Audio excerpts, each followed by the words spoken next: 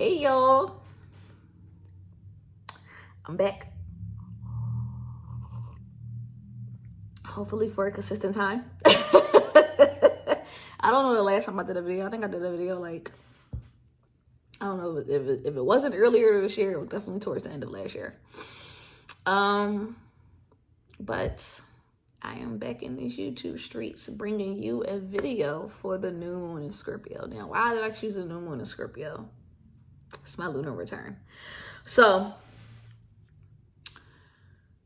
it's a lot that's been going on in the world. We have the genocide that is happening. We have a lot of things that's going on in the U.S. itself with politics, economics, the government. It's a lot of things that are happening right now that are pulling on us and that is asking us to tap more into who we are and who we're meant to be and be authentic with it so we can add to the collective consciousness that needs to be shaped and shifted into a different type of energy, if you get my drift. And so let's talk about the new moon. The new moon in Scorpio, which occurred at around 4:26 a.m. on the East Coast, at 20 degrees, which is also a Scorpio degree. So it's bringing this energy of deep rooted and ancestral transformation, getting down to the depths of who we are and shedding those layers, letting go of certain paradigms and thought forms and energetic cords that we have constructed and have conditioned ourselves to be a part of that no longer serves a purpose of where we're going and where we want to be and who we want to be. The new moon in Scorpio is also this energy of death and rebirth. A lot of us may be feeling this pull of just changing a lot of things within us, how we think, the energy of relationships that we pour into, the books that we read, the music that we listen to, the clothes that we wear, the jobs that we go after. It's a whole lot of different changes that's taking place. And so it's really important that while this change is embarking, that you also do the shadow work. Because in order to transform, you have to be honest about who you are and where you are in order to go to where you want to go. Lying is not going to work at this time. There's too many components in hand that is forcing us to choose a side, and it's important that we are on the right side of history, if you get my drift. Okay. And so with that being said, I am going to do a reading for all 12 signs. And it's going to focus on this energy of the new moon in Scorpio. And of course, I'm going to start with our lovely Scorpios. And I'll go in order. Okay. So let's get started. All right, Scorpios, what is coming up for you guys during this new moon Scorpio phase? Spirit.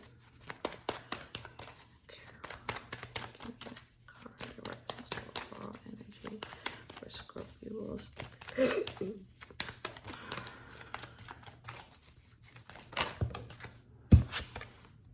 Rest. Scorpios, the rest card came up for you. And so at this time, with the rest card coming out, it's important that Scorpios have been doing a lot of work. And a lot of the work has been more so like emotional work and mental work and spiritual work. I'm hearing spiritual work. And so doing this type of deep dive requires that we also know when to rest. Rest is important when it comes to shape-shifting and making the necessary changes for our spiritual bodies, our mental bodies, and our emotional bodies. It can take a very deep toll, and it has been taking a very deep toll for a greater cause, but it's important that you know when to stop and take a break and really get into a resting phase, so that way you can recoup and rejuvenate yourself, and that way you can keep moving on forward in your journey. It's also important that Scorpios, that you take the time to meditate and to rest your mind as well. A lot of y'all have been contemplating and going back and forth about what's the next moves that you should be doing, and how you should go about doing those moves. And so that also has been taking a lot from you mentally. And so just giving yourself time to actually wind down and get into a meditative state, so that way your body is resting and your nervous system is resting, so that way you can actually get the answers that you are looking for. You're not doing it out of survival mode or out of fear. We got the Sun and Coins in reverse. And so with the Sun and Coins in reverse, some of y'all have fell off of, some of y'all were studying a topic, or you got interested in a topic and you have fell off of that. This is now the time to get back into that topic or study that you were into, because it's going to afford you the knowledge and the answers that you've also been looking for. Sun of Coins is also an energy of making sure that you're not procrastinating. Some of y'all have been procrastinating and putting things on the back burner. And you're like, well, why isn't this happening for me? Or why is this not happening for me? It's because whatever that thing, you know what the thing is. Whatever you have been putting on the back burner is that very thing that you need in order to gain whatever that you're looking for. Okay, we also have Empress, the Big Queen, and we have the Ace of Sticks in reverse. And so some of y'all, like I said, y'all are tired right now, and y'all need to rest. The Big Queen knows how to call on to her ancestors. She knows how to call on to her spirit team in order to help rejuvenate her. When she needs to rest, her team is working behind the scenes in order to bring forth whatever manifestations and intentions that she has set forth and that she was working towards. Right? Some of y'all are burning both ends of the sticks with this Ace of Sticks. Y'all have been working really, really, really hard. And now, like, the passion for whatever you were doing has died out.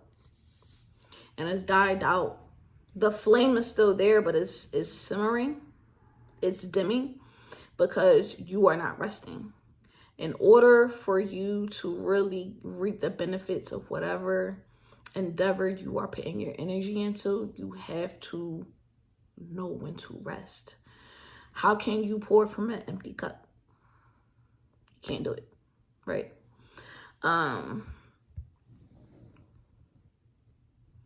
Once you take the time to actually rest, you'll actually start flowing a lot more. And I know that sounds counterproductive or counterintuitive, but the Big Queen or the Empress card in traditional astrology, traditional tarot, is a card of receiving. It's a card of abundance. It's an energy of, I don't have to do anything but to sit and receive. I know that what is for me is meant for me and it's going to come to me. And so with y'all trucking so hard and trying to get what you get, you're actually pushing it further away instead of just taking a step back and being like, you know what, let me just open my hand out and let me see what comes. Because you already put the thought out there. You already put the intention out there, right? You put the work in already. But there is a such thing as overworking. And so when you overwork, you are now pulling yourself away from your manifestations. And so these cards is an energy, or is calling you to be in an energy of resting and receiving. So that way your passions don't die out. So that way you can actually recuperate and rejuvenate yourself. And so that you can actually receive the abundance that you are looking for.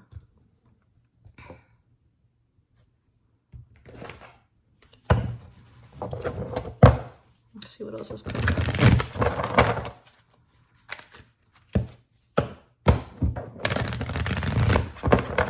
There was a delay on a project too that your guys were doing.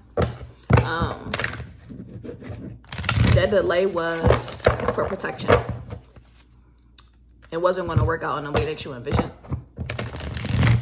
And when you come to accept that, you'll actually see that there's another project that's underway or on its way to you that's actually more fitting for your journey.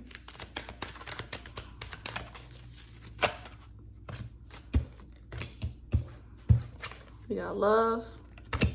I commit to the practice of seeing the good in all things. And adversity. I accept that challenges are the best way to learn.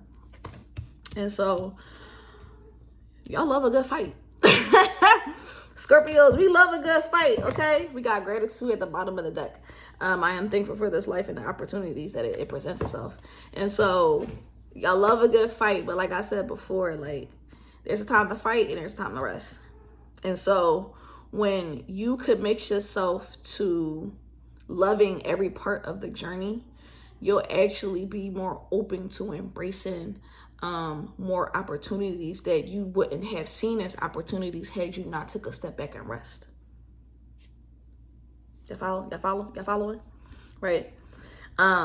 Adversity is not a negative thing, because in order for things to grow, sometimes we have to go through a painful growth process, because we have to learn lessons that is going to help us later down the line when we come into certain situations, right? Resting affords you the opportunity to see struggles as an opportunity to learn. But if you keep pushing, all you want to do is frustrate yourself and be like, what is going on and why is this happening, right? So again, back to this rest factor. Once you take a step back and be like, you know what, I'm gonna give myself a couple of days to like just pour into me, and you'll be able to start seeing things from a different eye, which is going to help you to be more appreciative of the things that are happening and actually be able to plan more accordingly to your next steps on what you need to do and how you need to move forward. I just heard a car. Some of y'all need to go get your car looked at. Or some of y'all are going to get a new car or been thinking about getting a car. Make sure y'all do y'all due diligence with checking it out thoroughly, checking the Carfax, checking underneath the hood, bring a mechanic with you.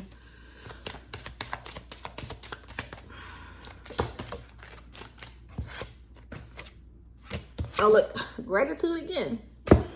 And then we have step back. Y'all see, y'all hear me shuffling the cards. I can't make this shit up.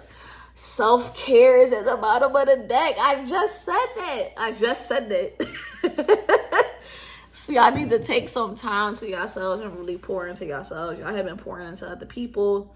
Y'all have been over pouring into certain projects, and just like, just take a step and be like, you know what? Let me check off the gratitude list and see like what I actually have accomplished. What have I actually done? Because I have done a lot, but I'm not giving myself that grace and that time to actually reflect on that, because I'm too worried about the end goal and not embracing the journey, right? So take a step back and really and look at everything in totality, and not where you are right now, and look at where you actually came from, to give yourself that boost of energy, to give yourself that love, right? To give yourself a pat on the back for the adversities that you had to go through in order to get to this stage in your life. When you are in the energy of gratitude, you're in the energy of happiness. You're in the energy of joy. You're in the energy of thankfulness. And we are spiritual beings having human experience. We are energetic beings. So you're putting that energy out there. The universe hears you. God hears you, right? And if you're always expressing the gratitude for the things that you go through, not just the positive things, but also the adversities, right? The universe is going to reward you with more, right? But how can you be rewarded with more if you're so stuck on what you have or don't have right now?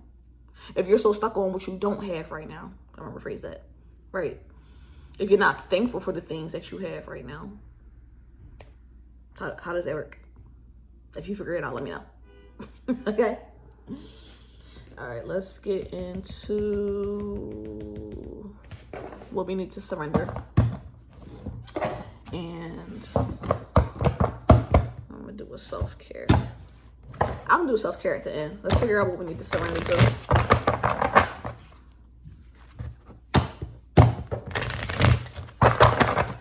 Because this is a season of surrendering. And the card flew out. Surrender to effortless. Surrender to effortlessness. Rest. Stop pushing so hard. The art of living means going with the flow instead of trying to force the river. Do I need to say more? And then in the back, the bottom of the deck, surrender to awe and wonder. Open to the magic of every moment and sense the awe and wonder in all of life. This attitude will keep you connected to the ecstasy of flow. You will block your blessings if you keep pushing, and you don't pull back to receive. Okay. All right. Actually, before I get into the alchemy card, let's see what else is coming up. I don't want to make this too long.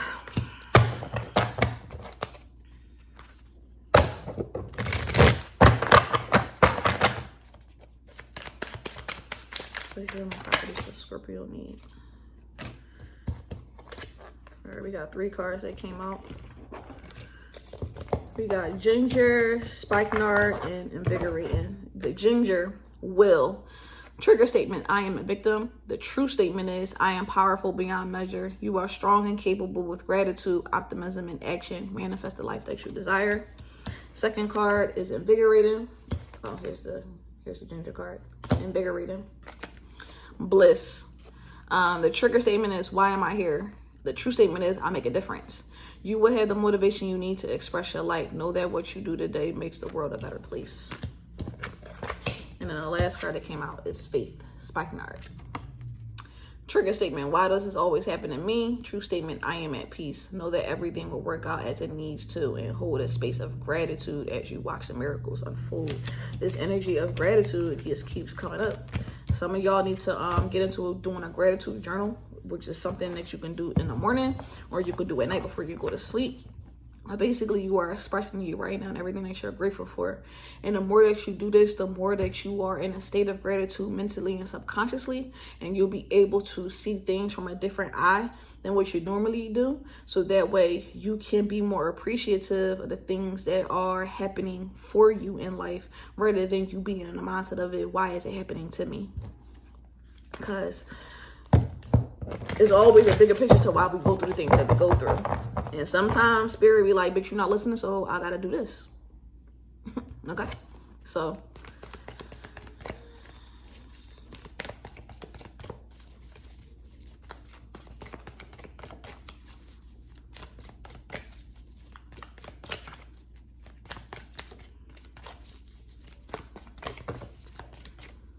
right. The void. Straight black card. When I look at this, the void is a space to be filled. How are you feeling your space right now? How are you feeling your subconscious mind? How are you feeling the darkness that you are feeling? You're underground right now. You're being reborn. You're being rebirthed. Liminal darkness, destiny. The void is a mystical riddle in and of itself. It cannot be understood by the means of alchemy, chemistry, science, or spirituality. It astounds the most in-depth seeker and humbles the philosopher. From the depths of nothingness, all feelings and possibilities are birthed. Behind the curtain of our material world, the power of eternal spaciousness is at work. This card may appear at a time when something has been released, a relationship, a possession, a title, but the void is much bigger than any worldly entity.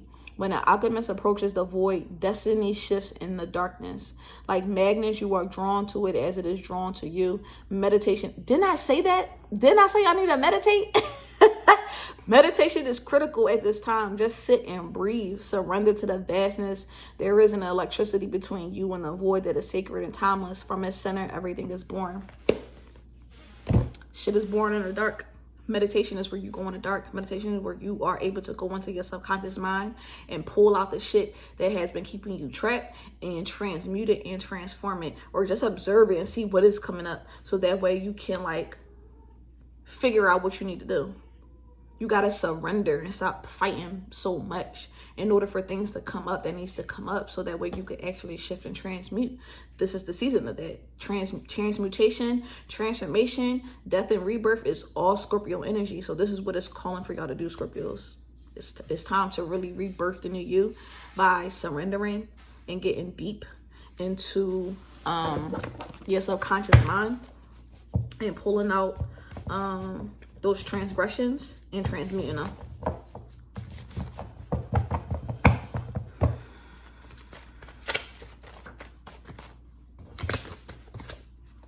Endings. Ha! Y'all are coming to, y'all are and then relationships and then ways of thinking. Y'all are like in a gray space right now. And it's like y'all are in the middle of that shift. And so this is a message for you right now to keep pushing forward with that shift. On the other side is where you're going to feel so much better about yourself.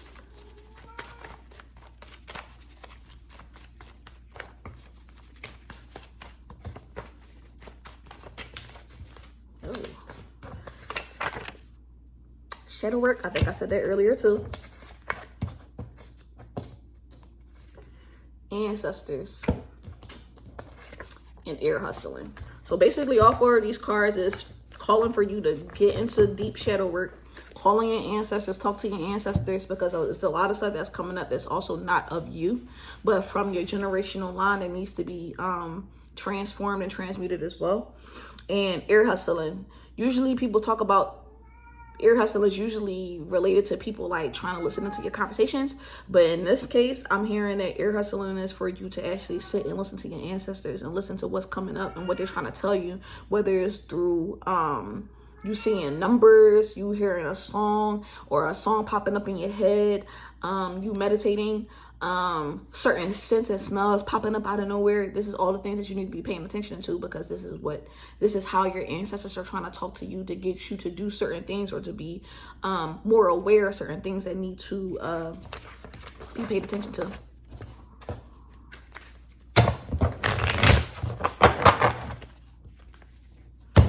Yeah, and that's with a self-care card. How do Scorpios need to take care of themselves during this time? Get one more card. Dream journal and sync with the moon. Sync with the moon is usually about doing certain activities during different moon phases, because it gives it a certain type of potency than it would in other phases. So Google's your friend. Google different moon phases and figure out what moon phase is specific to the work that you want to focus on.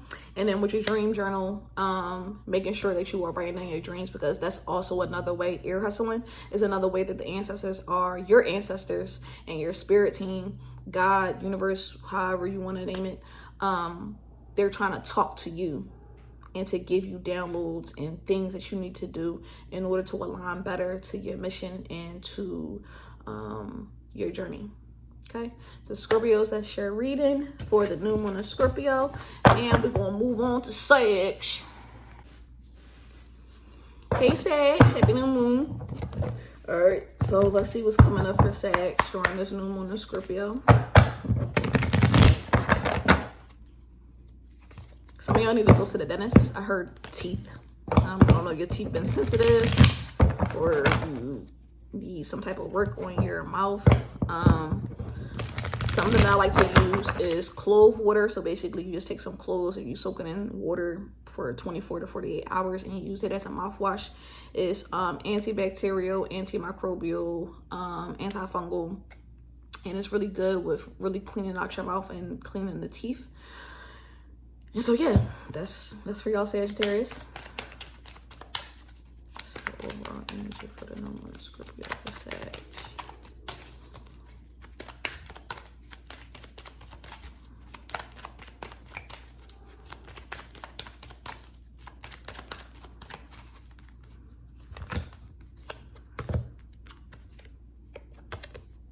have surrender. Similar to Scorpios, y'all have, the bottom of the deck is movement. A lot of y'all have been, y'all been on go. Y'all been on go, and a lot of things is actually working in your favor. But I feel like the surrender card is coming out because it's important that you take time to actually bask in your wins, bask in your moments of winning, in your wins, winning, and the opportunities that are continuously showing up for you. If you never take the time to smell the roses, for lack of better words, right? If you never take the time to actually bask in your accomplishments, that's the word I was looking for earlier. If you never take the time to actually bask in your accomplishments, then you're missing the whole point of life, which is the journey itself, right? And it's like you have a certain goal that you've been working to get to, which of course that's a part of life, but you also want to take stock of how you're feeling throughout this journey, the conversations that you're having, the people that you're meeting, and really being intentional and aware about how these things are making you feel and what you're actually gaining from being in these energies. Because as you progress deeper, there's certain energies that are going to come up and seem familiar, and you have to be able to recognize and use discernment when it comes to diving into this energy versus rejecting this energy. God's been trying to talk to y'all, and y'all just been on go. I'm hearing, listen, my child.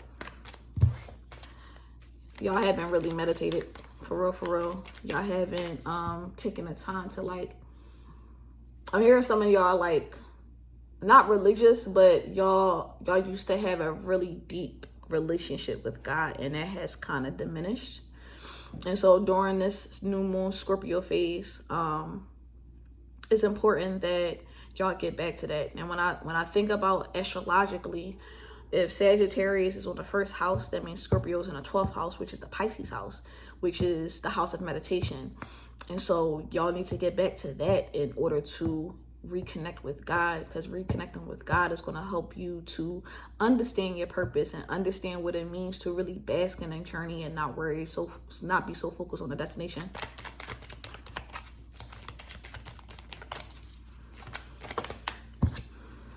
Creativity. This is also going to help you with your creativity. Talking with God. You got the bottom of the deck space. You have, right now, you're at a point where you're like at a blank canvas, right? And you're putting all these different things on your canvas, right? And sometimes you might hit a couple roadblocks here and there, right? But when those roadblocks come up, this is when you need to talk to God. And I feel like through this Scorpio season, y'all have hit more than a few roadblocks, and you're like, what the fuck is going on? Right? And so to really tap into your creativity means that you have to tap into yourself. You have to tap into your soul. You have to tap into your heart, right? And when you do that, when you talk to God and when you tap into your heart, your creativity can illuminate, right? Peep that this purple, right? So this is the third eye, and this is the higher consciousness. This is the third eye and higher consciousness energy. And so meditation and just having a regular ass conversation, like I'm talking to y'all, have that conversation with whoever you talk to as far as a higher being. So that way you can break barriers more easily than you have been during this Scorpio season. This new moon in Scorpio is really affording you the opportunity to dig deep and to dig into the subconscious mind, so that way you can pull out these creative ideas that have been stored back there and that need some help to be pulled out.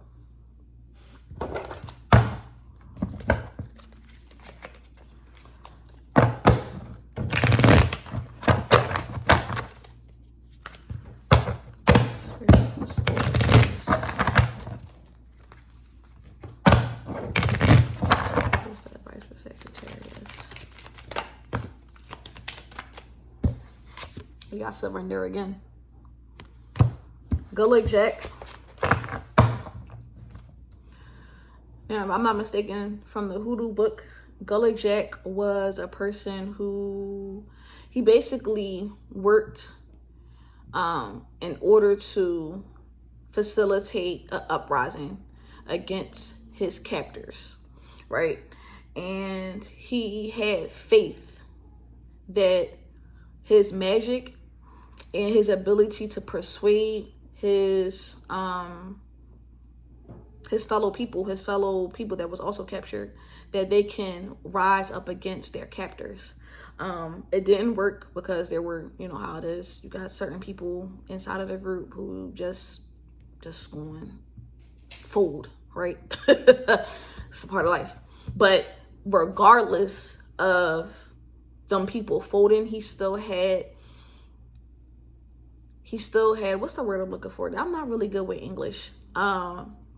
He still had a devoted faith to his workings and to his plan, right? He surrendered and knew that at the end of the day, however things played out was supposed to play out in the way that it needed to play out for whatever higher purpose needed to be fulfilled. And so for this new moon in Scorpio, Sag, it's important for you to also have that same mindset that things play out as they need to play out, because sometimes things are being played out to protect us. Sometimes things are being played out in order to propel us into a higher timeline. Sometimes things are happening in order for us to dig a little deeper into who we are, so that way we can be more authentic with how we show up for ourselves and how we express our creativity.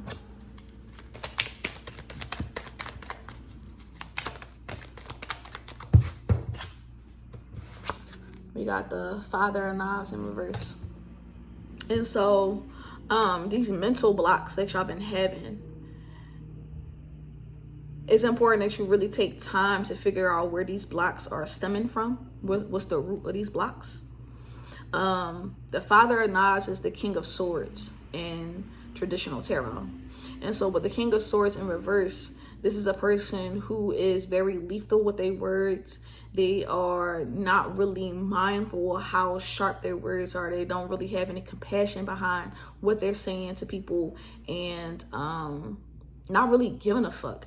And so it's important that you be mindful, because emotions are fleeting, right?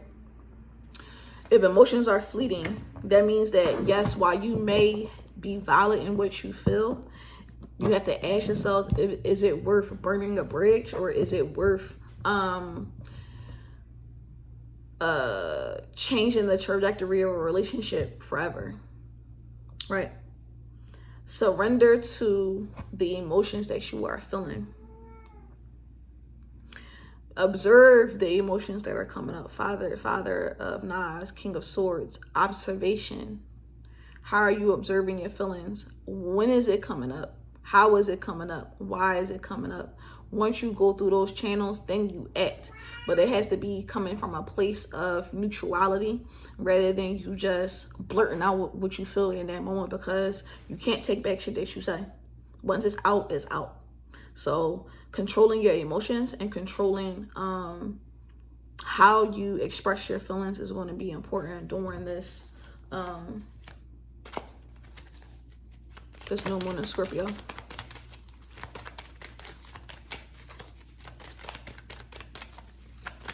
Any more advice? I'm hearing no. A little card came out. 3 of Sticks. Waiting on an adventure. It's time to take an adventure. It's time to go beyond the scope of what you're used to. It's time to go beyond the lines that you have colored for yourself. It's time to expand. 3 is all about expansion. Sticks is fire. Fire is all about creativity, right? How are you expanding your creativity at this time? In order to expand, right, you have to go into the subconscious mind. The subconscious mind is one of the biggest things when it comes to us in this human experience. And so once you are able to dive into that, you'll be able to see how your creativity is being shaped, and how your emotions is being shaped, and how both of those pair together in order to create the experiences that you've been experiencing.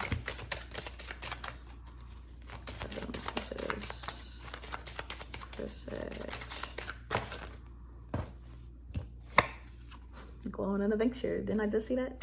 3 of Sticks. An awakening. Y'all are having an awakening. The Lotus. Speak your truth. The Father of Knives in reverse. Like I said, it's not about your feelings. It's about how you express them. I'm not saying to not express them. I'm saying to go through certain channels in order to making sure that how you expressing them is, 1, received, and 2, is not burning bridges that don't need to be burnt. Right? But speak your truth, because it's going to bring you the transformation that you need, but it's all about how you speak it, right? It's all about the words that you use, the emotions that you have, and the conviction and the power behind what you're saying, right? You get more flies with honey than vinegar. So y'all are going on an adventure within your own mind. This is going to afford you the opportunity of having another awakening, having another moment of where you're like, where I'm at is cool, but I want to be here now. And you know what? I'm going to try this out. Go for it. This is the part of creativity. This is a part of the surrendering. If you have certain ideas that's coming up and you're like, you got this little voice in your head like, but you don't got this, but you don't got that. Fuck that voice. Shut that voice down and go on an adventure, because life is about the journey, right? And when you go on a journey, you'll discover certain things about yourself that you either buried and you're like, fuck, I remember I used to do this, or I wanted to get into this, and then it's rising again. Or you're coming to realize like, damn, I'm actually really good at this. Like, why I ain't discovered this before? Because you ain't ever really take the time to bask in the journey and pick up those little nudges that it was telling you that you was good at this stuff, but you ain't really dive into it because you told yourself, or your mind protecting itself told you couldn't do it. So New Moon in Scorpio, we shutting all that shit down. We trying everything under the sun that comes up our way. And it doesn't have to just be about money. It could just to try different shit, like on some I'm doing a new hobby, right? Y'all getting into new hobbies. I just want to take you on a spiritual adventure that you need in order to feel awakened, in order to feel alive, in order to feel rejuvenated, in order to feel like you can tackle anything that you want to tackle because you've been trying different stuff.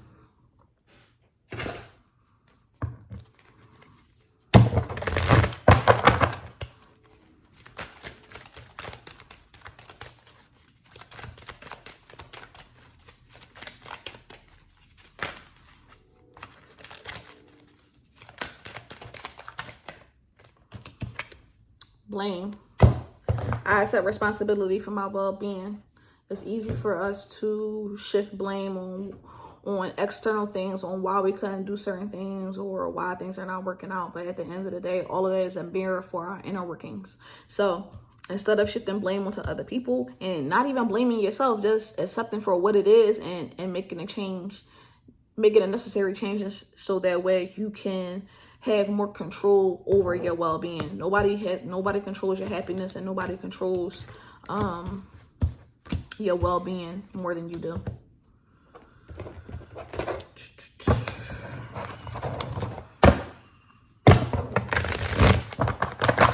Components for Sag. Pettigrain? I think that's how you pronounce it.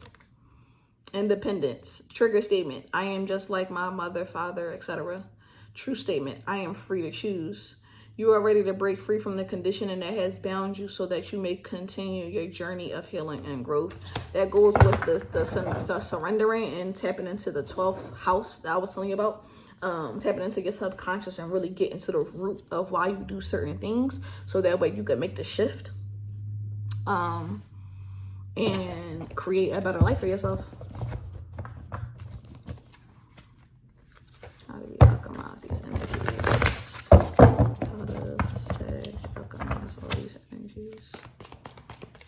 solar plexus work is important too. With all of this yellow and this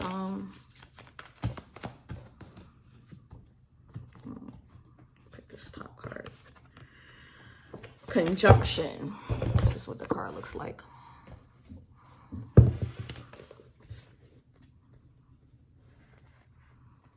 $71.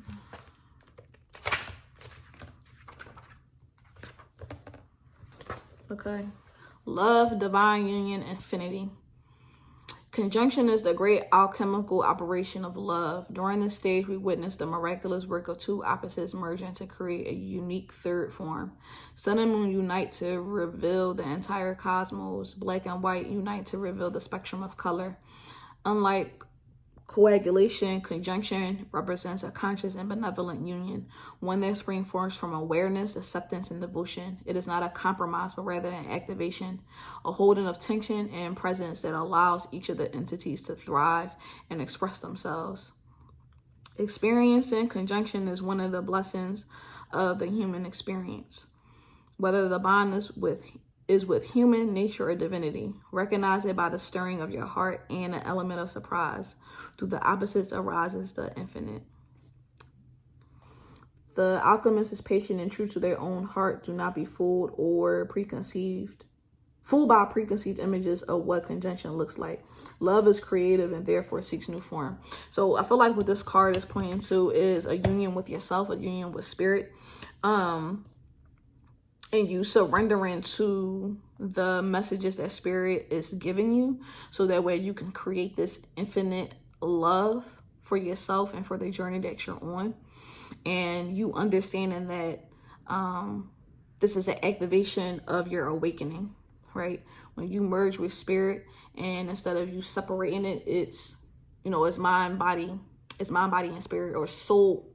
Is it body, soul, spirit?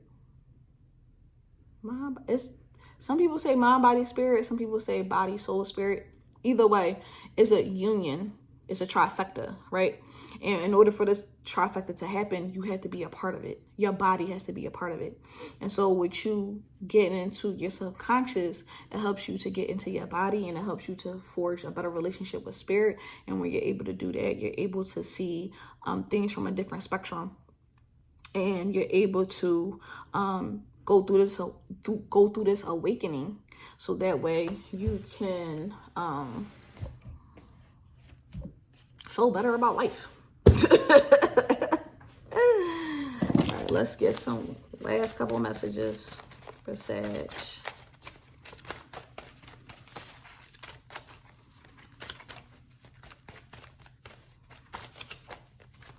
I be trying to spend 10 minutes on a sign, and then it'll be in 20.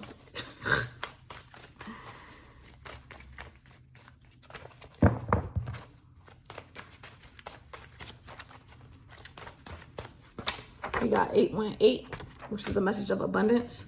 Your abundance comes from you recognizing your power, you recognizing your authority, you recognizing your courage and your identity, and you being able to be authentic in who you are, so that way you can create the 8, right? When you turn it to the side, it's the infinity, it's the infinity sign, which is the same as back to this love union. You create abundance with yourself when you are able to recognize the divinity within yourself and the power within yourself.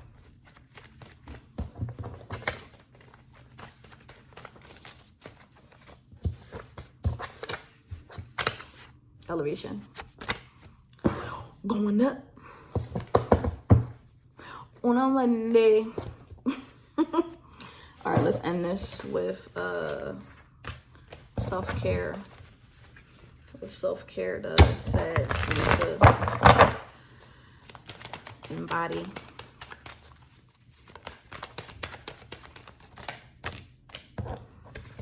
Sing. Even if you can't sing, singing is a form of it's a form of healing, right? Because it's a vibration that you give off. Right. Also with singing, depending on the words, depending on the type of song, it also invokes a different type of emotion within you.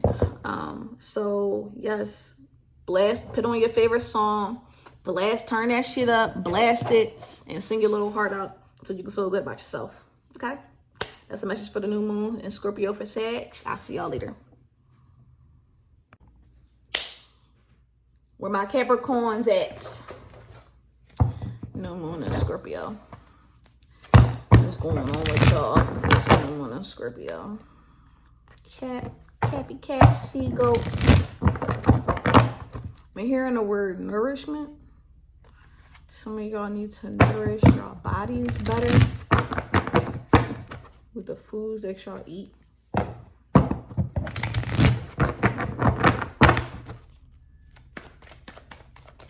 Some of y'all have not been eating the best. Y'all been some real foodies, some real greedy butts.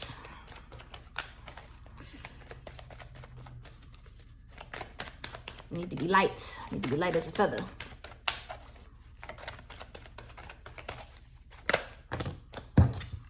Alright.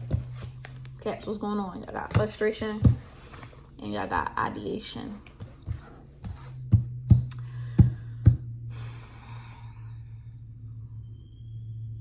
Some of y'all are not in a space of happiness right now because y'all had this idea of what life should be like, and it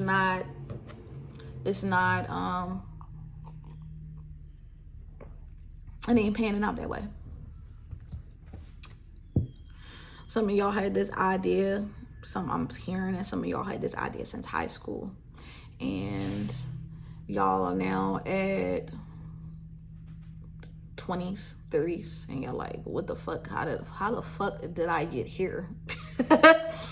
What was I doing and what was I not doing? And it's causing you to be frustrated, and now it's causing you to be in survival mode. It's causing you to be in a state of pessimism rather than seeing your cup half full. Okay, let's see what the advice is. Y'all Caps, y'all gotta recognize that y'all are like, as earth signs, y'all really be working y'all asses off. And sometimes y'all be feeling like you put in so much work and the outcome or the output doesn't match the input. But you also gotta remember that sometimes the output is not matching because you are inputting into the wrong thing. And so you are causing your own frustrations. You have these ideas. Y'all have y'all have $1 million ideas, and y'all are not popping off on them because you're like, I gotta work, I gotta do this, I gotta do that, I gotta pay for this, I gotta pay for that, right? And then it's like you put your energy into this job or into this career and it's not even satisfying you. It's like it's paying the bills, but you feel emotionally unsatisfied like a motherfucker. Like, and so this new moon in Scorpio is calling for you to really reflect on how much would you quote unquote lose if you actually make the shift. And I put it in quotes because are you really losing anything when you're going after your dreams? If you believe in God, know that things will always work out. Spirit, what is the advice for Capricorns? Oh, get one more card.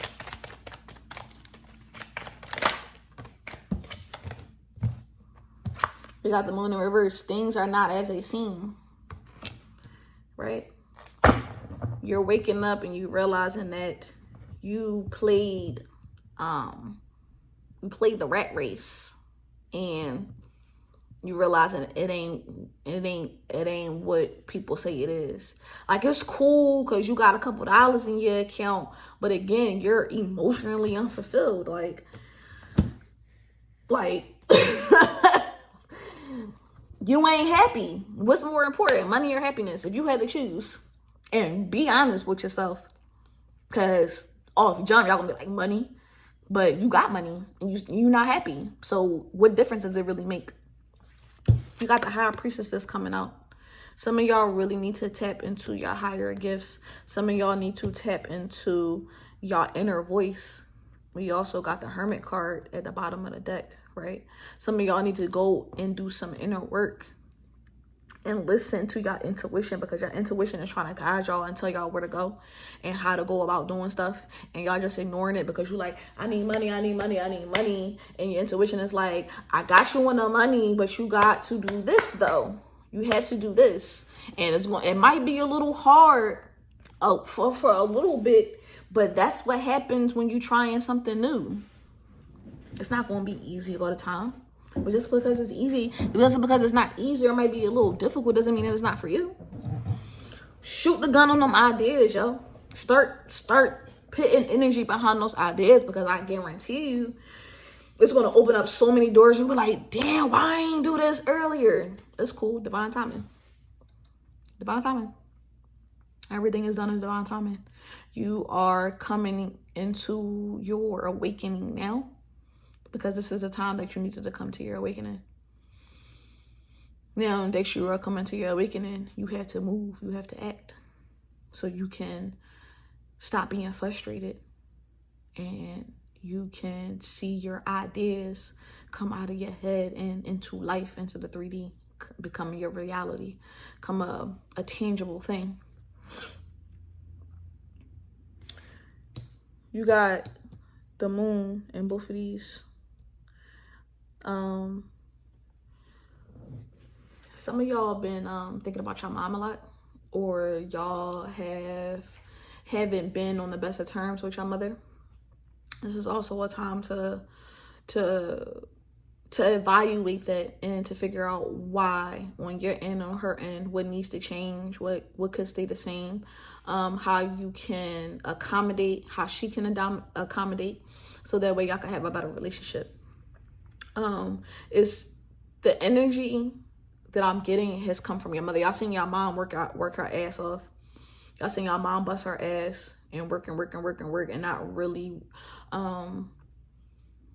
not really celebrate or really go after her dreams. She was working to survive, and y'all never really seen her actually work to bring something of her own idea and own creations to life. And so now you have adopted that same mindset, but now you're waking up and recognizing it. And so this is the time to where you need to reparent yourself and to ask yourself, do you want to keep that cycle going, or do you want to break that cycle?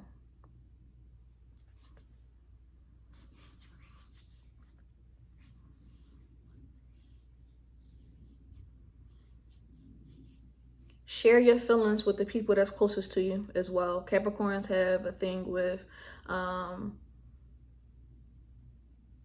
making people pull back layers to get to their emotions, because Capricorns are emotional. Their opposite is Cancer. And they're very tapped in with the mother, right?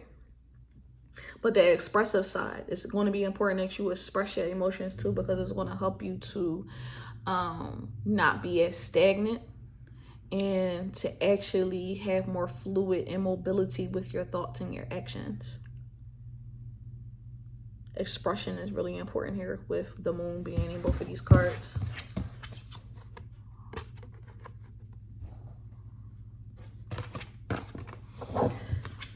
The moon changes signs every 2.5 days. Emotions are fleeting, but emotions are important. They're energy and motion. So it's still important for you to observe what happens during certain times, and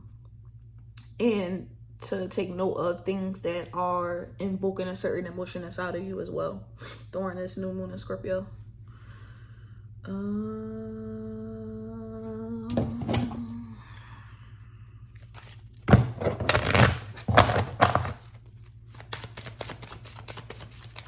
The messages for Capricorn. Gotta speak your truth. Didn't I just say express your emotions? I literally just said it, and you see the blue, the throat chakra. Speak what's on your heart. Speak. It's going to give you the power that you need. It's going to transform you. Y'all haven't been speaking on on y'all feelings, on y'all truth, and it's been hindering the power within you in order to do the things that you want to do. So during this new moon in Scorpio, it's really important that you find the courage to speak what you need to speak, so that way you can be in a different mental space and not be frustrated and not block your mental.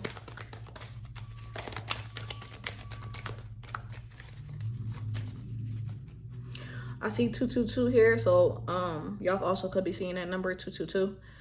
222 is also a number about balance and harmony. It's also about intuition. So tapping into your intuition, so that way you can bring balance and harmony into your life. Judgment. I understand that everyone has a unique path and challenges. Some of y'all have been really judgmental of yourselves, and some of y'all have been real judgmental of other people. And it's like you judging other people because you feel some type of way about yourself.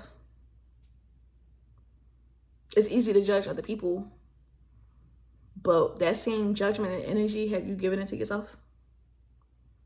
And if you have, what has come of it? Have you done anything? Have you taken any critical steps in your judgment? There's a difference between judgment and constructive criticism. Constructive criticism comes from a place of from the heart, from love, because you want to see a person move forward. Judgment is you just casting projections onto other people because for whatever reason you feel like you may be better than them, or you feel like you would do stuff differently if you were them. But the thing is, you need to just worry about yourself.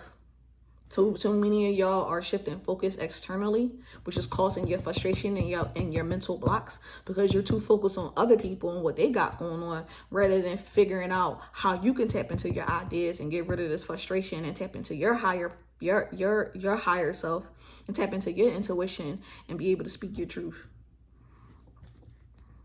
People that you're judging probably speaking their truth, and that's probably why you're judging them. So how people respond to the way they are dealing with conflict and stuff like that, maybe you want to take a page out of their book because they speaking on it. You need to do the same. And that's from love, Capricorn. That's all love. It's all love, baby.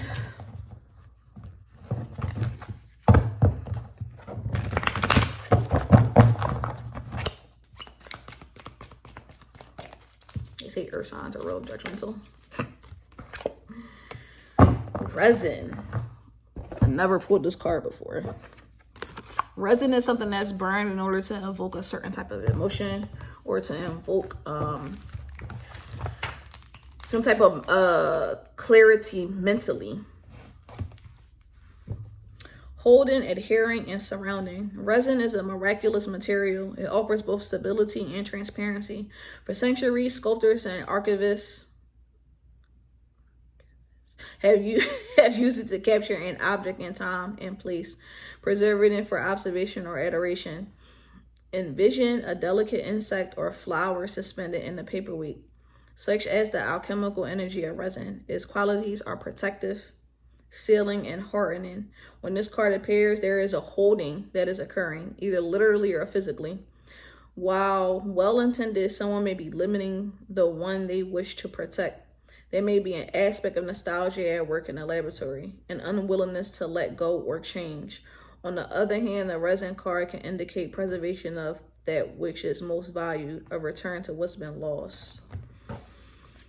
With this sap-like stickiness, the resin card affects the whole reading. It indicates the cards that appear are bonded together, and likely you're witnessing an old parent or a pattern. So, like I said before, this is something that y'all have seen from a while ago. Y'all seen this with your mother, and she probably seen it from her parents as well. So this is an ancestral thing, a generational thing that has been cultivated. And so with this resin, with this sap, is now something that has been held within your DNA, and it needs to be melted down in order for it to be free. You need to figure out how to make this transformative shift from being a busy bee to doing things of intention that is in honor of your soul, in honor of your heart, and it is in alignment with your higher purpose, right? Don't die just working. You have to live as well. How are you living? What things bring you alive? The original forms of resin came from the boughs of the pine tree and the bee. Let your mind wander into metaphors of pine pitch and propolis. What did I just say? They brought up bee, right? The worker bee. All they do was work. And yes, you get abundance from it. But in this human life that we live, there's more abundance in life than just... Okay, let me rephrase that. If honey is the abundance, right? What is your honey in life? What are you working towards?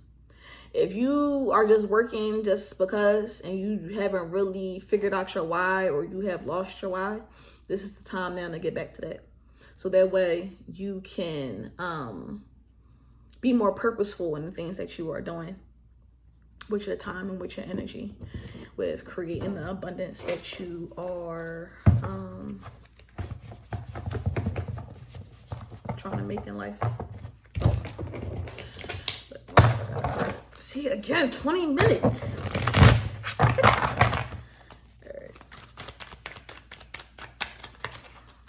Healing.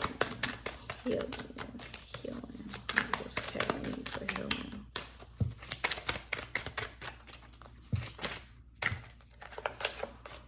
All right, we got Douglas fir, resolution, trigger statements. The past haunts me. All right, I brought that up. True statement: in this moment, I am free. Let yourself be the one to heal the wounds Let yourself be the one who heals the wounds passed down from your ancestors. The release and growth begins with you. Said that. Cilantro, letting go. Green is the heart chakra. A lot of red. So some of y'all really need to get to grounding yourself and get into your root. Letting go. The trigger statement is, this is not the way it's supposed to be. I said that in the beginning. I said some of y'all like, this ain't the life that I signed up for. True statement is, I am free. In this moment, both of these cards say I am free. In this moment, I am free. I am free. Lift your burdens and allow the divine to free you from them. Allow yourself to be cleansed of anything that is weighing you down. Again, back to this resin. The way that you seen your mom go through life, do not call that for your life. Let that shit go. Free yourself from them shackles of being a worker bee, and obtain your abundance in a different way. One that's going to afford you the opportunity to be you. One that's going to afford you the opportunity to be free to be you. And one that's going to afford you the opportunity to create the life that you want based off of the ideas that you have. Because again, y'all motherfuckers got some $1 million ideas just sitting there.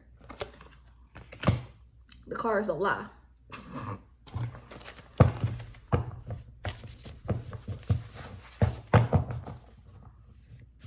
Ooh. Sorry, y'all. I just thought about somebody that this reading pertains to.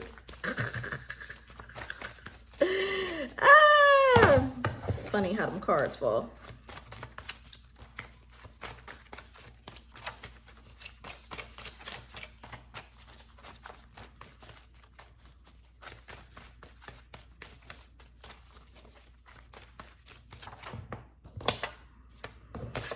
Financial blockages. I said some of y'all got money, but y'all ain't got the money that you really want and the money that you could be getting because you keep working and putting energy into the wrong thing. You are blocking your own blessings by not listening to your intuition.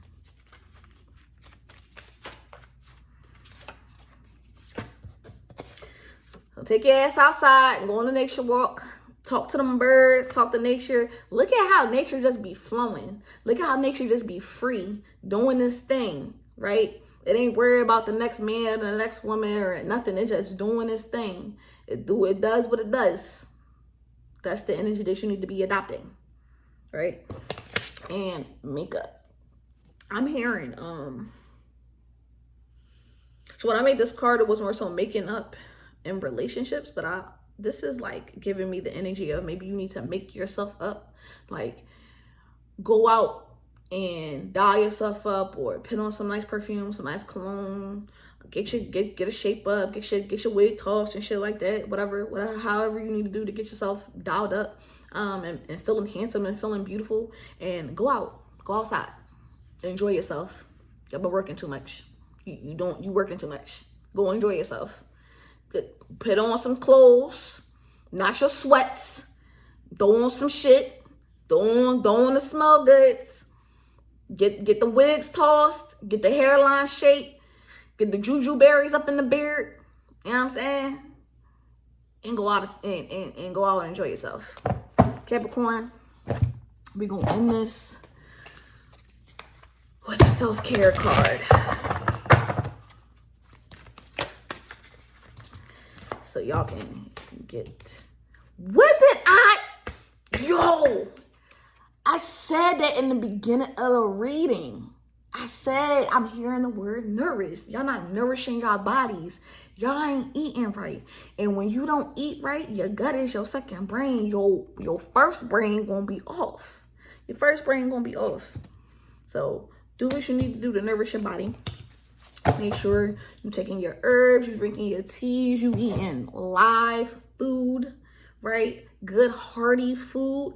You know what I'm saying? You can have your meats, but make sure you got your vegetables with it too. Make sure you eating your fruits. Make sure you getting your fiber. You know what I'm saying? And then we got sex. Sex is a part of creation. Get your ideas. Sex is creation. So whether it's self-pleasure or you got somebody that you can, you know what I'm saying, do that work with, explore and have fun. Okay? Capricorn, that is your reading. Aquarius. What's going on, y'all? Let's see what's coming up for the new moon in Scorpio.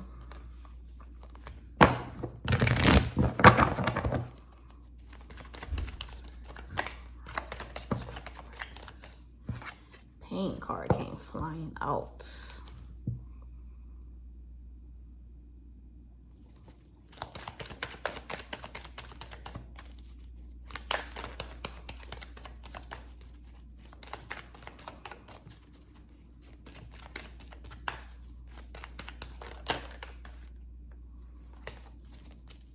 Some of y'all have been in or dealing with emotional pain. And during this new moon in Scorpio, you are coming to this understanding that you don't really have to feel this shit no more if you don't want to. Surrender. This also came out for, I think it came out for Sagittarius. Anyway. Getting through the pain on the other side of sweetness. Surrendering to the pain is very important for you in this new moon in Scorpio. Now, Aquarius is squares Scorpio. So when they're like, Aquarius and Scorpios usually share similar type of energies, especially when it comes to like money, wealth from other people. But also with the emotional depth. People have a misinterpretation of Aquariuses and look at them as emotionless, when in reality, they're just not emotionless. They're more so emotionally detached. But being detached doesn't mean they lack emotions. They actually have very, very, very deep emotions. They just don't like to put that on display for people to see. And so, Aquarius, it's time that y'all surrender to the pain that you're feeling, and stop trying to hide it behind, which I usually hide it behind, which is this exterior mold that y'all show people that y'all are tough as nails and that nothing really affects y'all and this, that, and the third. It's okay to show people y'all vulnerability. It all depends on who you show it to. That's the key. That's the discerning thing, right? And during this new moon phase, y'all are going to be coming to this understanding that pain doesn't necessarily have to be a negative thing. It can help you to see who is really for you and who is not for you, who is meant to experience the emotional side of you and really get to the deeper levels of who you are as a person. Aquarius are people who have a lot to offer, and y'all are people who have a lot to offer. While I'm talking about y'all like I'm talking to somebody else. Y'all have a lot to offer to people, but y'all pain can sometimes blind y'all from how y'all need to express and who you need to express it to in order to feel emotionally fulfilled. Tongue tied right there, right? All right, let's see what the advice is.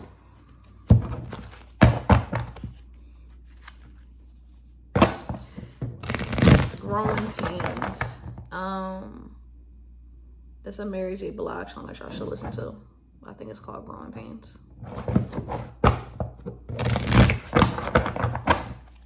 Yeah, I think that's the song, Growing Pains. Y'all should listen to that though. That's a song for y'all right now in this season. Oh, okay. Advice for Aquarius. Get to the bag.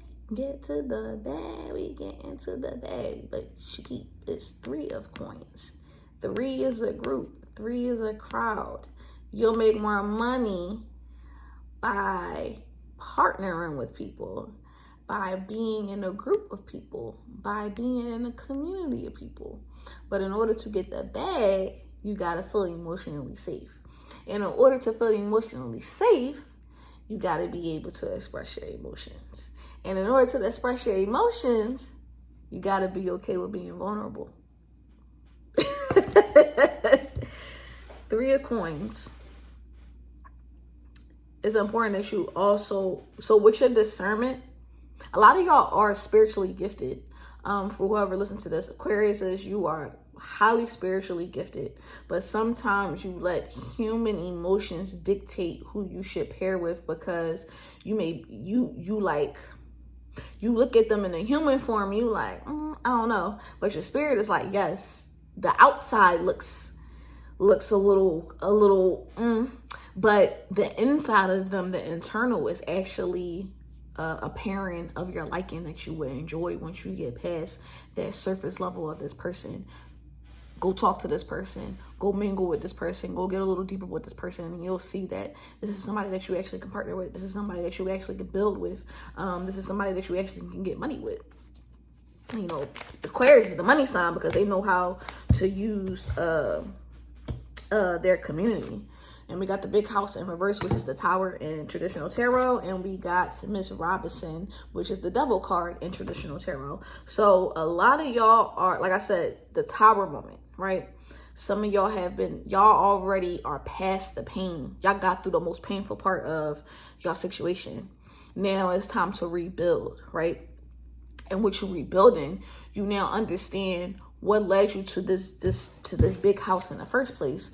What had your shit tumbling down in the first place? You recognize the temptations that came with you pairing with certain people or pairing with certain energies and getting into certain stuff because you were blinded by the glitter, right? And you didn't really take the time to really get into the person, to really see them for the internal workings of who they are and what they are, right?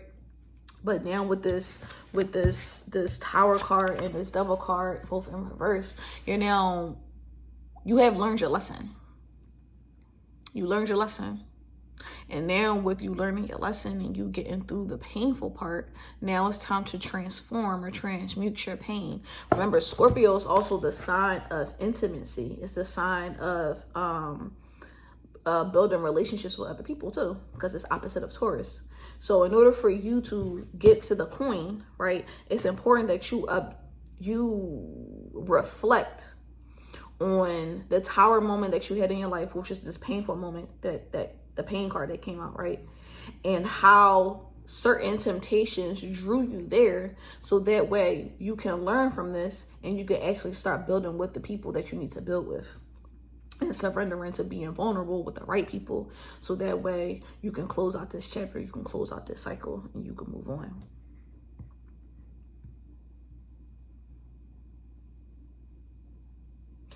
Be careful of people who try to paint this picture of themselves, or who are too like overly barren or pushy to work with you.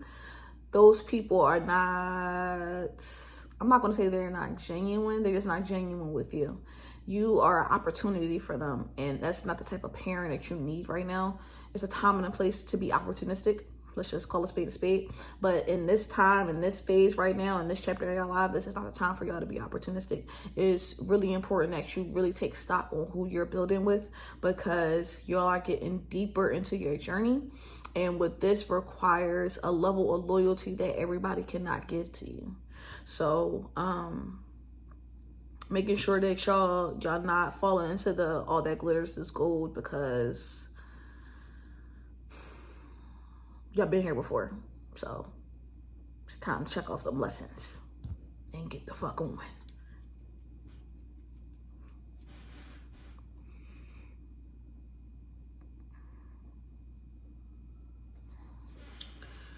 All right, let's see what other messages is coming up.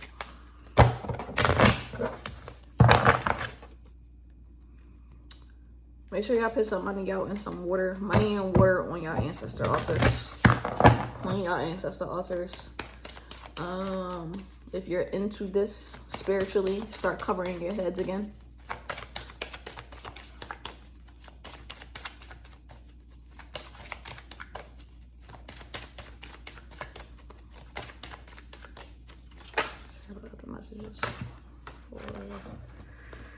Okay, you want to come out. All right. Flow and step back. And so with both of these cards, the step back card is giving an energy of, like I said, reflecting on the tower moment that you just experienced, and how now you're in the rebuilding stage, and the things that you need to look for, certain characteristics and attributions and feelings and ways of thinking and philosophies of the people that you're going to be interacting with, and seeing who is a good energetic match versus not, and just going with the flow. There's a lot of red here, so it's very important that y'all get grounded into your root, so that way you can start creating from your sacral again. But you have to feel safe in your body again, and because of this this recent experience, I'll say over the past few months, this recent experience of going through pain, it's important that you get back into your body so you can feel safe with making decisions again, and not question yourself because of what has happened in the past, of certain mistakes or missteps that you took. We all make mistakes. The point of this is to learn from them, right? So don't be afraid of taking the time to reevaluate and to making decisions when it comes to forging relationships with people. You're not going to make the same mistake, because you're taking the time to reflect and learn about the energies that people in the past have given you, so that way moving forward, once you recognize this, you be like, oh, you look cool, but you feel wrong, and I've been here before, and you're not gonna get me again. Fuck the devil. Even though the devil was really us, but that's a conversation for another day. But yeah, just go with the flow. Go with the flow. Go with your intuition. Go with your discernment, and you're gonna be okay. Wrong deck.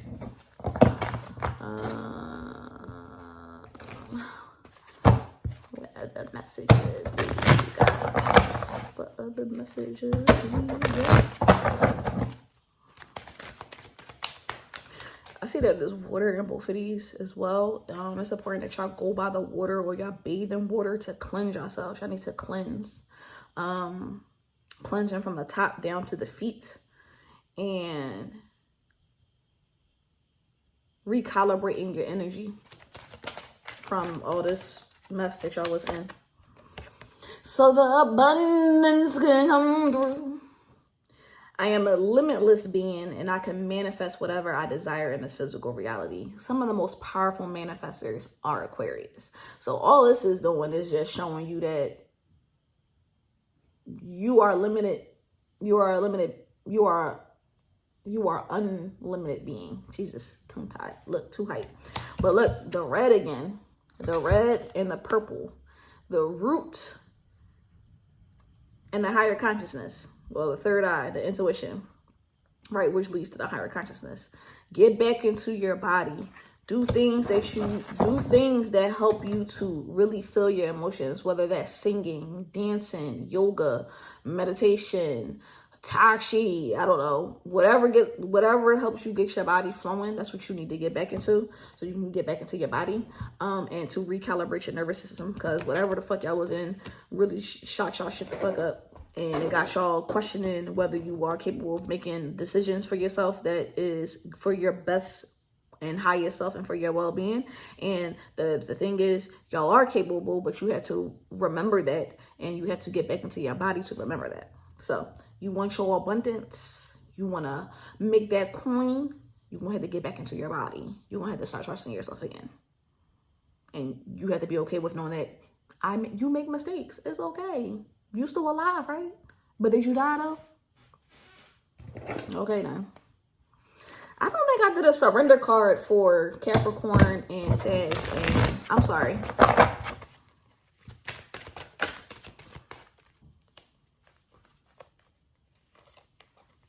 I got a long ass message though, so y'all be alright. Surrender defensiveness. What I just say? Defensiveness is a sign of weakness. To communicate in a more empowered way, stay centered and hear someone out, then offer a clear, non-defensive response. Some of y'all are giving that energy that because of what somebody else did, you giving it to other people as a way to protect yourself, when in reality you could be pushing away the very thing that you need because you haven't come to terms with figuring out what energy it is that attracted you to whatever bullshit you was in the first place, right? And so when you do that reflection, you won't have to be on the defense. You know who is what and what is what and who is who. It says healing, which I need. What's the healing mechanism?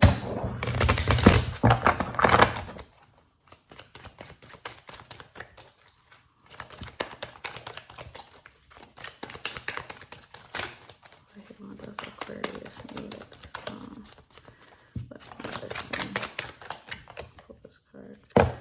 reassuring, heart chakra, peaceful, trigger statement, my life is a mess, true statement, I find stillness within.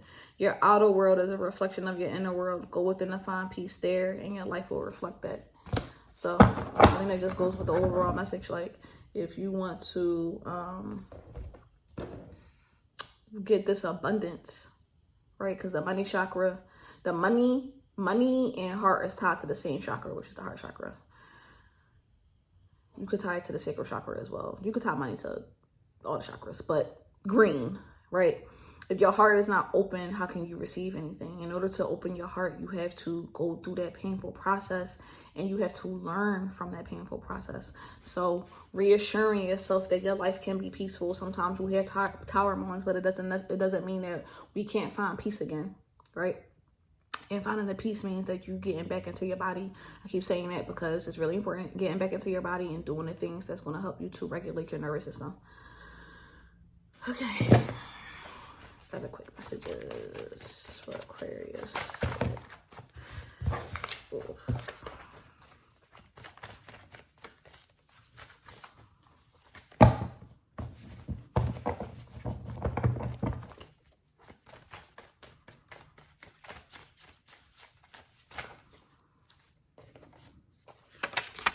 Low vibes. Low productivity. And ancestors. Like I said, y'all are, in the beginning I said that y'all are now just shifting out of the situation that has caused you a lot of pain. So it has taken a lot from you. and it's caused you to not be as productive as you want. Not to say that your productivity is low, because it still could be high, but it's not as high as you want it to be. And your energetic field is not as bright, and it's not as bright as it could be. And so now is the time to really call into your ancestors, to call into your spirit team, to call into your tribe, to really help you to rebuild again, to help rebuild your house. You don't got to rebuild the house by yourself. Call in your spirit team, call in your folks, whether it's friends, family, cousins, aunts, uncles, mother, mom, dad, whoever, your dog, whoever you need to be around in order to help pick up your energy again so you can get back into the groove of things. That's who you need to be around at this time, during this new moon in Scorpio phase. Spend time with loved ones that actually pour into you, and that's going to help you rebuild.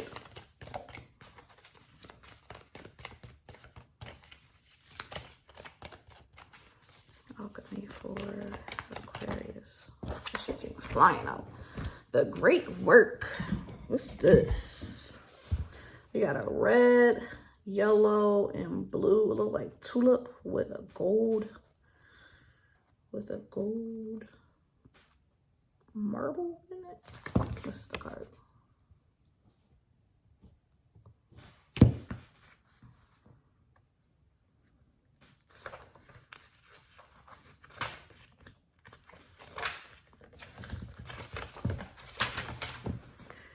Attention, devotion, vocation. The magnum opus shimmers in the distance, promising purpose, achievement, and understanding. When will we get there? When will our efforts be recognized? Amidst pressure and expectations, we come to realize each alchemist's life is an accumulation of moments in which attention is placed upon a subject within the laboratory. The artist draws a single line, the poet scribes a single word, the rose forms a single leaf. The magnum opus card reminds us the alchemical garden grows from seeds tended to by devoted hands in the grace of sun, water, and earth. You cannot force the great work. You cannot claim it or complete it. This card arrives to whisper words of encouragement. You are in the right place, the most important place for you. This is the alchemical garden. Tend to the youngest growth. Be delicate and be precise. Take it one day at a time. Take note of this card appears alongside the gold, sun, or conjunction. If so, psychic shift has occurred. That's big and beautiful. A celebration is must. If one claims it to be working on their magnum opus, it's likely they are not. The alchemist knows that the great work occurs without realizing it, as it's a collaboration with the divine. And so here the divine is with your ancestors. You going through the physical part of the pain of the work that you needed to go through. You had to go through this pain in order to understand certain things. And now that you are coming out of that, right, now it's on you to put it in the hands of your ancestors and to give yourself the grace and the surrender that you need in order to replenish yourself, so that way you can get back to being the divine being that you are. And as you go through this process, you are taking note of the things that you learn. Journal them, right? Write about it every single day. Whatever feelings are coming up, do their work. The work. It's like I said, it's a collaboration with you and spirit. And so in order for you to collab with spirit, you have to be honest about where you played a role in this pain that you experience, so that way you don't have to experience that again. Okay. All right, let's end this with the self-care card.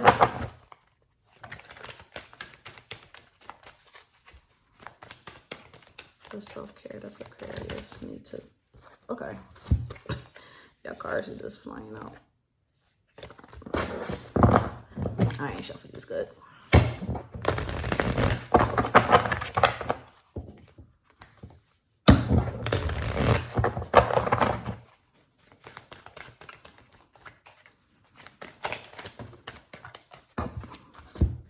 Oh, well, this one came out again.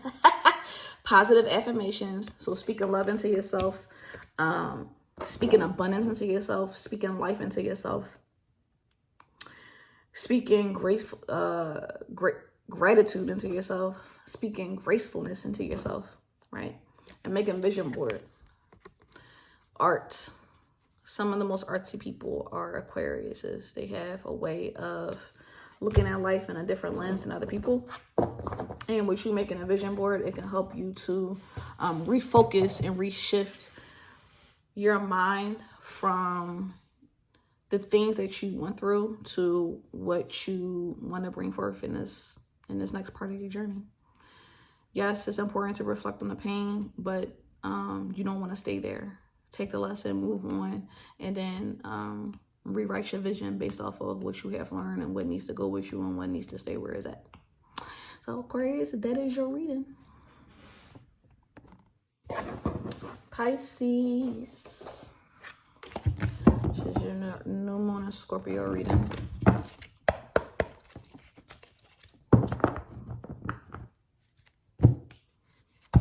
Hearing the word heart. Some of y'all hearts is closed off, or some of y'all just went through a breakup.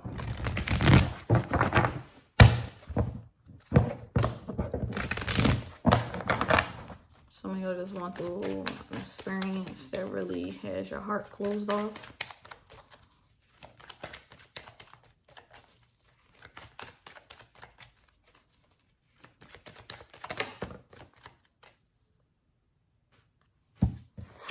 It's caused a disruption in your life. It's something that happened suddenly. You wasn't really expecting it. And it's gotten you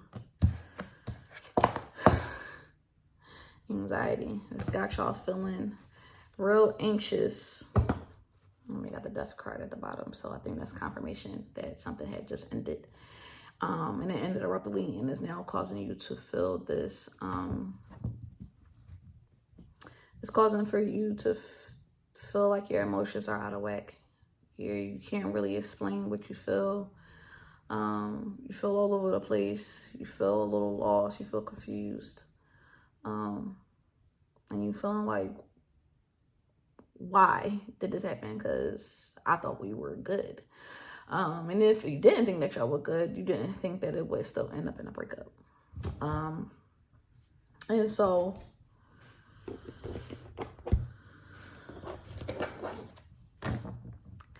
now you're trying to figure out how to piece together your life without this person. Y'all have gotten used to this person. Y'all have gotten used to this person basically being in your day-to-day life. And now this person is being abruptly pulled out of your life. So now you got to figure out how to rearrange your life again. And it's causing you to feel anxious. By spirit.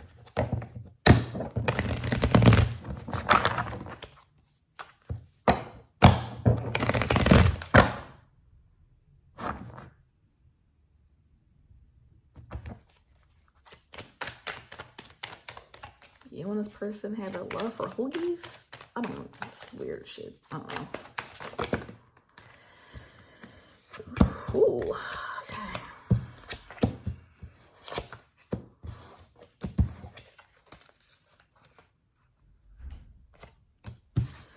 So we got the Fool in reverse, the Free Man.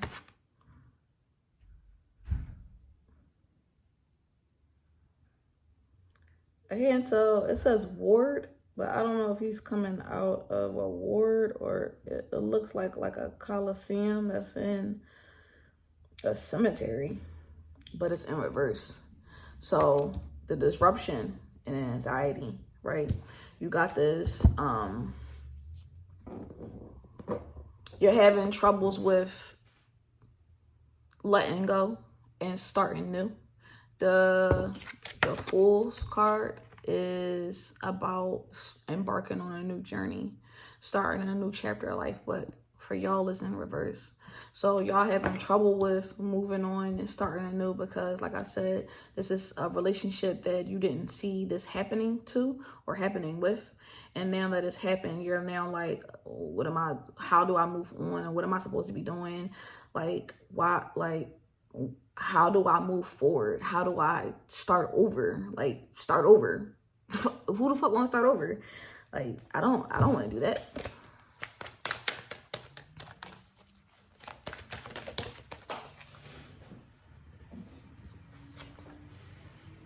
the Magician, the Black Hermit.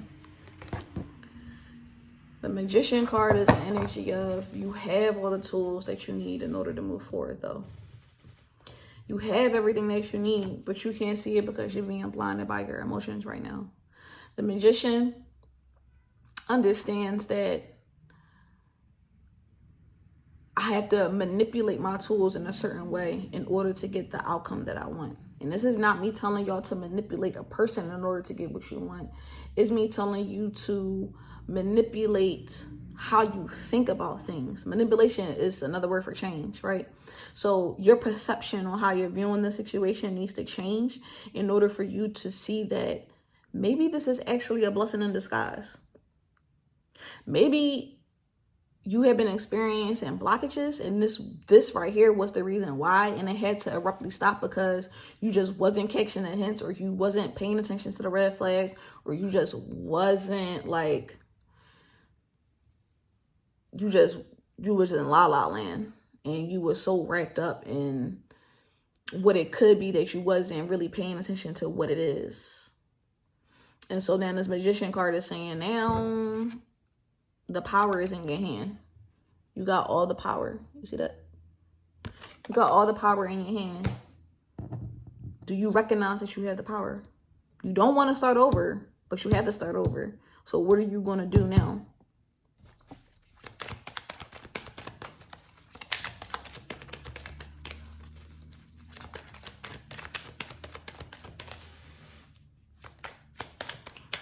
I'm also hearing this pertains to a job.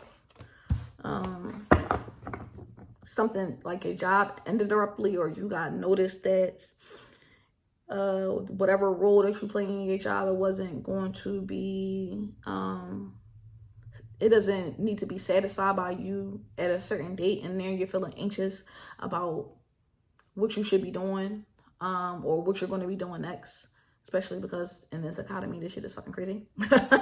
So that whole message about a relationship, it could have been with a person, but it also could have been a relationship with your job. I'm also hearing that too. So again, still struggling with figuring out how to move forward, and you've been with this job for so long, like you don't know nothing else. You don't want to start over. It's time consuming, it's tiring. But again, you have the power in your hand. You can literally go after the things that you want to go after. This is a time right now with this new Moon in Scorpio. This is a time to where you can actually pivot and change and go a different way, because now you're being forced to, right? And with the Sun of Coins in reverse, I believe Scorpio also got that card, which is the Page of Pentacles in traditional tarot. Some of y'all don't want to learn a new skill. Some of y'all don't want to take the time to build your skills, build expertise, build knowledge around something else, because it's too time consuming. But this is the time that you need to do it now, because the world gonna keep going. Ain't nothing gonna stop, right? World keep pushing. So you either going to go with it, or you're going to put yourself in a position to where now you're fighting for your life. Now you're fighting for your life. And if you're fighting for your life now, you need to take a step back and think about the skills that you do have and how you can utilize them in a way to make money.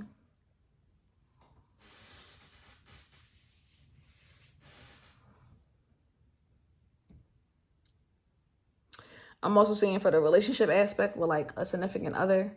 Some of y'all have children that's involved in this breakup, and so that's also making it hard for you to move forward. That child is like an anchor in your relationship, and so now with that being pulled up, it's like, how do I explain this to our child or our children? How do we co-parent? Like how does this look? Never been in this position before, and it's nerve-wracking. It's nerve-wracking. And so the antidote for this is to take it day by day, right? Figure out a common ground between y'all two. And this is if you have children that's involved in this breakup or this separation. And both of y'all having an understanding of what y'all need to speak to your child, so that way there is no miscommunication and the child's feelings can be not scattered everywhere. And it's not to say that the child is not going to feel no type of way depending on the age of the child, but seeing y'all on a common front, even though y'all may not be on good terms, is going to help the child to still see, all right, my parents not together, but they still working together. So it must be some type of love or friendship or something there, right? So yeah, you have full control over how you respond to situations. You have full control over what you put your energy into. It's scary to start over. It's scary to start anew, but it's something that needs to be done. So that way, the pushback is not so strenuous.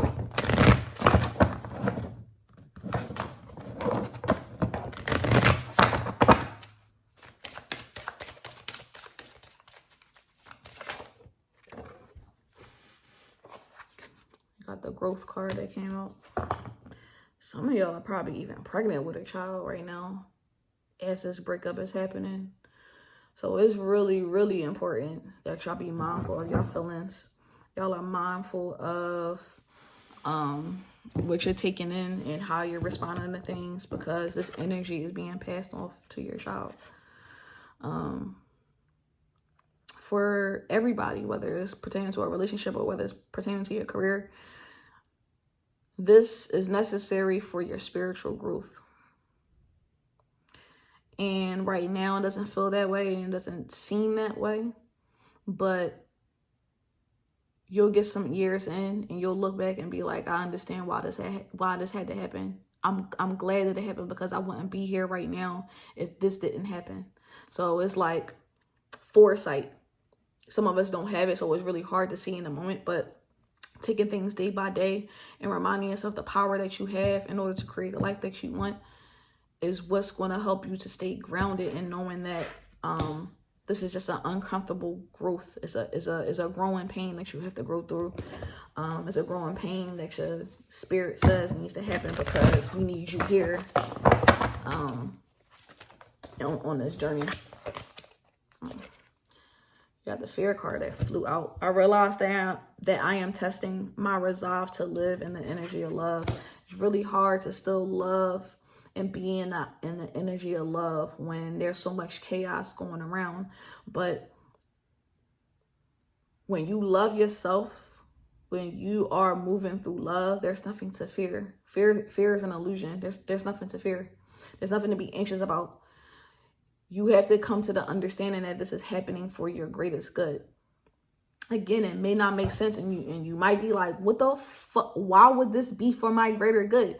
Because if you kept down this path, you might have gone through more struggle. You might have gone through more heartache. You might have gone through more hardships. You might have been put even more steps behind than where you were supposed to be at. So it's saying we gotta shake the table, so that way you can get through these karmic lessons that you need to get through. And you need to get through these and break this mindset and these subconscious thoughts that have developed over time, so that way you can get back on course to your destiny.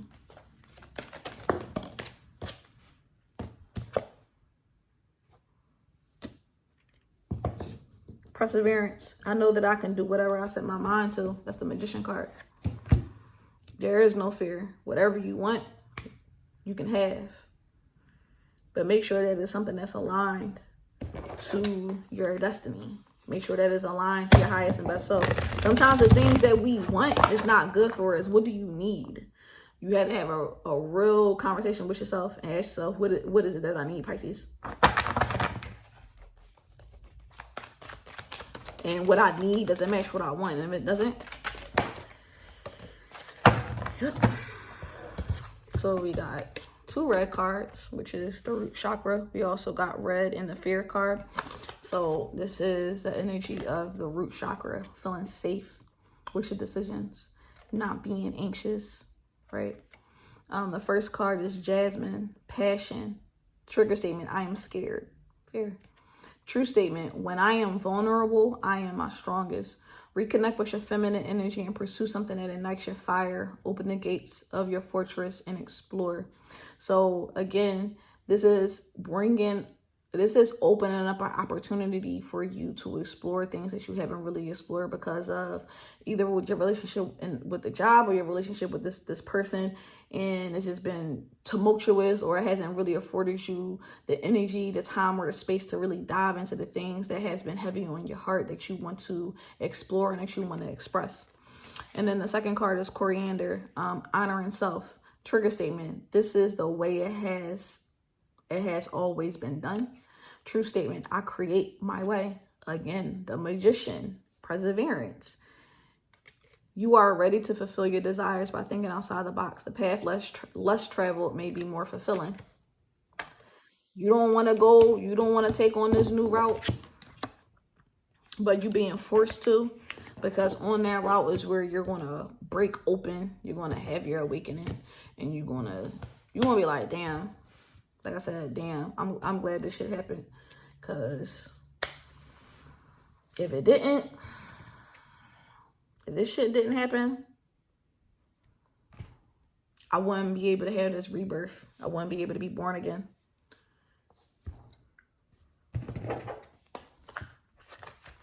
You need to surrender. You need to surrender. Surrender procrastination. That's the Son of Coins in reverse card. Now is the time to jump on a goal instead of putting it off. Taking action will attract success.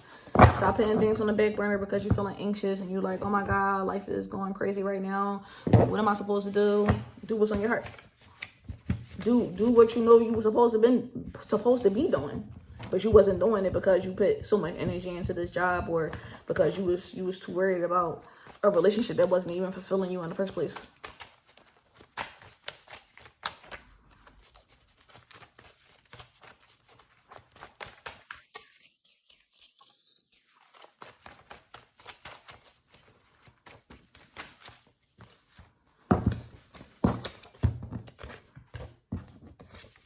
Find peace of mind. Go ahead and listen to that song by Lauryn Hill.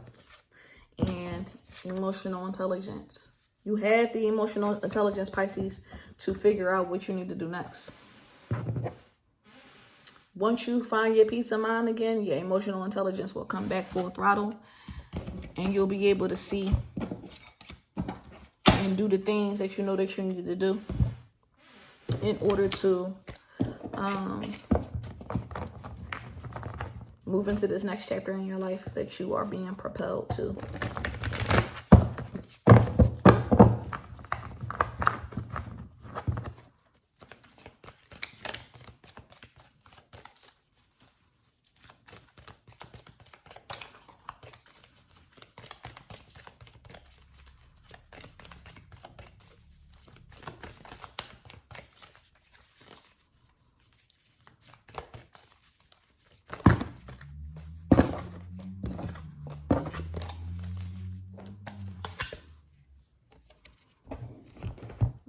The Drowned King.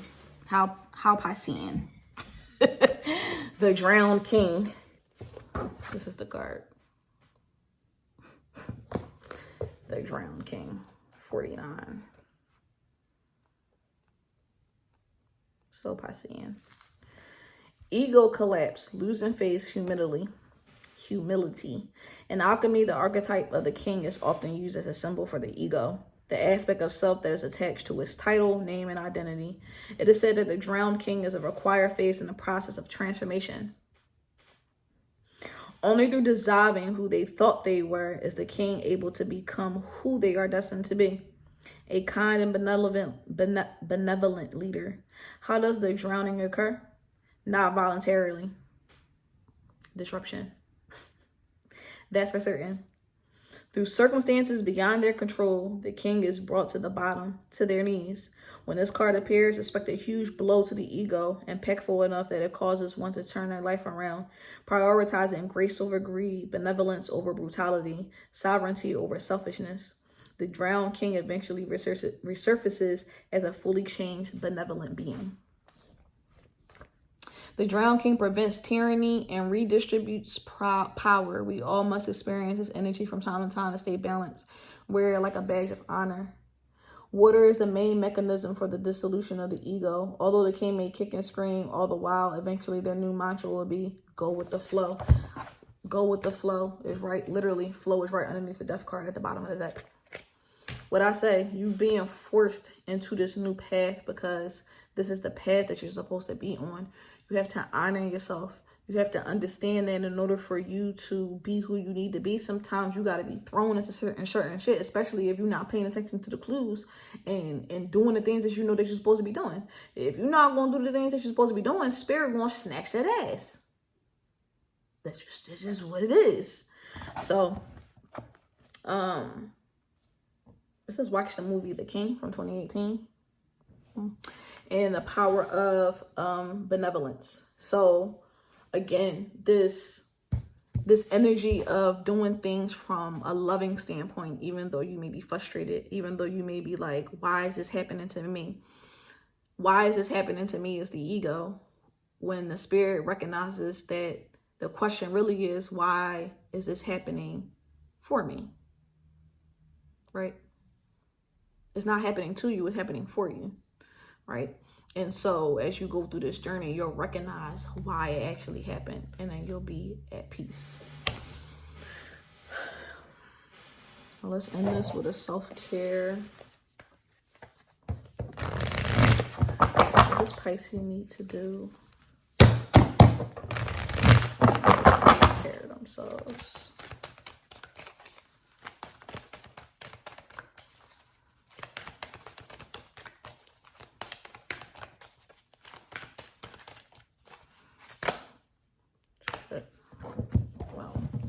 Take that. Clean your space, Pisces. Deep clean. There's a lot of energy that's been built up with this person being in your space, so y'all being in each other's space. Clean your space, clean your body. Wipe down them windowsills, wipe down them doorknobs, wipe down the doors.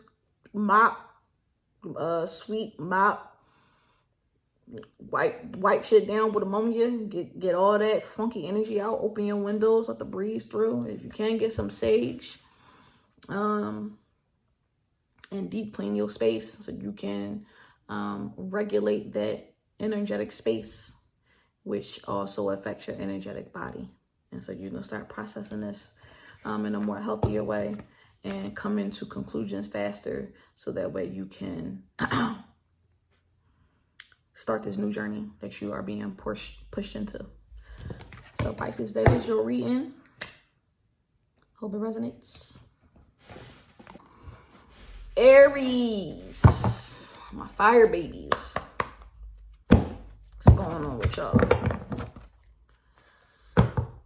What's going on with y'all? Aries risings. This shit is happening in y'all 8th house. This shit happening in y'all 8th house. I know y'all feel this shit.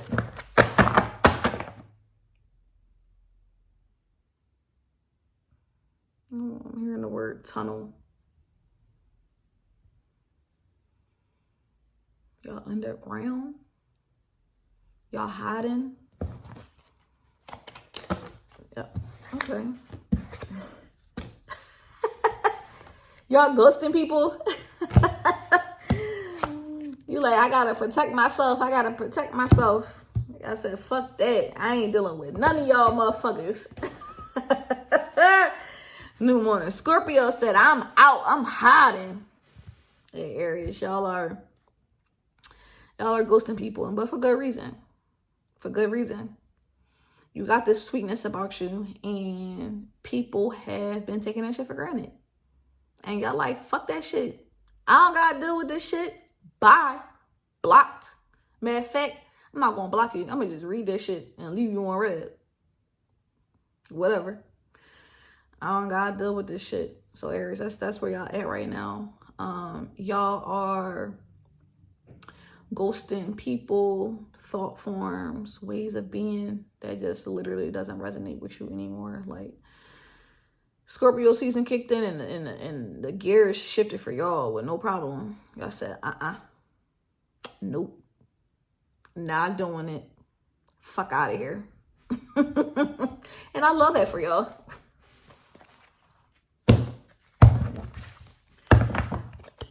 Aries got this rep of like being aggressive and being chaotic and being really impulsive. And while all that's true, the other side is that y'all are very loyal. Y'all are actually very, very sweet. And y'all love to take care of the people that y'all love. But y'all have grown into this mindset of, if you're not taking care of me, I'm not taking care of you. We not doing that. It's called reciprocity, baby.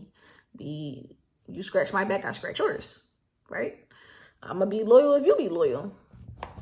And so that's what's continuing for this new moon in Scorpio.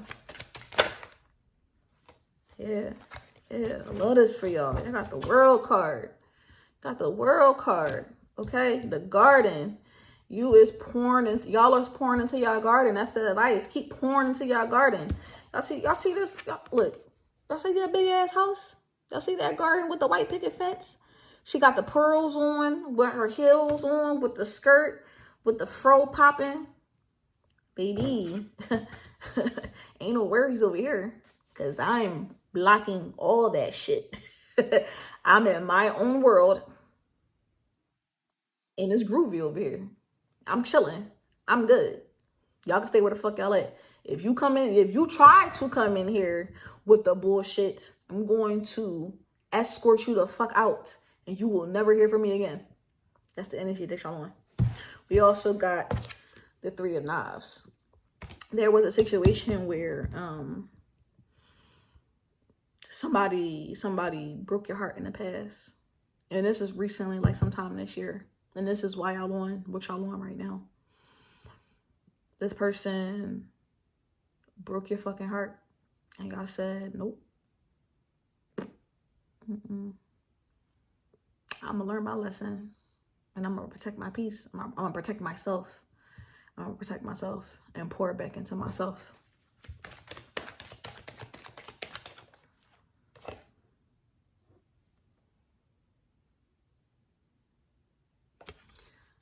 We got the Empress card.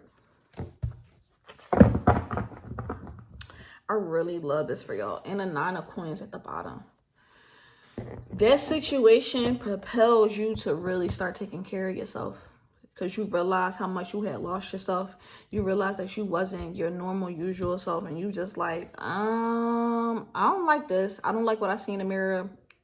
And then with you doing this, you close out karmic cycles. Right? You got this person that's keep trying to come back. But you're not letting them back in because you understand what you deserve. The Empress is a Venus rule card. Venus is it represents self-worth. It represents self-esteem outside of, relationships, finances, and money. In relationships, it rules how we feel about ourselves, right? And so with you recognizing your worth and you understanding what you bring to the table and you understanding how valuable you are, you started to take steps in making sure people understand your value as well. And sometimes them people had to get cut off indefinitely because they fucked around and found out, right? So this energy of pouring into yourself, being open to receiving the blessings and the wellness that you really deserved because of how much you had poured into other people and you didn't gain any reciprocity from that. You're now gaining it now, especially in this Scorpio season, this new moon in Scorpio. And then with this Nine of Coins at the bottom, along with the Mother of Sticks, right? Queen of Wands and Nine of Pentacles. This is y'all get into a bag. Y'all are attracting so many different opportunities. Y'all are attracting so many opportunities to really build wealth and to build contentment, to build relaxation, to build grace and power, right? Because if you look in this nine of coins, right, she has a dress on that has the evil eye on it, which is her way of protecting herself from people, right? She's reading a book. She got her plants around her wine, and her food, right? And then we got the Mother of Sticks, who has, it looks like a I don't think this is a knife, but it's like a staff. I don't know what type of bird that is, but you could tell that she's regal, right? So Aries and this regal energy, this, I know I'm that in a bag of chips. I'm all that in a bag of chips. I am that bitch. And can't nobody tell me different. Ain't nobody gonna knock me off my square. If you don't see it, do not approach me. If you do approach me, come correct. And then if you don't come correct, you get in the boot. And if you get the boot, you're not gonna hear from me again. And that's just that. That's stamped. So Aries, this new moon in Scorpio, y'all really stepping into understanding and embodying this queen-like energy, this empress energy, this royal energy, this energy of high esteem, high money, big attitude in a good way, big bag, right?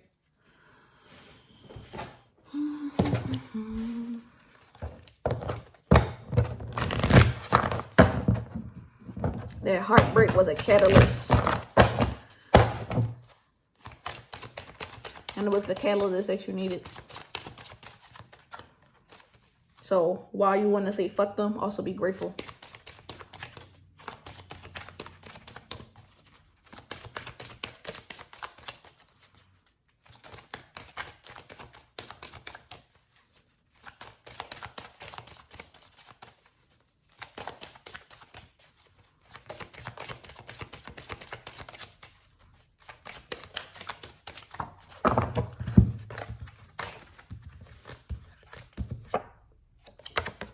Keep going. See how she's illuminated, walking in the galaxy, in the lights with her bag. Excuse me. Follow the yellow brick road. I think I need to watch the Wizard of Oz. There's some gems in there for y'all.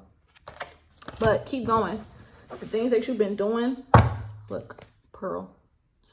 The things that you've been doing has been putting you on a path, a bright path of success, happiness, joy, fulfillment, contentment, in a status of being open to receiving all of the blessings. Like I said before, all of the blessings that you deserve. Y'all have this energy of like, y'all just got a really great energy right now. And y'all need to keep this up. Whatever y'all been doing in order to feel good about yourself, whatever you've been doing in order to, people have been also like mentioning this to you. Like, damn, I see you look different. You glowing different. You feeling different. Your vibe is different. And it's like, yeah, it is. I know who I am now. I know what I'm worth. So whatever you've been doing to cultivate that, keep that going. Because it's working beautifully and in your favor. I really love that for y'all.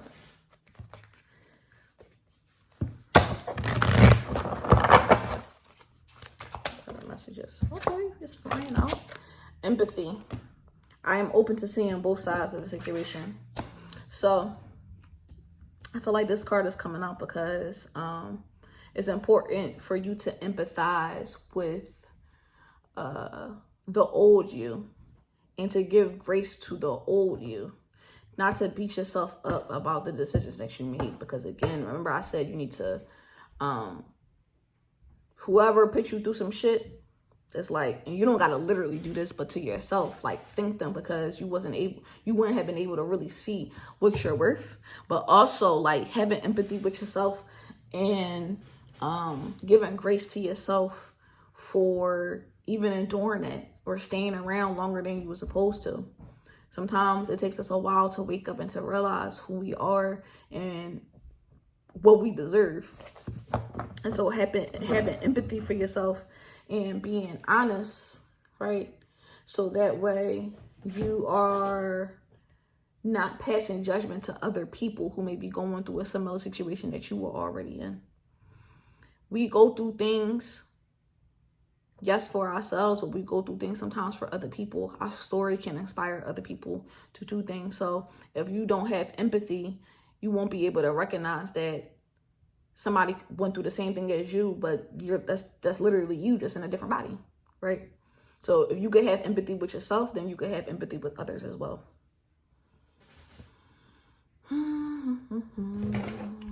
We need to surrender, Aries.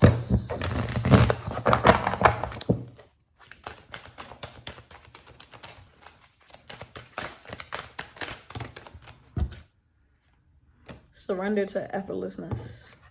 Stop pushing so hard. The art of living means going with the flow instead of trying to force the river. Yeah, I think the cards all point to that with all of these. You have all women except for the Three of Knives. The World card, the Empress card, the Knight of Coins, and the Mother of Sticks. All women, all regal, all top tier. Aries women always get a lot of flack for like being masculine, but in reality, y'all are strong women, and I really need y'all to understand that and not let nobody push that narrative on you or make you feel as if you're being masculine, and when in reality you are embodying both your feminine and your masculine, and you're carrying it very well. I'm not masculine just because you don't know how to come correct. You feel some type of way. So am I being masculine or are you projecting? Right? So I needed to say that. And then the bottom of the deck, surrender to your soul's path. Your life's journey has been perfectly designed for your soul's growth. Embrace every lesson and every moment. And I really feel like I have been doing that, which is why all of these cards are coming out to show that y'all embracing it. Y'all going with the flow.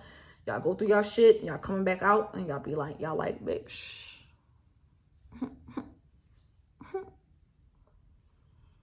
The glow up is real. The glow up is real.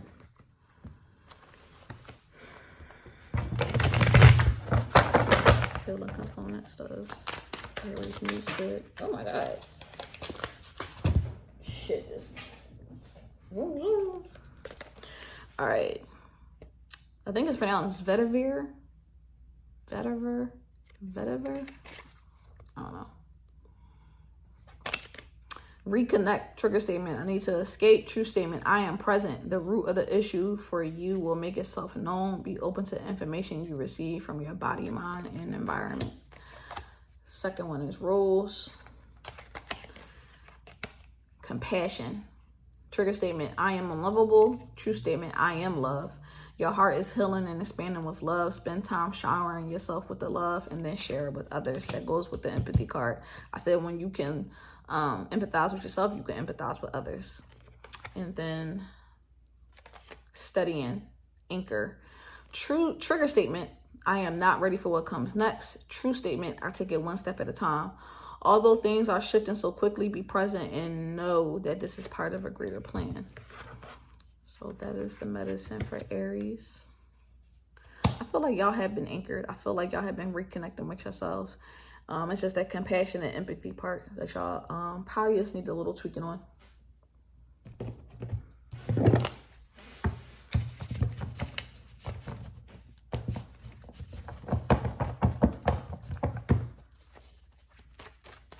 Y'all need to work on your root too. I'm noticing this with a lot of the signs. Diamond in the rough. What I just say? I said a lot of people like to, for the women at least, like to say that y'all aggressive and y'all impulsive and y'all real masculine.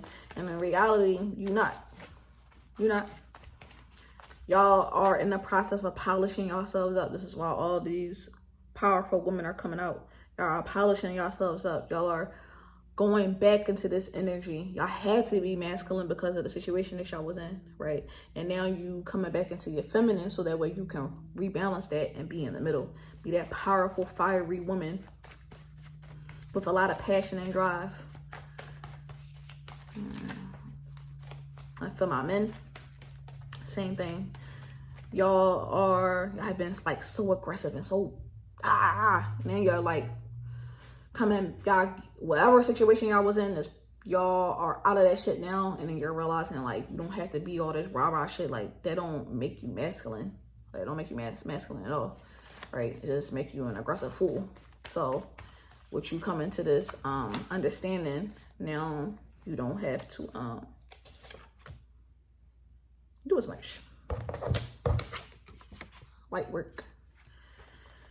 Y'all been doing the work, meditating, dancing, having fun, doing activities that bring you joy, that bring you laughter.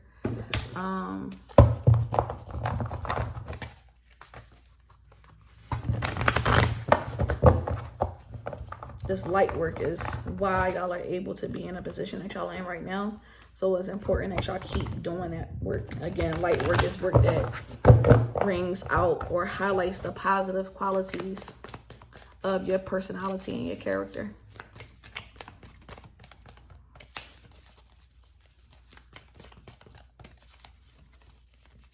Mindfulness.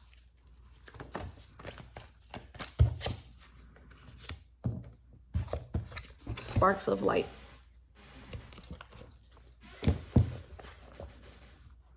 It's at 46. Hope, sensation, exhilaration. The sparks of light card arrives just in the nick of time, leaving a trail of celestial light to guide the way. Follow these flickers as if they are alchemical clues, guiding you to a illuminated state. When this card appears, it's likely there has been a lull or void of direction in the laboratory. Some may even say the lights have been turned off, but in the deep void of darkness, a messenger of hope arrives, flickering and shimmering with enthusiasm. You might feel the sparks of light as a childlike giddiness. Childlike, that's Aries all day. The presence of magic, a vision in a dream, or a simple readiness to wake up from a long slumber. Follow the physical body. Follow the tingling sensations of aliveness within you, and you will not be led astray. Vitality, clarity, and inspiration are within your reach. You are alive. You are a vital being. Appreciate this moment. One spark leads to the next. Like fireflies and fireworks, this card is linked to the spirit of the summer card. If these two appear together, you're likely in a midsummer delight. The power of this card can be increased by offering recognition and thanks to the celestial realm, the many and mighty forces of light that support the alchemists on their path. And so,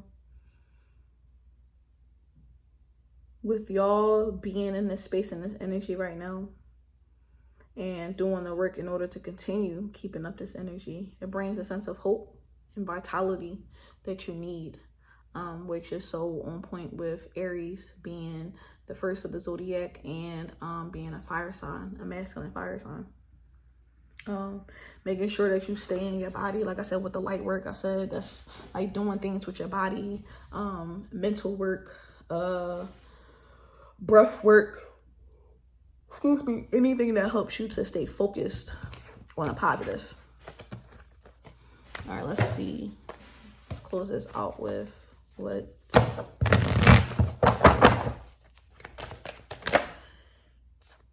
got. Soak in a bath. Let me get one more spirit.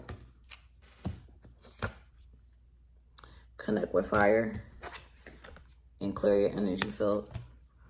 So whether it's like a bonfire or, you know, it's cold out on the East Coast. So a bonfire, soaking in a bath helps you to relax and really get into that regal energy. Making sure you're using certain oils or candles and incense.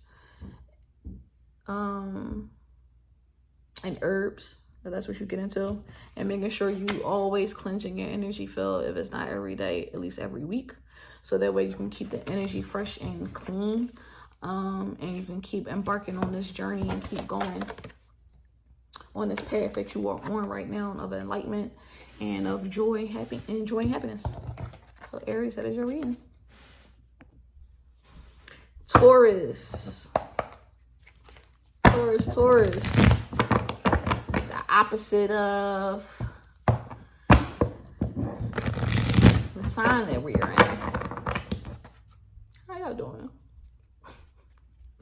Let's see what's coming up for Taurus and this new moon and Scorpio.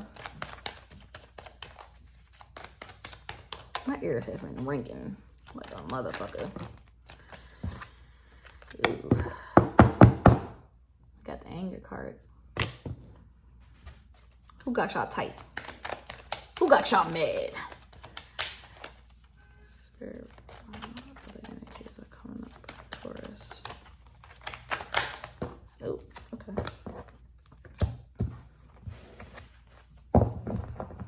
Well, this is ironic. So you got the anger card and then you got the happiness card. Y'all have been seesawing. 1 minute you angry, the next minute you happy. 1 minute you angry, the next minute you happy. Y'all like seesawing, and there is like, y'all are working to find the common ground. Y'all are doing things in order to protect yourselves from certain energies, and y'all be like cool, and then another energy come around and then you ready to fuck shit up. Like, why are you fucking up my peace? Why is you coming here with their bullshit? Why is you on my line with their bullshit? Why you keep trying to pick a fight with me? Why you keep doing this? Why you keep doing that? Like, you can't see that I'm happy? Like, what you mad or something? This is all the shit I'm picking up from y'all. Don't nobody control y'all emotions but y'all though.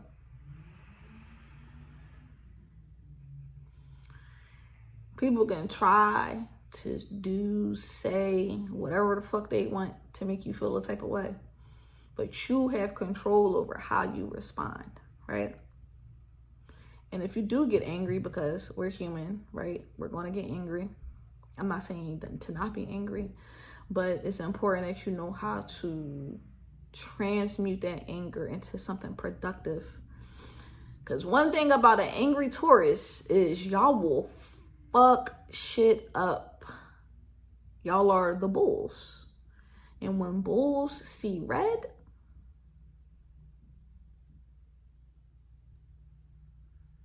it ain't good. It ain't good. I got a Mars and Taurus, so I know. It ain't good. Niggas is blacking out. Motherfuckers is blacking out. So y'all in this new moon in Scorpio season, right? If Taurus is in the first house, Scorpio was in the 7th house, which means that this is tied to other people, relationships, right? But 7th house is also contracts, harmony, balance, because it's the Libra house, right? So how are you balancing out your emotions? How are you checking yourself? What contracts energetically and emotionally are you signing when you say, I'm going to respond this way to this person? Because sometimes, a lot of times, like, I know Tauruses are known to be like super patient, and it really takes a lot for them to get there. But you also got to ask yourself, like, is half the time is this shit even worth it? Like, responding the way that you respond, are you going to get the result that you're looking for? Because Tauruses, one thing I know about Tauruses, they're really big on respect, right? But are you, once you do this, right, you cuss this person out, or you flank the fuck out, whatever, right? Then you say that you happy. But are you really happy? Are you really satisfied with how you handled the situation? Because my question is, why are you so triggered? Because that's we need to get down to the root. Because what you did was you did a temporary fix, right? And take it from me, sometimes a motherfucker needs to get cussed out, right? But we got to get beyond that and ask ourselves, why did this trigger me so much? And how do I fix the root of this? So that way I'm not giving so much power to other people. I'm not giving my happiness onto a situation, and I control my happiness. You ain't about to do or say nothing to me. You could take that shit somewhere else. Versus, I'ma fuck you up. Or just being petty and just fucking shit up. Just, like, you really gotta ask yourself, what do you get out of that, for real? Like, in the moment it feels good, but afterwards, like, you know. Root and sacral work. Feeling safe to express. Feeling safe, red, to express, orange. Let's see what the advice is.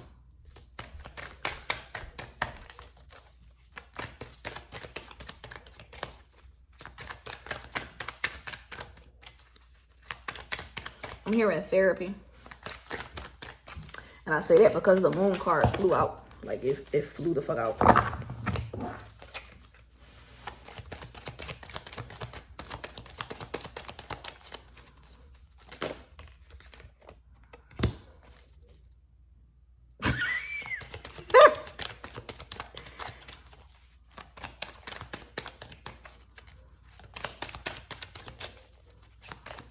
Scared to make it one more card.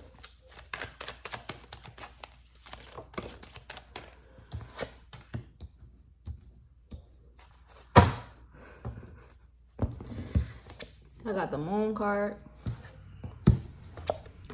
daughter of knives, and 10 of knives. Let me put this a little closer so y'all can see the 10 of knives. See that? It's a person crawling out of a church with knives in their back. Taurus, it's really important that you take the time to really get into your subconscious mind. Your mind has been so conditioned to feeling like you're always under attack, which is why you got this protection card at the bottom.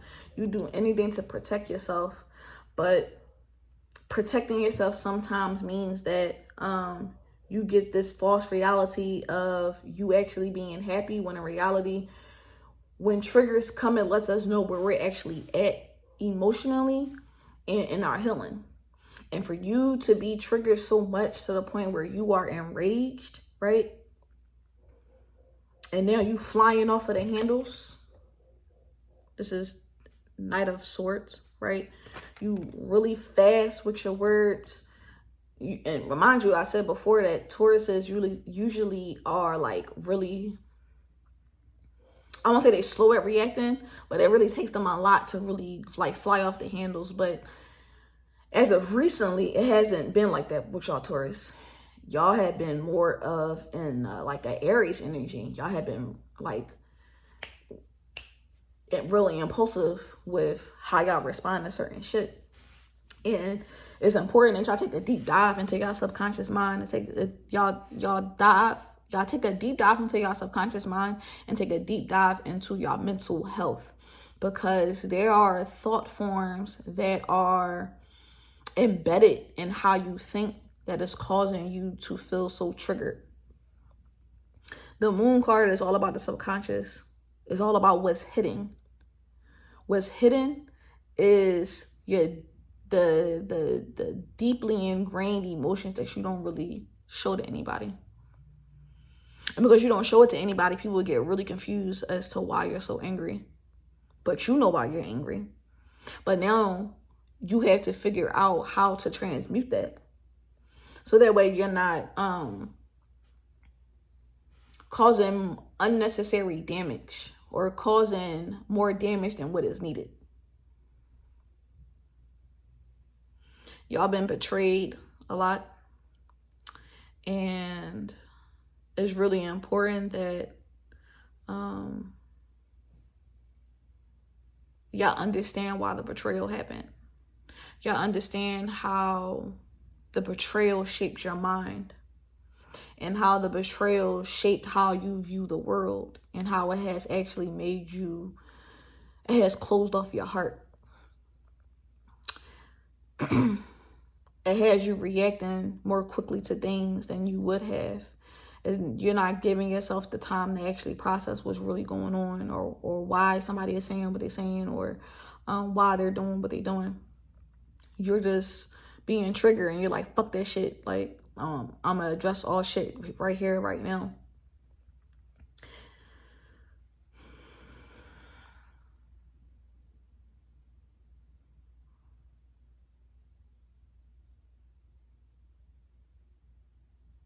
Sources, y'all are highly intelligent. Y'all also are very connected to the spiritual world. And for some of y'all, this is actually scary, because y'all like, what is this? Like, some of y'all have been experiencing, as they would call it, paranormal activity, right? And I say this because you got this Daughter of Knives card. It's her conjuring spirits, right? And then you got the Moon card, right? And then in this Ten of Knives card, it comes out of the church. Now the church is known to house spirits, right? So y'all are deeply connected to spirits, and I feel like during this new Moon in Scorpio season, it's really important that y'all get acquainted and stop being scared about what you're seeing and what you're hearing and what you're feeling, because these are spirits of your bloodline that is trying to help you to make better decisions and better choices for yourself and for the bloodline. And a part of doing that is to listen, and to embrace what is being shown to you, so that you don't have to keep enduring the backstabbing and the betrayal, right? You have the human side, and then you have the spiritual side. As an earth sign, you're in the human. You're like, you do this shit well, right? But now it's time to embark on that spiritual side that's going to help you elevate and get past these triggers, and having to protect yourself 24/7, because you feel like you can't really trust nobody, and your happiness is based off of you always protecting yourself, rather than you just being happy and being joyful and just living life. It's like you looking over your shoulder in order to like make sure that your happiness is contained, or nobody is trying to take your happiness, when in reality you should just be living blissfully.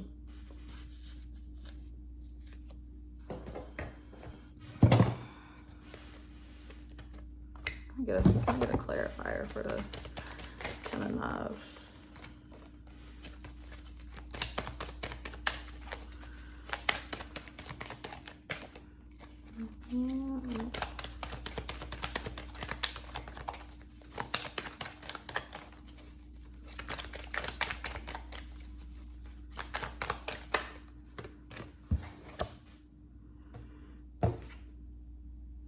Oh, we got the Hermit card in reverse. So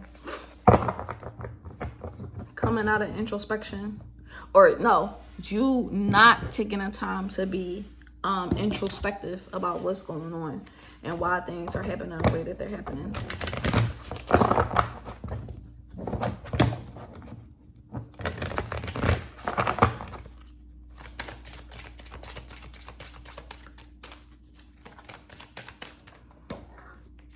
Make sure y'all take the time to really dive deep. I think that's why I said therapy is important, because sometimes we need guidance in order for us to navigate our minds and getting down to the root of why things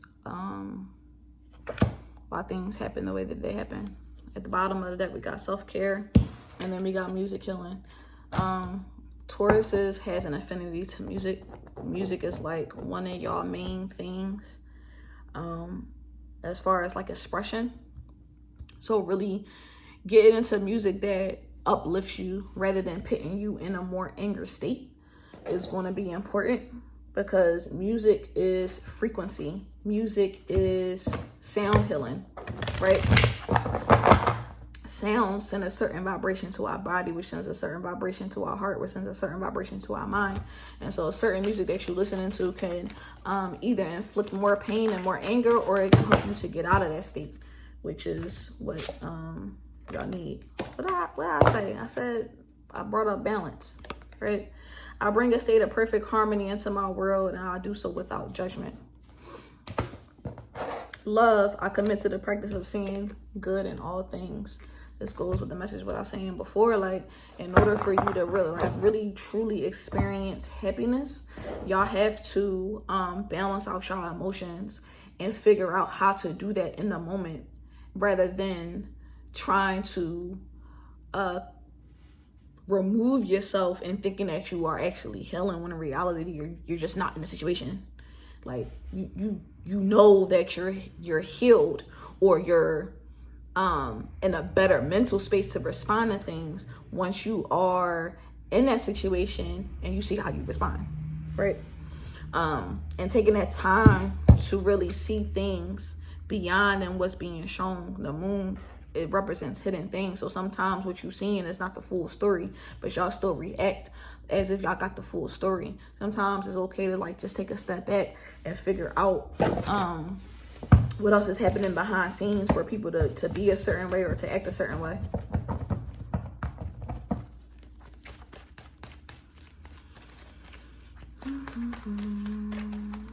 Messages for Taurus.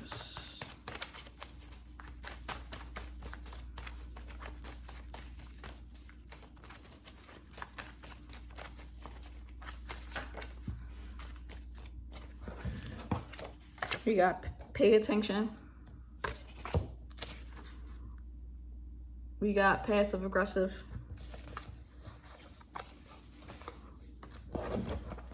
We get one more. Okay, two more. 555 and shift your mind. So with all four of these cards, is it, like I said before, it's important that you pay attention to your emotions and what's coming up, so that you're not being passive aggressive.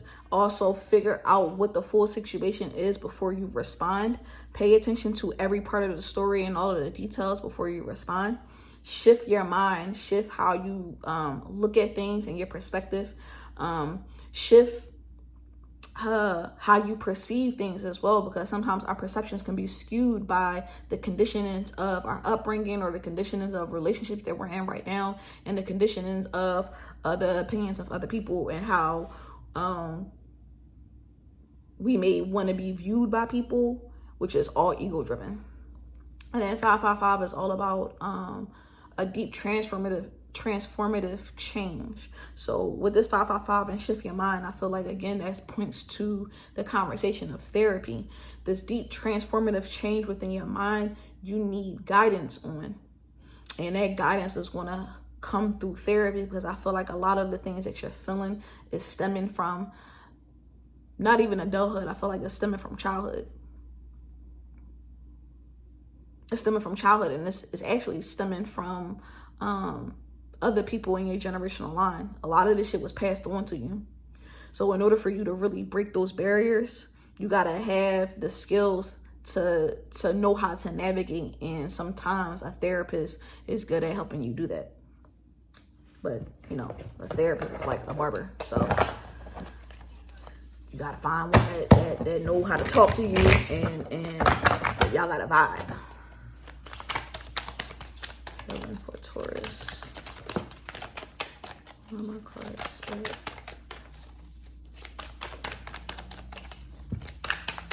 Actually, no more cards. Peppermint. Inspire. Trigger statement is, I am stuck. True statement is, I am filled with possibility. Allow yourself to float up above any thoughts or emotions and see what is needed for you to process them and move forward. Didn't I kind of say that? Processing your emotions and making sure you get the full story, and looking at it from an eagle's eye view, right? and not like you're in the midst of a forest and you looking at this tree even though there's a whole motherfucking bunch of trees around. Being filled with possibilities to see that you have more than one way of responding to things. You have more than two ways of being. You don't have to be angry or happy. Like, there's other emotions to feel. There's other emotions to experience. But again, that takes you having a mental shift. And peppermint is good for the mind too. It helps with memory. It helps with mental focus as well. So again, some peppermint oil. If you are into meditation, it could help with helping you focus on your inner thoughts and making those observations that's needed.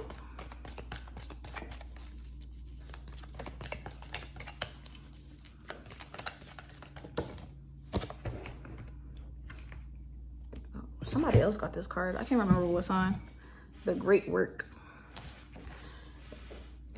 The Great Work was basically about doing work with spirit. I remember I said y'all afraid because y'all not used to seeing spirits or feeling spirits, or you think you fucking losing your mind when in reality it's just your folks trying to talk to you to do what's necessary. The Great Work, attention, devotion, look, pay attention, and vocation. The magnum opus shimmers in the distance, promising purpose, achievement, and understanding. When will we get there? When will our efforts be recognized? Amidst pressure and expectations, we come to realize each alchemist's life is an accumulation of moments in which attention is placed upon a subject within a laboratory. The artist draws a single line. The poet scribes a single word. The rose forms a single leaf. The magnum opus card reminds us that the alchemical garden grows from seeds tended to by devoted hands and the grace of the sun, water, and earth. You cannot force the great work. You cannot claim it or complete it. This card arrives to whisper words of encouragement. You are in the right place, the most important place for you. This is the alchemical garden. Tend to the youngest growth. Be delicate and precise. And so basically, this is just a card that is talking about doing the work with spirit and doing the work within yourself, so that way you can forge a better path for yourself.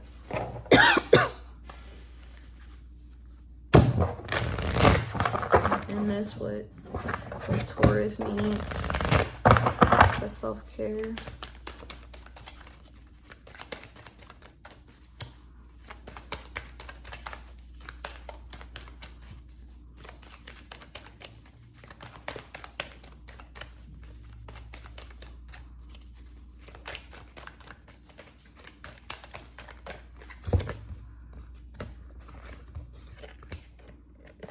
Somebody else got this card too. Sing. It goes with music killing. Sing your little hearts out and make sure it's songs that are uplifting, songs that give you great energy, and not songs that make you depressing. Okay. The Taurus, I shall read them. Hope it resonates. Gemini. See what's going on with y'all for this new moon in Scorpio.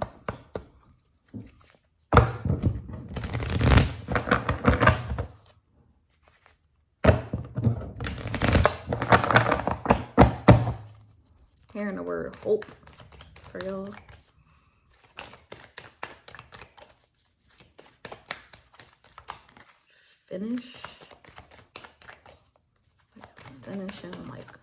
Finishing up a degree or something, or finishing a program. Got illumination, hope. I see the light.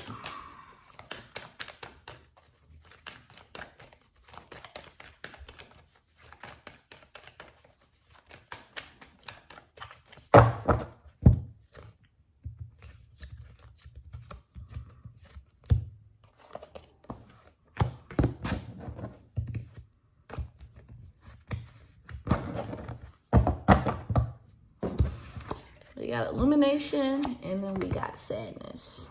Again, how ironic. So during this new moon in Scorpio, there are feelings that are being illuminated right now in order for you to transmute.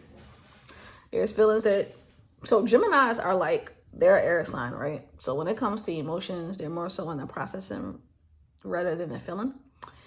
And so this new moon in Scorpio is offering a moment for you to actually feel your emotions, because they're being highlighted and illuminated in order for you to realize why you had to embark on a certain journey that you embarked in maybe earlier this year.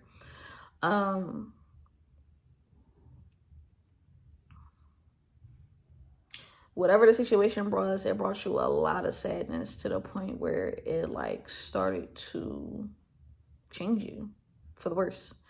Some of y'all could have been like losing weight. Some of y'all have like isolated from your family and your friends.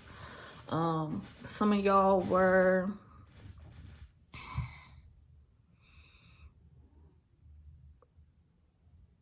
if y'all weren't in a state of depression, y'all were damn near on the way there. And with this new moon in Scorpio is now highlighting, is bringing to the forefront the root of that sadness, so that way you can actually expunge it and get rid of it and transmute it. Well, if you transmute, you're not getting rid of it, you're just converting it. But y'all get what I'm trying to say, right? Let's see what the tarot cards have to say. So,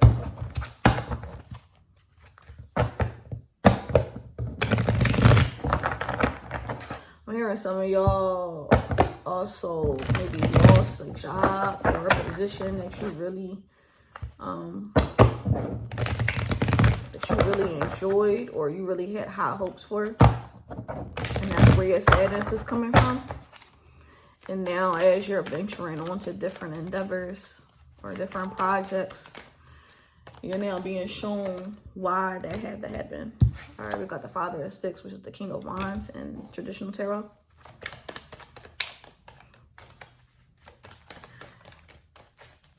Kings are all about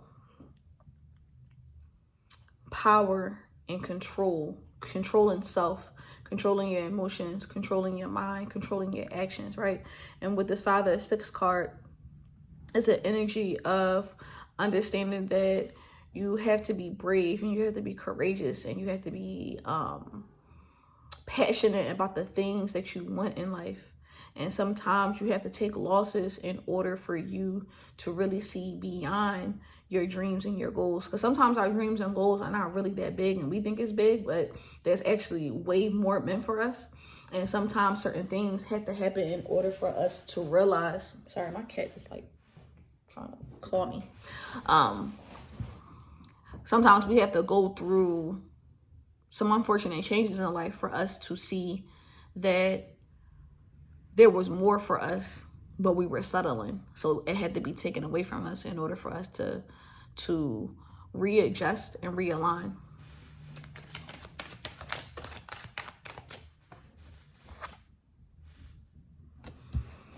And we got the World in traditional tarot, the Garden in reverse. And so there are some cycles that y'all haven't closed out. Like, because now this is coming up again, it's causing you to feel some anxiety or some regret and some resentment. And because of those feelings coming up, it lets you know that you actually haven't made peace with the situation, and you actually may have not actually gained the insight and the wisdom that you needed to gather from that situation. And so you're not ready to move into the next step yet. You have a lot of passion, a lot of fire, and a lot of energy to utilize. But in order for it to be utilized in an effective way, there are certain things that have to close out before you can move forward fully.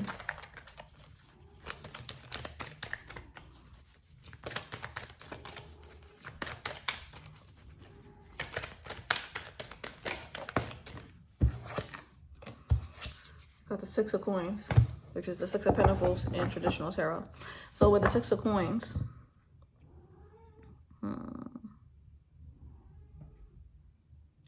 There was an energy of you giving and the expectation was you were supposed to receive more than what you were given. At least that's what you feel in your heart.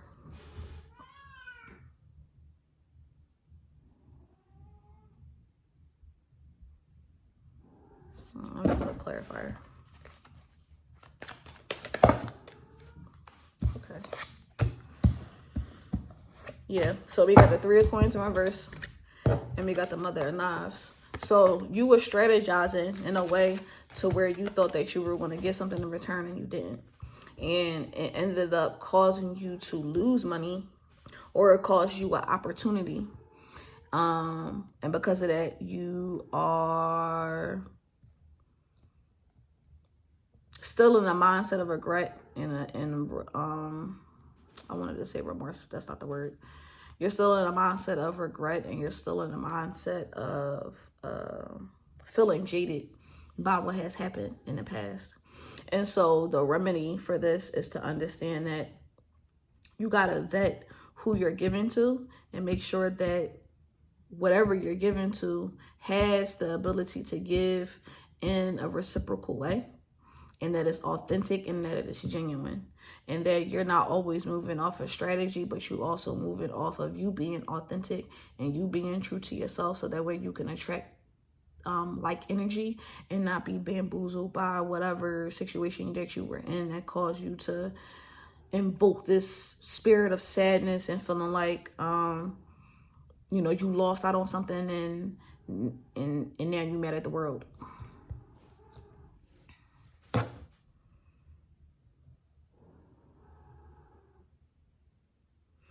Mother of Knives is the Queen of Swords. The Queen of Swords is a woman or a person that is very intellectual and knows how to navigate their emotions and utilize their emotions in order to think clearly and critically. And so moving forward, as you are in this phase of hope, hoping that you can move forward, hoping that you can get a better opportunity, hoping that you can forge a better path than what you were on, it's important that you balance out the feminine and the masculine energies. You balance out your mind and your ideas with your passions, and that they're coming from a place of reciprocity, right? And making sure that you're not overgiving or that you're not undergiving, and that whatever you're giving or taking from, that is the same equal energy as well.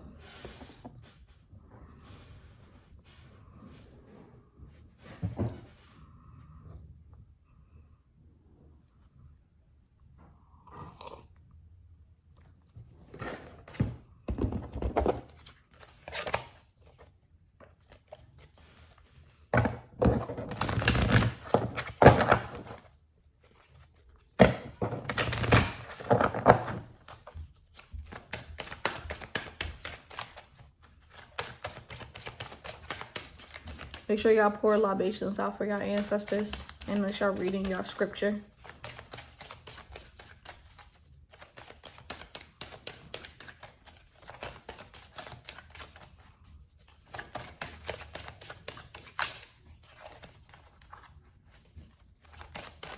Be aware of who y'all partner with when it comes to projects as well, too.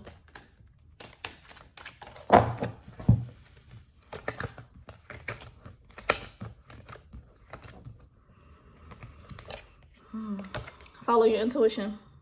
Your intuition is a key part of you making decisions.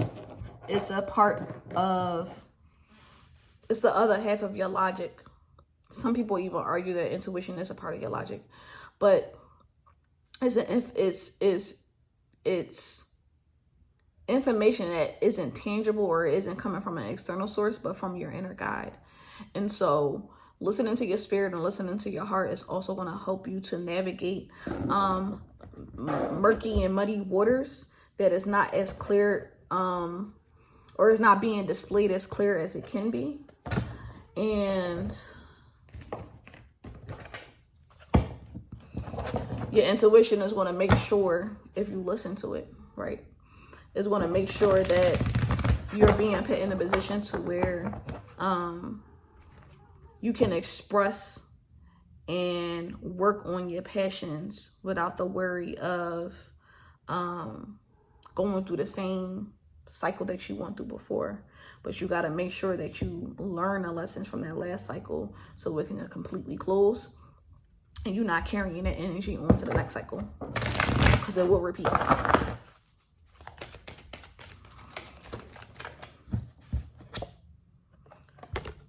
Discipline.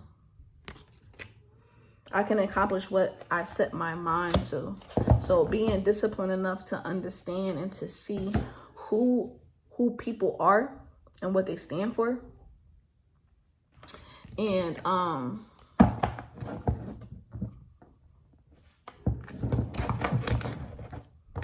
being disciplined enough to see who people are and what they stand for, and to not work with people just because you see they give off this energy, or they appear to have this type of luck or this type of wealth that you want.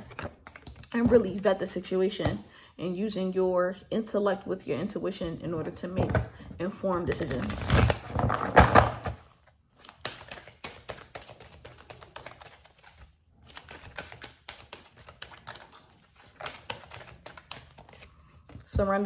Surrender negative thinking.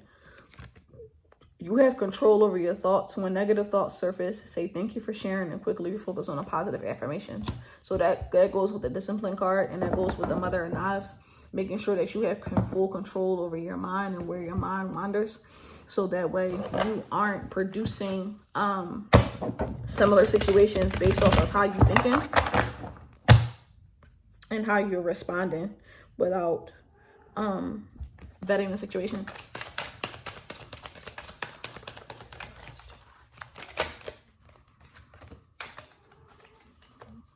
Jesus Christ. All right. I got 2 heart chakra cards. I got protective, immune, trigger statement, I am not safe, true statement, I am secure. Fill any areas of energetic weakness with strength. You can walk easily knowing that you are safe and protected. And then focus, empowered. Trigger statement, I don't want to be here. True statement, I am exactly where I need to be. You are ready to allow the energy from the divine and Mother Earth to feel you as you fulfill your potential here. So coming from a heart space, right? The heart is all about forgiveness. It's about empathy. It's about forgiving yourself. So this energy of forgiving yourself and not beating yourself up for making certain decisions, so that way you can analyze the situation for what it is, but also give grace and give acknowledgement to the feelings that are coming up because they're valid, and then transmuting them so that way you can walk in this energy of being driven and courageous and passionate about other projects that you want to get into, or other job opportunities that you want to go forth with, and using your intellect and wit and intuition in order to make more informed and aligned decisions. When you focus and protect your energy and be disciplined in making decisions and being disciplined in vetting people and situations, you'll have better outcomes. Okay, we're on it.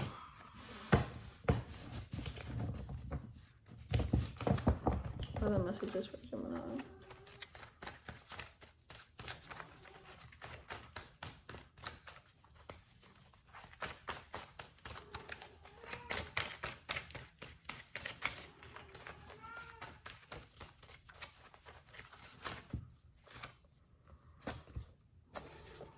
You got parent yourself.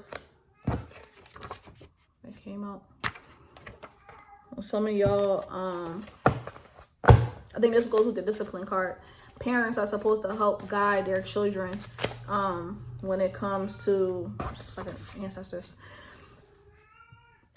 Parents are supposed to guide their children when it comes to building discipline and building the skills and the tools that's necessary to make informed decisions. And so you might have not had that. And so it was important to take a moment to reflect on how were you brought up? What is it that you want in life? What needs to be added or take away from how you were raised in order to bring forth the things that you want? And what are you doing to do those things? You have to parent yourself. You have to be your own parent now. And take the time to really get into making sure that you are doing the things that you know that you need to do because you want to have a certain lifestyle, right? In order to have a certain lifestyle, you got to do certain things. And if you're not doing certain things, there's no way that it's going to come forth.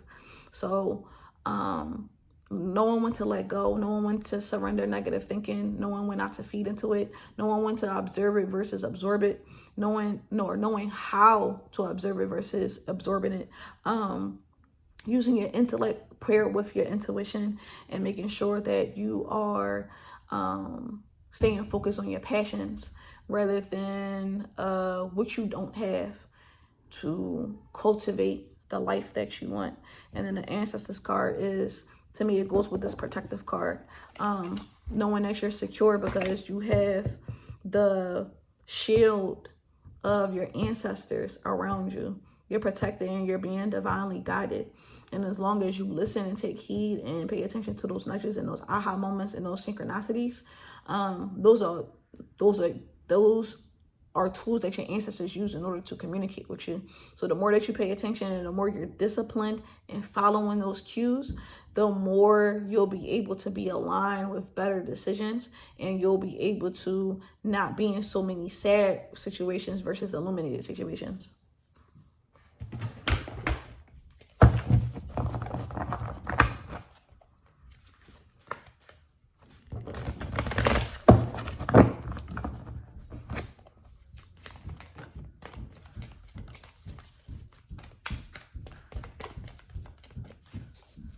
Somebody owe y'all some money too. That's probably why y'all sad.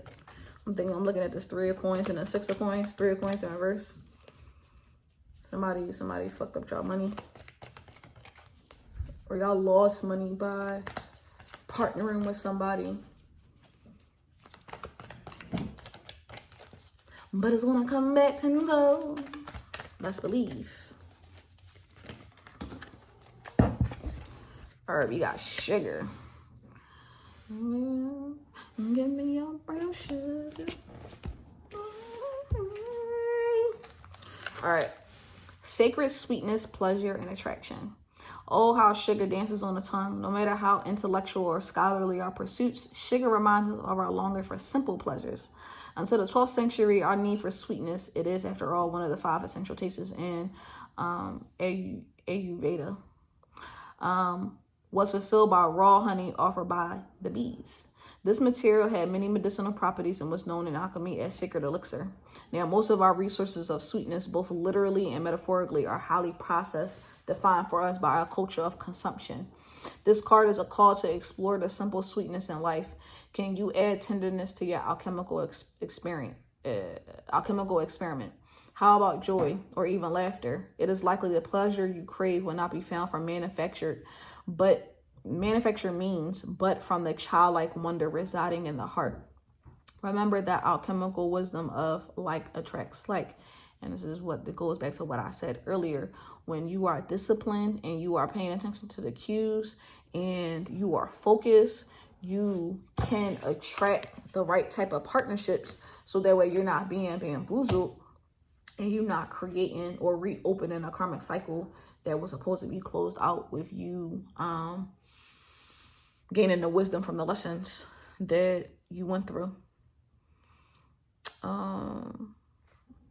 One of sugar's physical attributes is stickiness. See how this concept affects the cards within the reading and the personalities involved. Attachment rarely serves.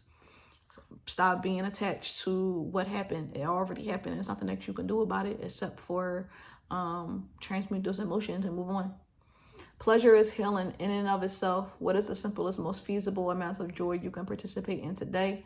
It does not have to be big and boisterous. Joy is everywhere.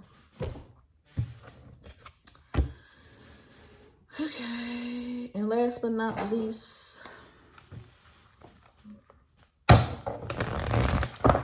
get a little simple in your life. Bring a little joy. Joy and discipline.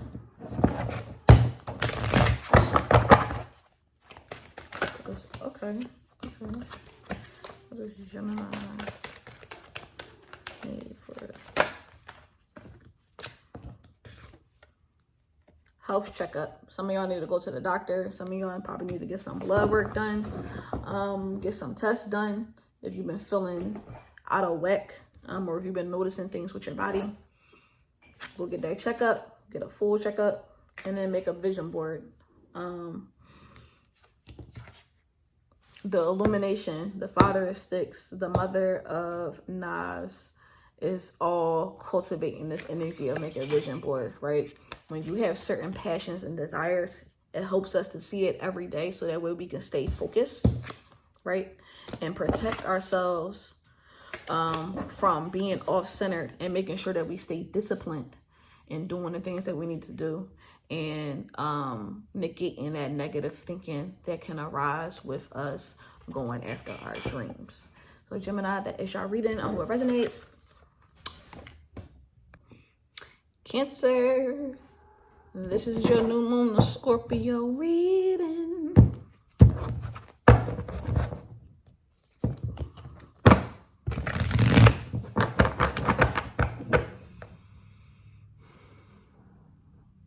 I'm hearing the word hungry. Y'all hungry? And it's not like a food hunger. It's more like y'all hungry for success. Y'all hungry to get to a bag. Y'all hungry to achieve and knock out y'all goals. That's the type of hunger that I'm hearing. Let's see what's coming up.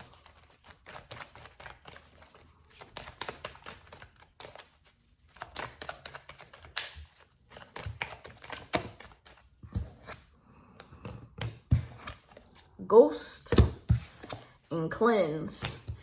Same thing like with Aries. Y'all, cardinal signs?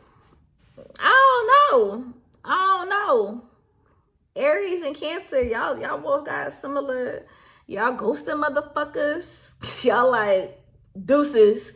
And then y'all like, cleanse myself with this motherfucker because I don't need none of this shit right here. Like, fuck that. And we got Faith at the bottom of the deck.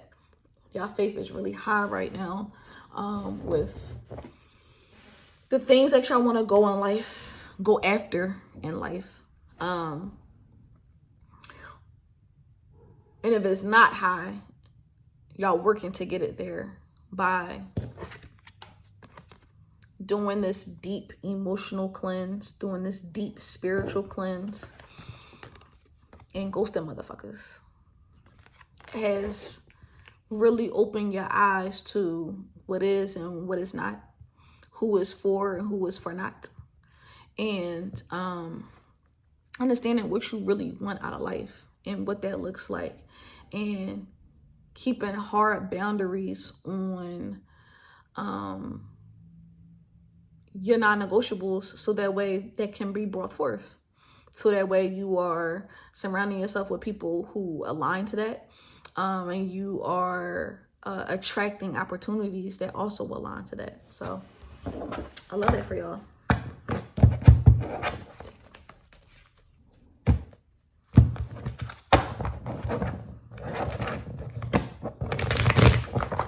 Spirit, what's the advice for Cancer?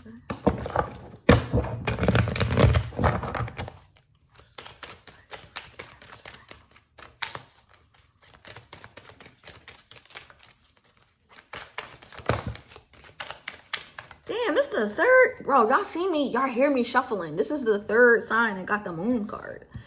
Like, who else got the moon card? I think it was Taurus. And somebody else got it in reverse. Can't remember who. Get one more cards. Oh, okay. Okay. 2 more cards. Brown sugar, babe. So we got the Moon card. We got the Nine of Knives in reverse. We got the Mother of Sticks. Then we got the Six of Sticks. And so when I look at these cards, when I look at this energy, this is the energy of y'all are waking up out of y'all slumber. Y'all are coming to, y'all are being illuminated by things that were once hidden. Y'all are starting to see things for what they are. The pain that you had endured, you are transmuting it. You're taking it and you're putting it into your passions. You're putting it into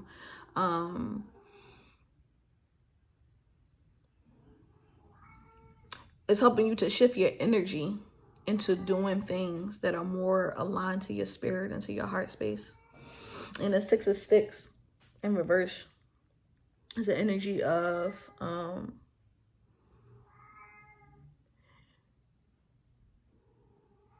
you got some ways to go, but you're working to get there. You're not victorious yet. You don't feel as victorious, but you are getting close to it. And you're getting close to it because you are basking in this fiery, passionate, creative energy. You are transmuting the energies that have been brought forth to you. You are transmuting the setbacks, the roadblocks, the emotional blockages, the emotional upheavals. All of those things are being transmuted and being put into your passion projects. And it's helping you to be more in control of your creativity and how you transmute your emotions into something that's expressive and that's that can be shared with other people. This is also an energy of getting deep into understanding who you are as a person and how you come from a line of descendants that basically can take lemons and make a lemonade stand. However the fuck the saying go. Y'all know what I'm trying to say. Y'all don't really stay too long in a certain mindset, but this year was a little different. But this new moon in Scorpio is helping you to get out of that now. Y'all have did the deep emotional work that was necessary. And y'all are now at the tail end of that. And now y'all coming out y'all shell more. Y'all are expressing yourselves more. Y'all are getting more beautified within yourself. You are being more cognizant of your small wins. You're taking time for those small wins.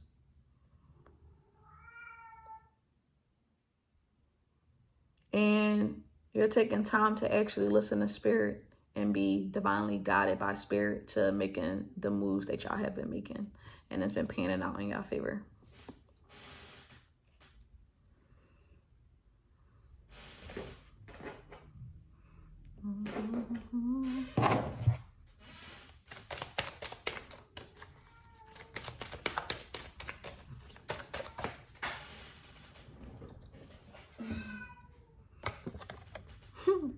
Dragonfly, create your reality.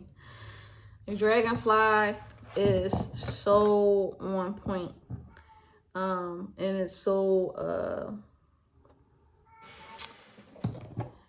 representative of Scorpio season because dragonflies is also about transformation. Dragonflies, if I remember correctly, they are born underwater. Their whole birthing process and growth process happens in the water, right? And then once they born, they come from out of the water, and then their lifespan is like not even that long. But the process of being underwater and coming up into air, this is the cleansing for y'all.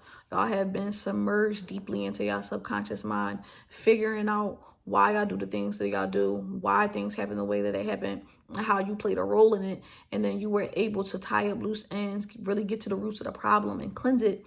And now you on this transformative path that has been affording you better opportunities, a better feelings about yourself, a better glow, and you just feeling overall better about the decisions that you have made moving forward.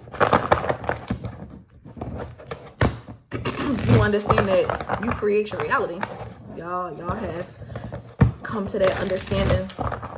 And if y'all haven't come to that understanding, you're going to get to that understanding during this phase.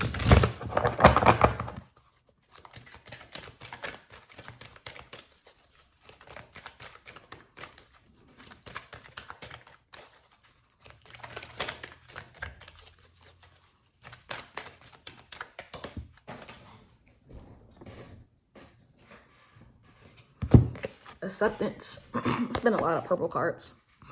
I am learning to accept the things that I cannot change. That is a part of the serenity prayer.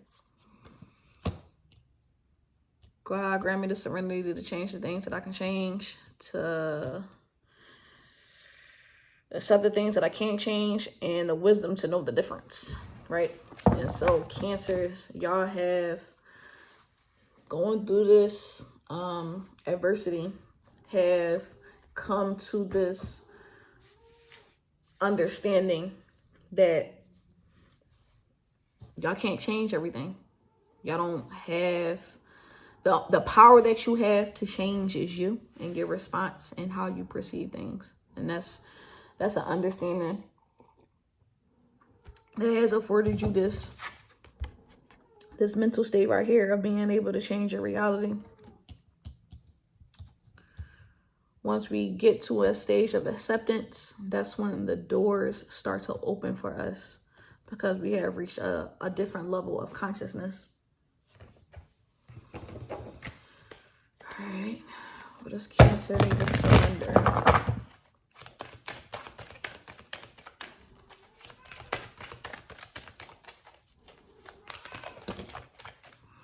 Surrender to passion and surrender the habit of people pleasing.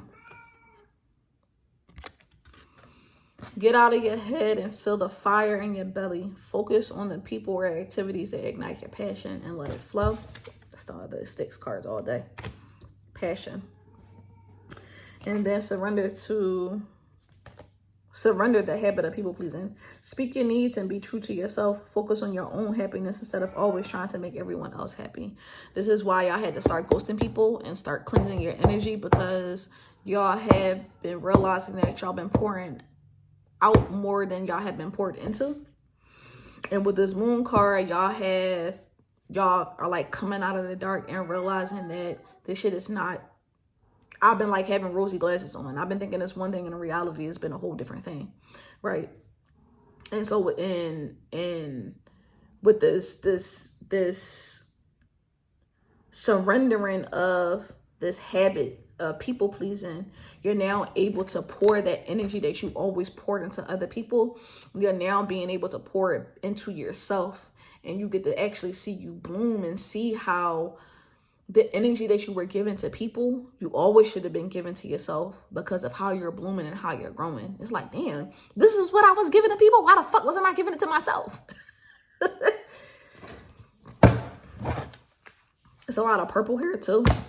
So third eye activation. Some of y'all are going to be getting a lot of downloads over these next few days. A lot of things are going to be coming in through y'all dreams. Make sure that y'all are writing down y'all dreams, because it's messages in there that is important for you in this weekend, in this reality, on this plane.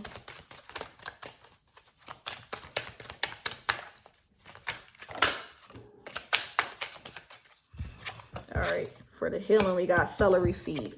Cleanse again. Solar plexus. Trigger statement, there is no answer. True statement, I am the answer. Okay, AI. The aligned outcome for you is simple, but not necessarily easy. Commit your goals to heart each day and know every single action will take you closer to them. Yes, what I said, y'all are not victorious yet, but y'all are getting really, really close, right? Really, really close. And the more that you stay disciplined with cleansing yourself and cutting off motherfuckers that's not pouring into you the way that you need to be poured into, especially after expressing that you need to be poured into a certain way and they're still not doing it, right? You'll start to realize more and more that the answers have always been within you, and everything that you shared with other people, you share with yourself, and you cleanse and you remove the leeches and the energetic cords that are taken from you. You sever that and you continuously cleanse your home and yourself, so that way you can keep this energy flow going that you have been cultivating. Every single day, you're doing something that's closer to, look at the bottom of the deck. The bottom of the deck is cleansing again. Y'all need to be cleansing damn near every day. Not every week, every day. Purification, trigger statement, their opinion matters to me. The people pleasing. The true statement is, I see things in a new way. As you release external influences and energy, you will become clear with regard to what is needed. Y'all are silencing people and y'all are listening to yourselves. The advice that y'all give to people, you start listening to your own advice. The people that have been leeches and energy vampires, you are removing them from your space. So that way you can pour to yourself and not be sucked dry by other people. Cancer. I love it for y'all. The power is in y'all cleansing y'all space and y'all staying continuously cleansed. Anointed. Honor your contracts. When you honor yourself, when you honor the things that you said that you're going to do, if you say that you're going to do something and you do it, you're rewarded. When you say you're going to do something and you don't do it, then you are bringing in different energies for your energy to be siphoned. I think I said that right, siphon. SIPHONDE, whatever. But you're anointed, you're highly selected, you are highly favored. And in order for you to understand that you have been chosen in order to do great work in y'all and your family line and your ancestral line, and for your descendants, and I said descendants last time when I meant to say ancestors. For your ancestors and your descendants, the work that you do here in this field, in this plane, is going to have a lasting effect on everybody in your bloodline. And it's important that you understand the contractual agreement that you create every single time that you say that you are going to do something. Do not do anything that you don't want to do, and do the things that are aligned to you. Don't do nothing more or don't do nothing less. That's it. Yeah, let me leave it at that.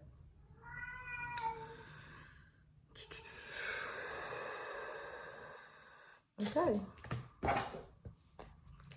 Faster than expected. Let's end with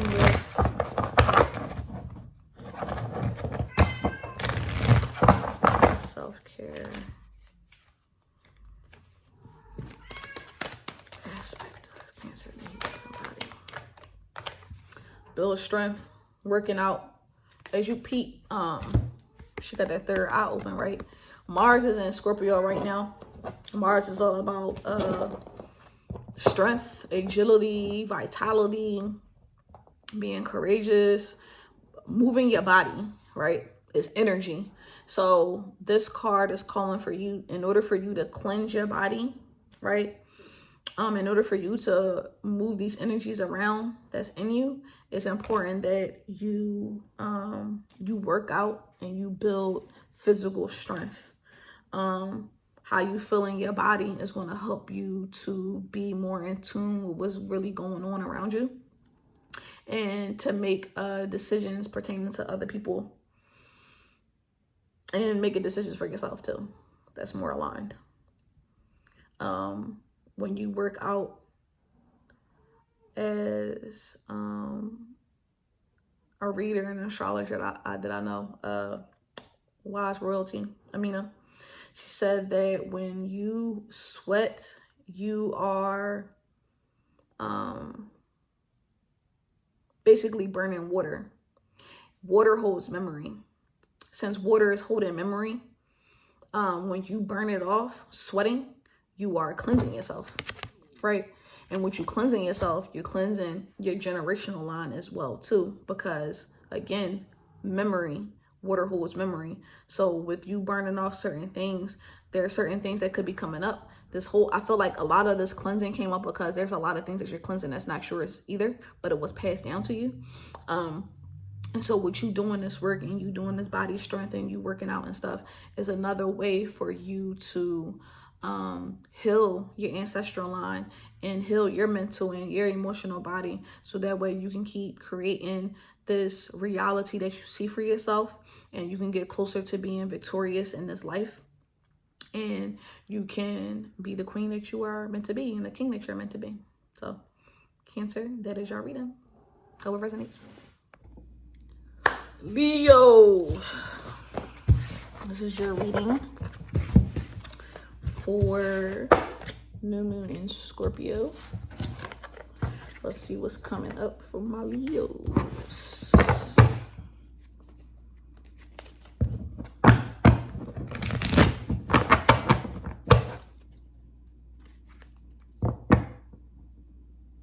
Why is the word scavenger coming up? Does that ring any bells? I don't know. You out here looking. What you out here looking for?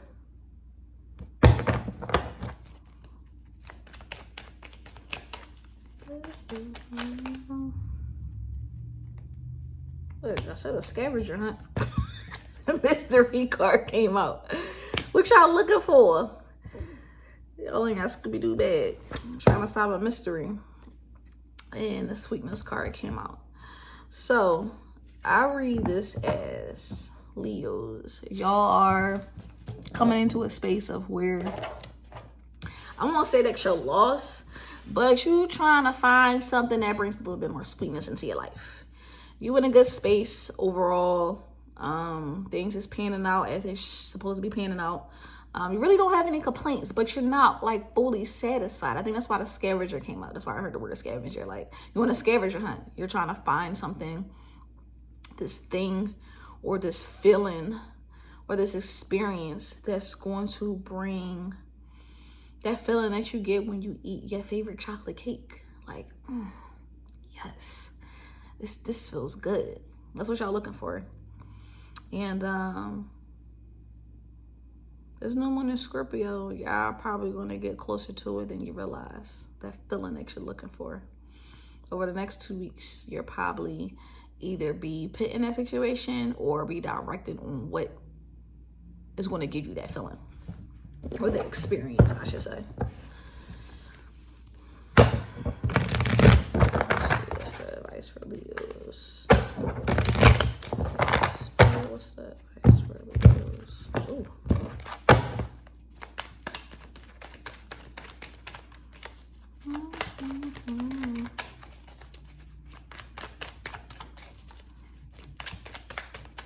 Spice up your life. That's what I'm trying to do. I'm trying to spice it up. Trying to spice it up.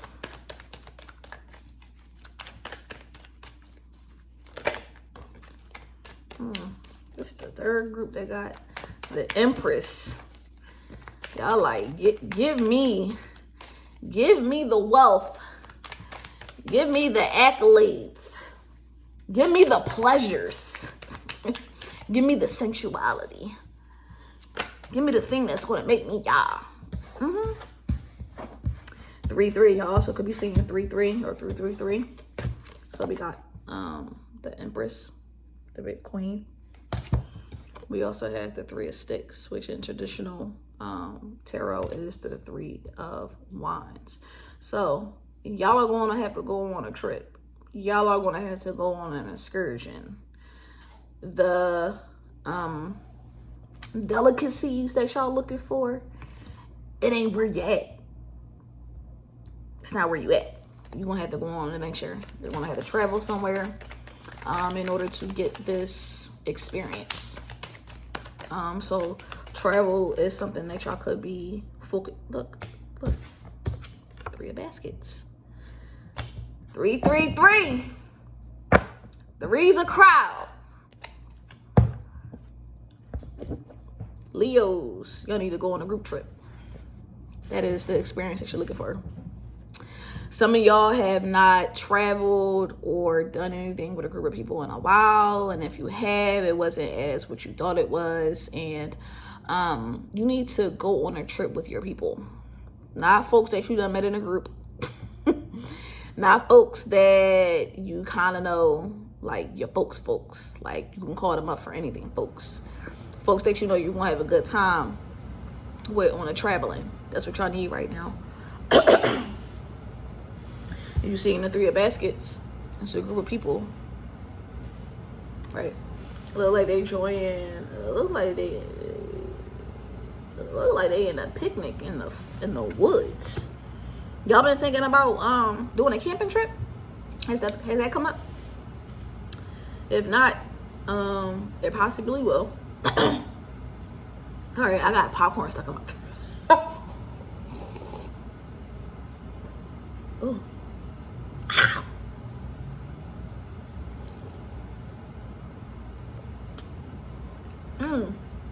Oh, that shit stuck. All right. Anyway, sorry y'all. So with the 3 of baskets and the 3 of sticks, the 3 of cups and the 3 of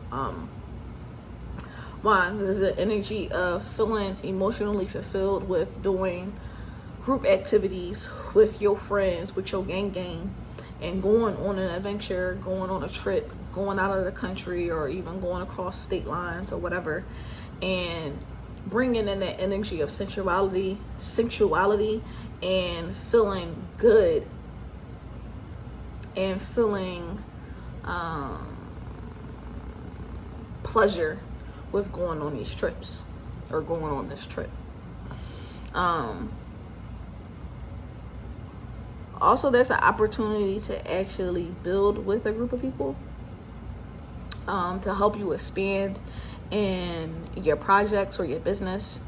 I'm seeing if you're not an entrepreneur, you work for a company, y'all are expanding on building out something that your job has never seen, or if you are an entrepreneur, partnering up with other people, like-minded people, to help expand each other's businesses and get that exposure that y'all need out into the whether it's in your community, but I'm more so here in the e-com world.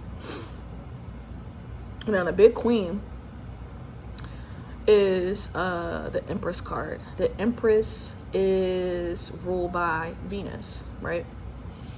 Venus rules pleasures, gifts, relationships, self-esteem, self-worth, finances, relationships.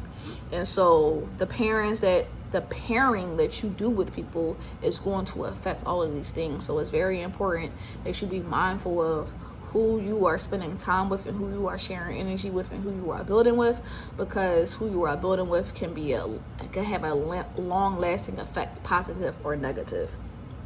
So Leos, is really important that y'all pay attention to, what people say and what they don't say, what they do and what they don't do, so you can make an informed decision about if this is a type of person that you will want to work with or if you will want to travel with. Y'all actually might be working together on a travel plan.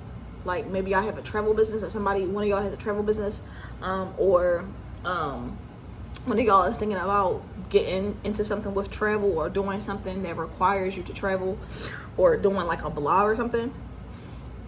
And so that could be the expansion that y'all are about to experience or have been talking about. All right, Leo, so that's that.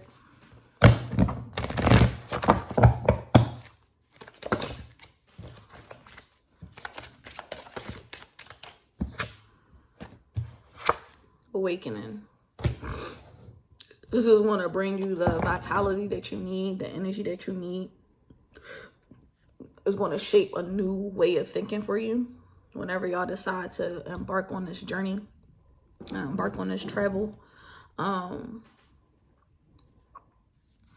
It's going to help you to recognize what it is that you really want out of life, what it is that really fulfills you in life, what makes your heart beat, essentially. And so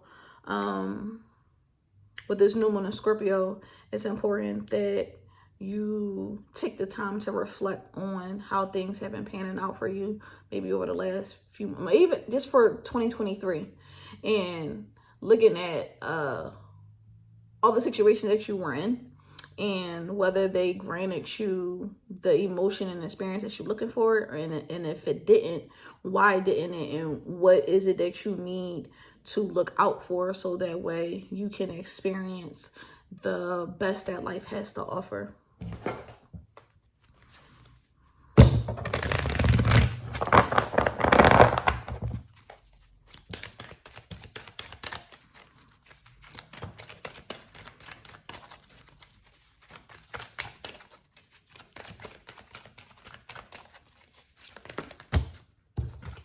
Too many cards.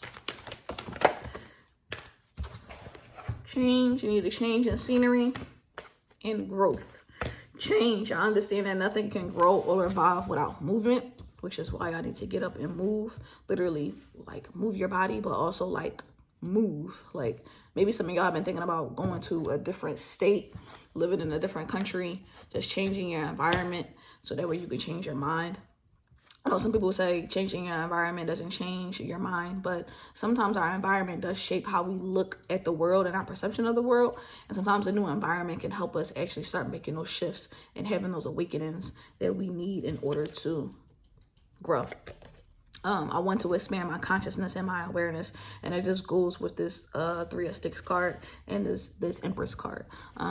Growth happens when we decide and make a choice that we want more for ourselves, and we are willing to go through uncomfortable circumstances and changes in order to facilitate that growth.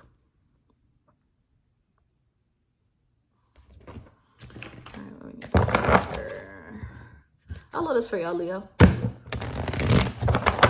Little fire babies.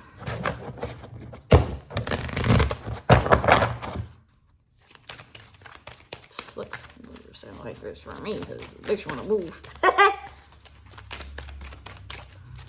Happy roll. You know what it is? That song is stuck on my head. Like a sorcery. What song is stuck in your head?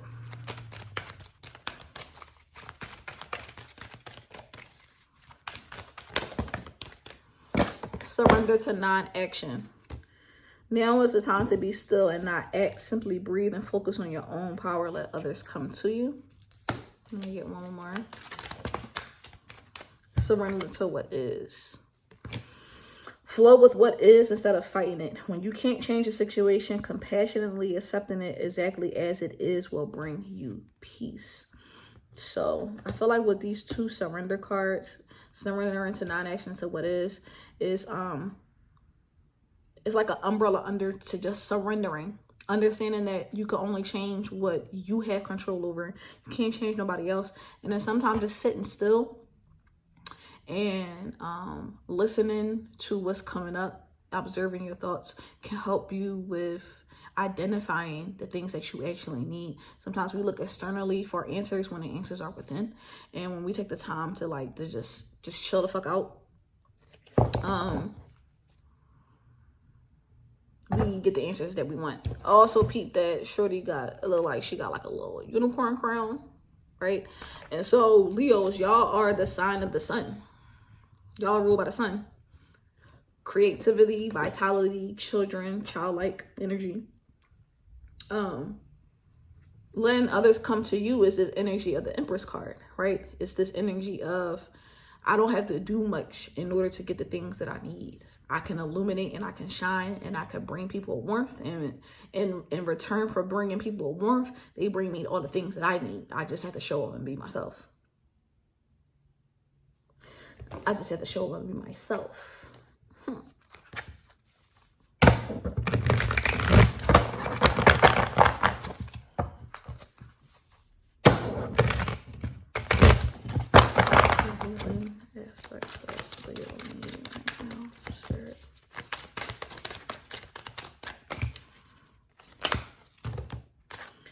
Why all these cards come out? I'm gonna take this top one.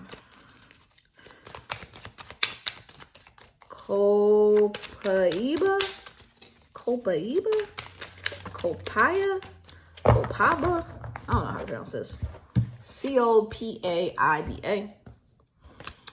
Worthy.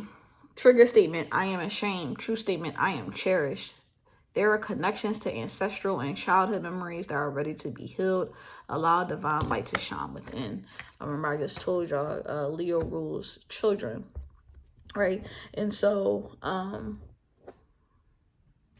the Empress card, self-worth. Your self-worth is not tied to what you could do for people, but it's just tied to who you are, your authenticity, you just existing, you being you.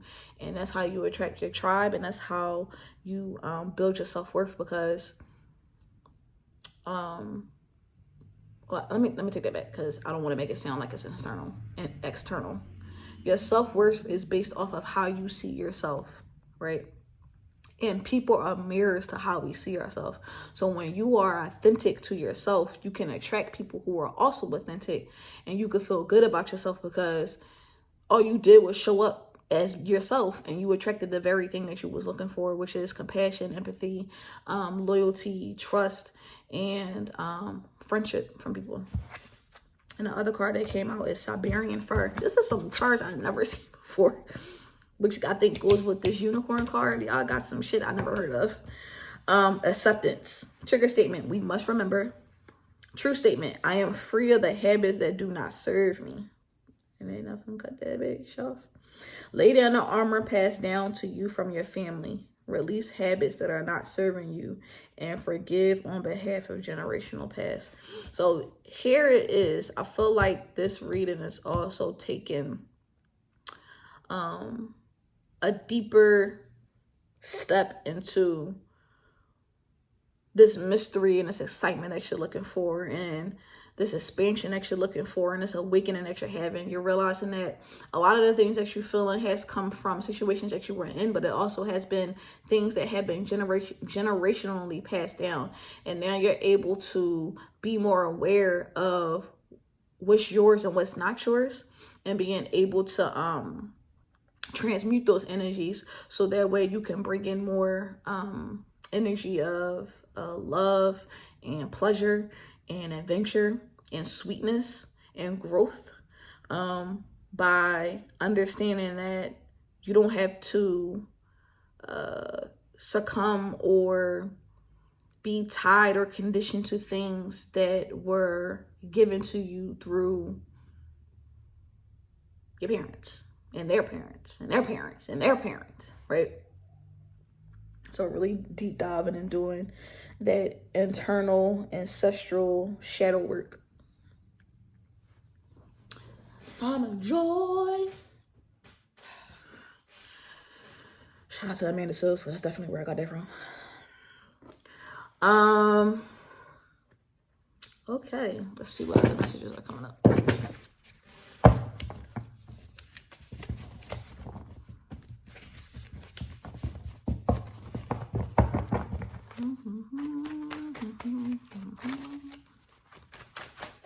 Oh, ancestors again, and for my Philly people, you drawn. Yeah, Leos, y'all drawn because y'all sitting here thinking less of yourself when you are actually the star of the show. Y'all questioning, because the mystery, you're like, why am I not feeling this excitement? Why can't I get this? Why can't I get that? You kind of like second guessing if you can even find this or whatever the case is. And you wrong. You too hype. You just need to relax and let the shit come to you. You keep doing what you're doing, right? But pay attention to signs and synchronicities. Remember 333, right? Pay attention to the music that you're listening to. Pay attention to what people are saying, what people are not saying. Tap into your ancestors, right? See what's coming up as far as behaviors and conditionings and thoughts and feelings, and try to separate yours from theirs and work to transmute that shit. Journal that shit out. Do some shadow work. Find journal prompts. Dive deep into your subconscious, so that way you are in alignment with when this opportunity comes, and you don't miss that moment.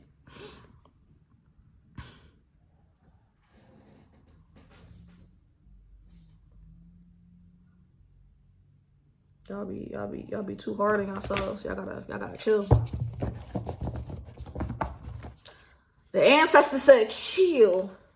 All right, let's see how y'all need to transmute this energy.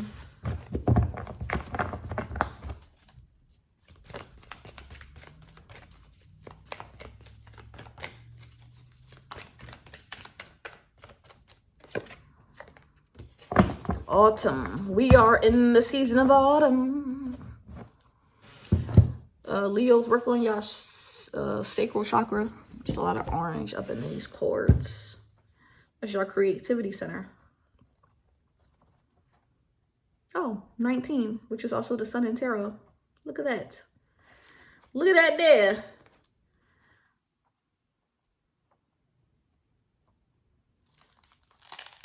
The culmination, the broad view, and generosity. This is all Leo traits. In alchemical terms, autumn is the denouement of Earth's grand narrative. Or denouement? Denouement? Is that a V? Denouement? Math major. I was a math major. Forgive me. It is a symbol of culmination, harvesting, and resolution. The story of our year finds closure, and we begin to look towards the horizon of the next one. It is likely this card appears as an indicator of efforts culminating, of hard work paying off, of fruit hanging low for the taking. Gratitude and generosity are the spirit of the season, so share the wealth of your fortune. Looking back, you realize many hands and hearts have helped you along the way. Holding tight to your bounty won't do you any good. I think this is where the drawing part come in. Share your shit. Share your experiences. Share your laughter. Share your joy. Share your accomplishments and your goals. The alchemist shares their wisdom and wealth.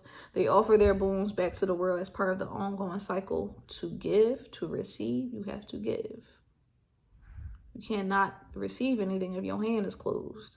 Stop drawing and open your hand, so you can receive the opportunity of travel that you are looking for, the opportunity of experiencing something past beyond the horizons that you have already reached.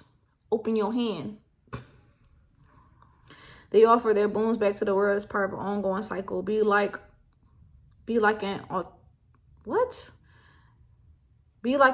tree. Come to fruition and then release. Go deeper. It says donate. Any amount would do. To ponder. Act generosity. Activate generosity. I can't read today. Fall is related to the earth element in a cardinal direction of the west. You may be reminded of distant relative or ancestors. Welcome them into your harvest of celebrations. Celebrate your wins. Celebrate the sweetness that you have accumulated over this time before you try to jump into the next thing that you want to do. Bask in your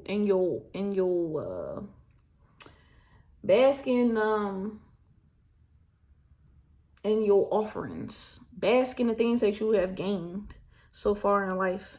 Share those things, because you ain't get here alone, right? And then you'll be rewarded the opportunity of going further. This card nudges us to look at the big picture. It's a time to reflect back on the journey you just completed. Freeform writing and sending notes of thanks serve you well. Yeah, get into that gratitude. Gratitude. Okay, let's end this with some self-care that y'all need to do.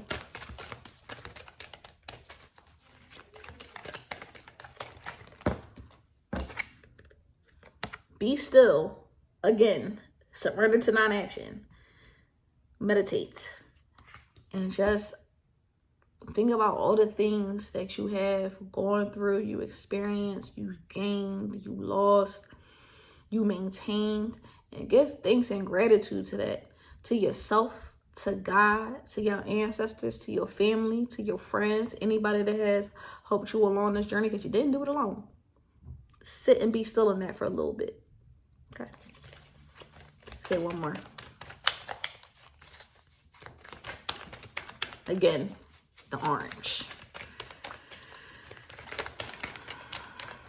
Pull this one. Get a good body massage. Massage those kinks out. Massage those pain points that you're feeling. Get a good rub down. Get some essential oils that helps with regulating the nervous system. And incorporate it into the massages. And use that as a way to be still and to get deep into a meditative state, so that you can pick up on what the ancestors is putting down for you. So you could pick up on feelings and emotions that maybe need to be clear out some cobwebs, so you can figure out the next move. So you could give gratitude before you figure out your next move and your next expansion of growth. Leo, that is your reading. I hope it resonates. Virgo. Hey y'all. This is your new Moon in Scorpio read. So what's coming up.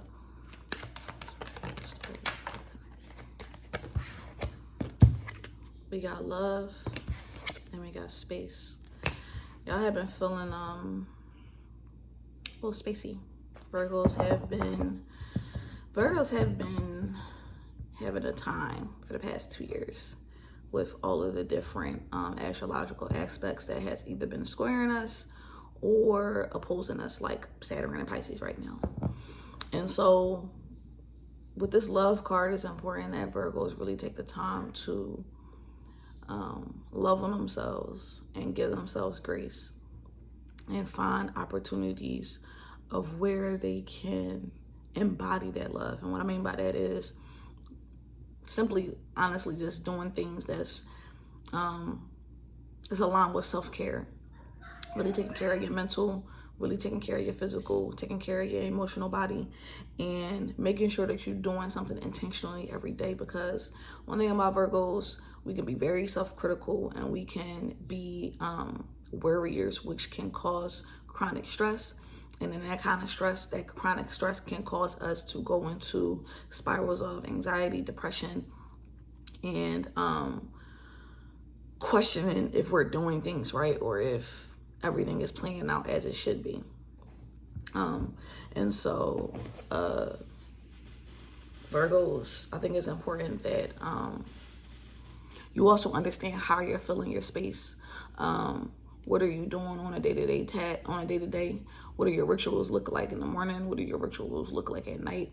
How are you pouring into yourself? How are other people pouring into you? Are you voicing that you need help? Are you accepting the help that is given to you? And of course, with discernment, because not all help is good help, but there is help that is good. Virgos have a tendency to want to do everything alone, and now is really not the time. It's important that your reservoir is filled with compassion, empathy, and love, and that requires us to keep saying us because I'm a Virgo sun. That requires us to tap into our support system as well. Virgos.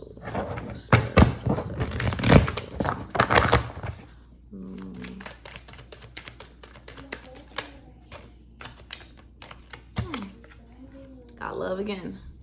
The lovers, courting. Court yourself. Go out on dates. Explore. Have fun. Really find the joys in life. King. Really find the joys in life, and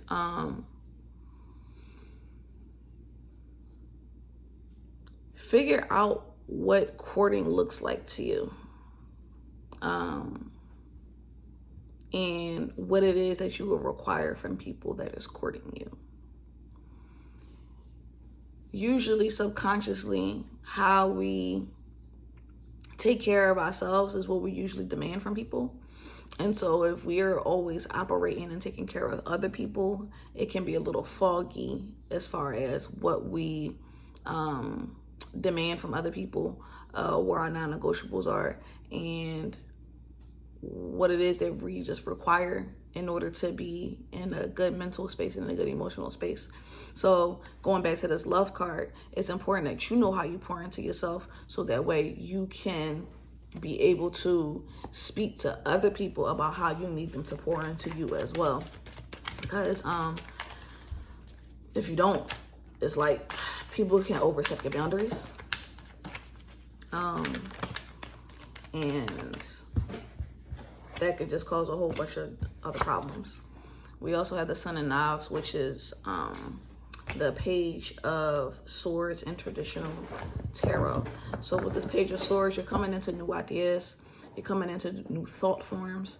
You're getting out of this spacey fogginess that you've been in for the past few years. And you're now more able to defend your ideas. You're more able to defend your thoughts and your feelings. You're more able to defend yourself just as a person and stand on your boundaries and stand on your non-negotiables and stand on what it means to like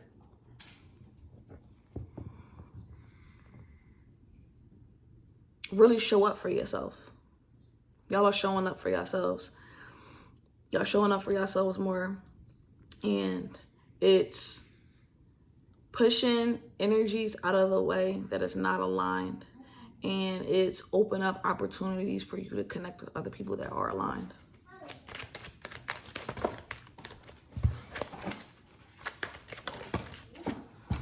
Got the Mother of Sticks, which is the Queen of Wands in traditional tarot. And then we got the Seven of Pentacles at the bottom.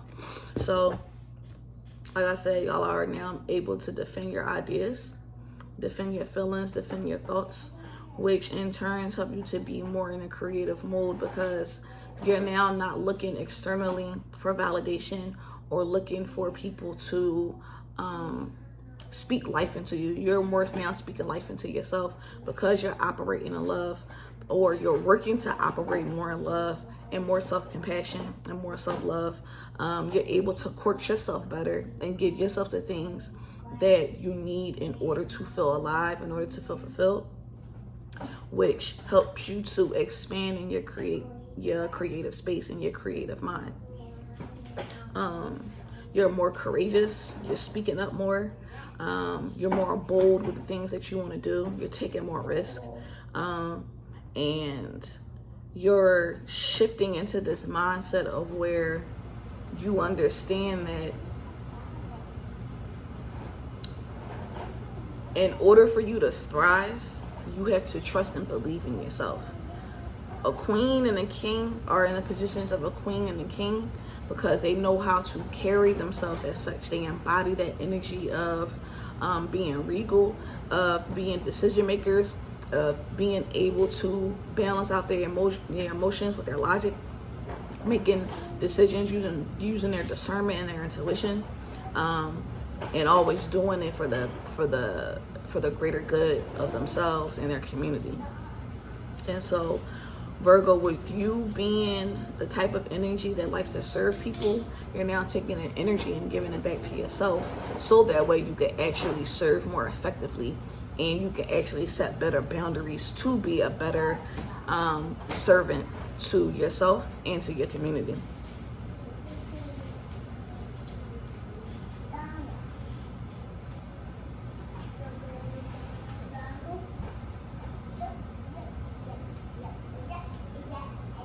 The Queen of Wands is also an energy of following spirit. Fire is spirit energy. And with the Queen of Wands, she is able to tap in with spirit more easily. So Virgos at this time or during this phase, you'll be able to connect with spirit more and get those downloads, whether it's through seeing different numbers or synchronicities, whether it's through your dreams or just through conversations. You're able to make more connections that help you along your journey.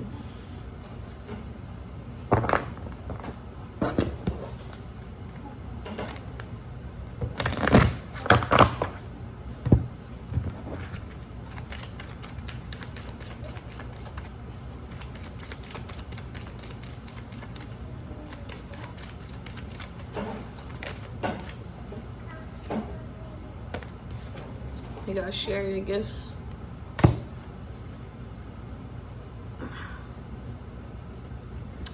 Virgo, you have, like I said, with the Queen of Wands, I literally just said that you are able to connect with spirit more. So with you being able to connect with spirit more, you're able to dive deeper into the gifts that you have. And your gifts doesn't necessarily have to be something that's like reading tarot or doing energy work. Your gifts could be drawing. Your gifts could be connecting people. Your gift could be working on cars. Whatever it is that you do well at and it makes you happy and it brings you bliss, that is your talent and that is your gifts. And with you being more aware of how you need to show up for yourself, you're able to dive deeper into your gifts and use it more effectively in order to help more people, which is always a win for everybody, right?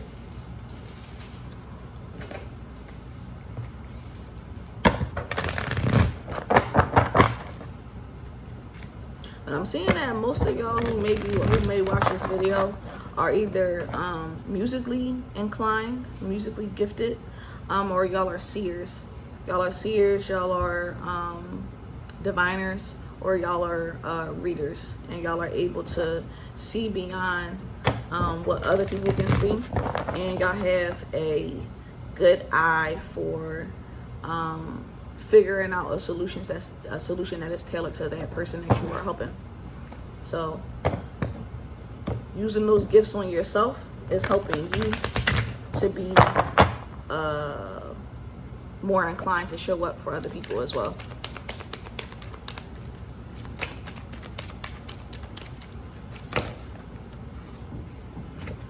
We got peace and we got love again. Y'all heart center is something that y'all have been working on. Opening your heart. Yes, baby. Oh, that's nice. Open up your heart center and clearing out your heart space and cleansing your heart space of past transgressions that have happened. So that way you're not harboring certain energies and you could be more open to not only giving love, but receiving the love that you've been yearning and giving it to yourself. The love card says, I commit to the practice of seeing the good in all things. And the peace card says, I am a being of love and I release all negative energy. I just literally just said this without even reading the cards. So coming to terms and being more at peace with what your purpose is and how you use your gifts in order to fulfill your purpose.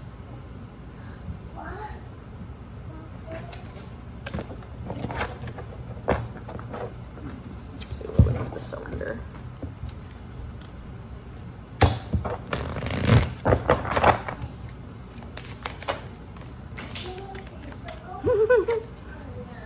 How Virgonian.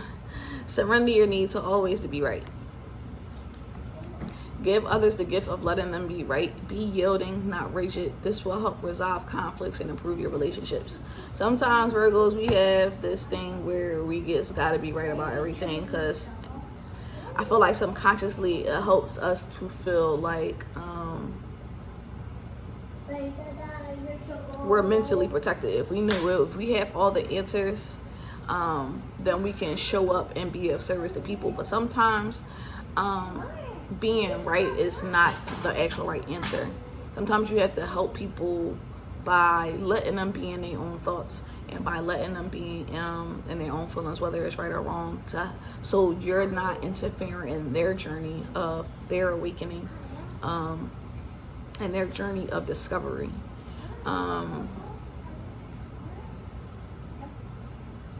Sometimes keeping the peace is just being like, you know what, even though you know that they're wrong, it's just like, okay, cool. Because what is it doing to you for real, by letting them think that they're right? You are fragmenting your peace of mind when you want to serve this egotistical need of having to be right. Let people be who they are. Let them be what they are. And you go about your business.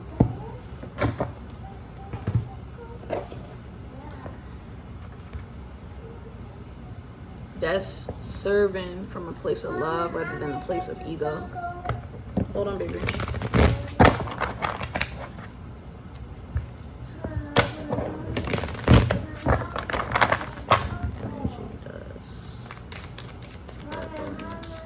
King, you gotta wait.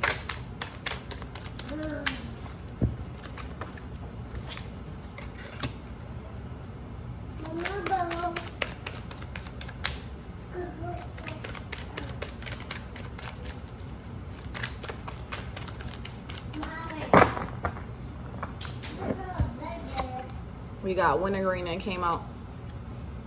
Blaze. Get her.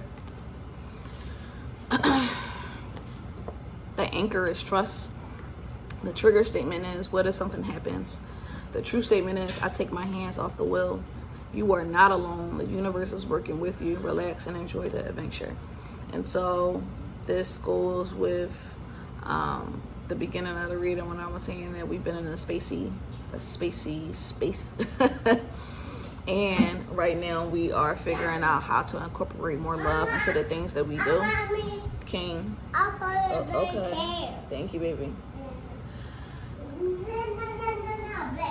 King. Shh.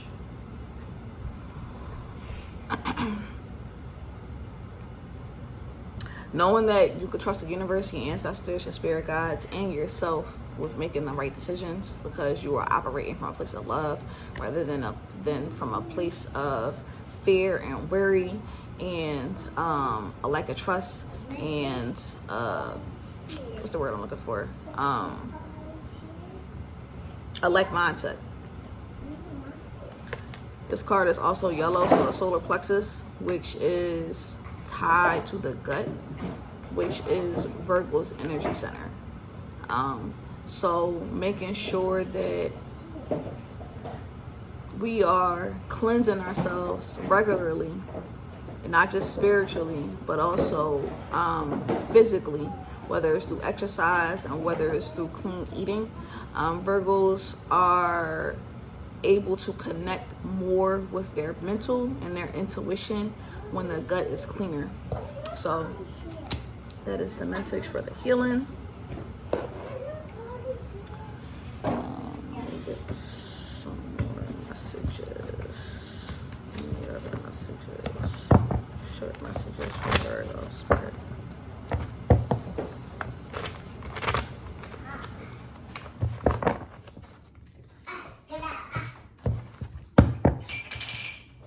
King.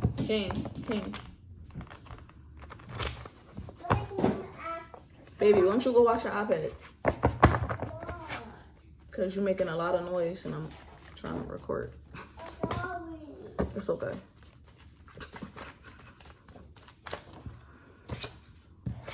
We have chosen one. So I'm going to get on my card.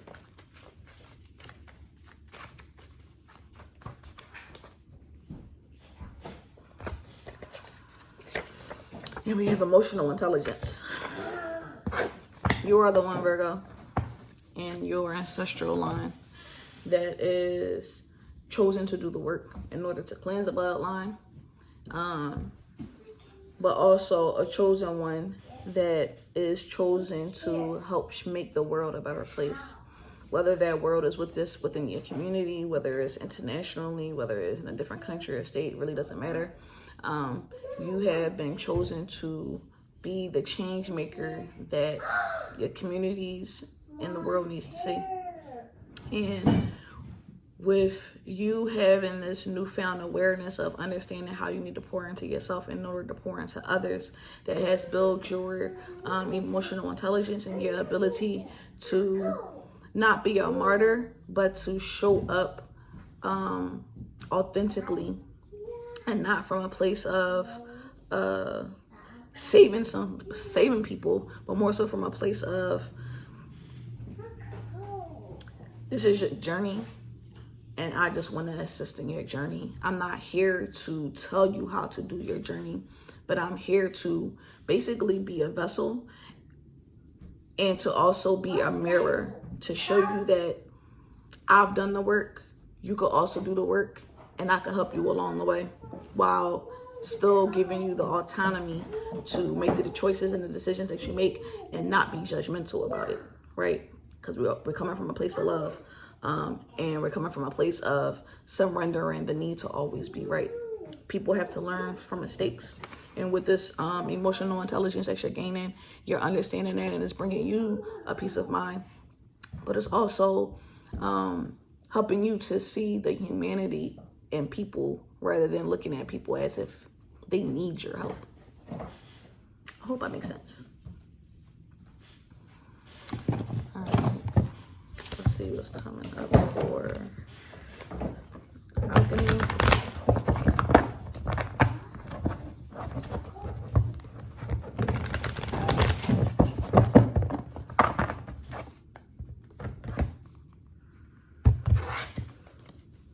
Mommy, look at that.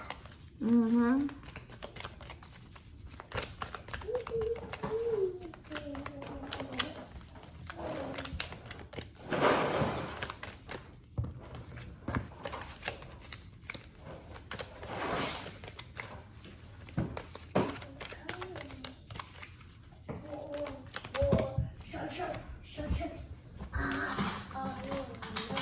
So many cards. Whew. The Sun card.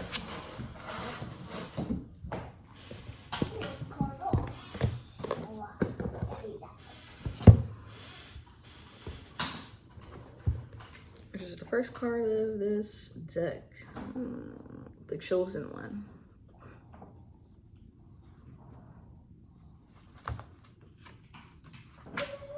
Expression, vitality, identity. Each morning the sun graces the night sky, summoning the dawn. Such is the energy of the Sun card. With its arrival is an activation in the presence of vitality. King. Each morning the sun graces the night sky, summoning the dawn. Such is the energy of the Sun card. With its arrival is an activation in the presence of vitality, of new beginnings. It is said the sun is linked to the hero archetype in the yang dynamic in Chinese alchemy. Through the sun's radiance, we are inclined to see ourselves fully and establish a sense of who we are. We gain confidence and clearer vision. It is in its light, we are assured that we too have an important role in the world. Associated with masculine dynamics, the Sun card certainly carries a risk of if not kept in check. Remember, the sun never actually sets. It's the earth that pivots away. Assess whether it's time for you to awaken more fully or turn away and rest. Sunburns humble us all. When the Sun card appears in a reading, think of it as a tone setter for the rest of the cards. It lightens the scene, bringing energy and clarity into the entire reading. Consider how reliable the sun is. It does the same work every day. In what way can you be more consistent in your rhythms, and how reliable are you? Virgos is one of the most reliable signs, to the point where it can be detrimental to us. You need to ask yourself, how are you reliable to yourself? How have you been showing up? How have you been expressing yourself authentically? In what ways have you expressed yourself authentically, and what other ways do you need to do that in order to feel secure? The hero archetype in a yang dynamic with this masculine energy, as I said before, like being able to differentiate between where we are assisting versus where we are martyring.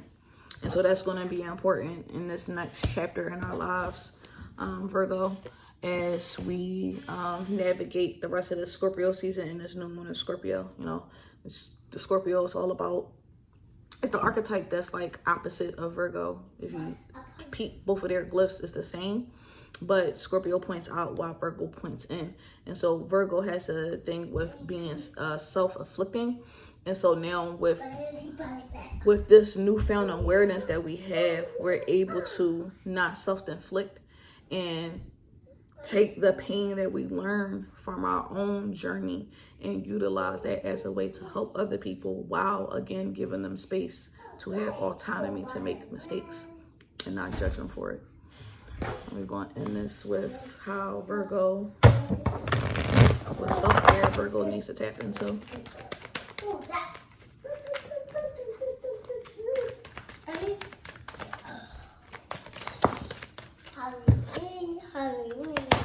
Pleasure. Mars and Scorpio energy. Creative energy is sexual energy. Sexual energy is creative energy. So another way to release and cleanse and to give yourself a boost of creativity is to making sure that we are releasing endorphins in our body by making sure that we are taking care of ourselves, whether that is with another person, and if you're single, or you know, whatever the case is, self-pleasure as well, and not being shameful about that or feeling a type of way about it. All right, so Virgo, that is your reading. Hope it resonates. Libra, this is your new moon in Scorpio reading. Let's see what's coming up for Libra. I'm hearing stretch. Some of y'all need to move your bodies. Y'all have been stiff. And if y'all have been moving your bodies, some of y'all have been thinking about going back to the gym. We got the trust card that came out. Get one more. I get one more card.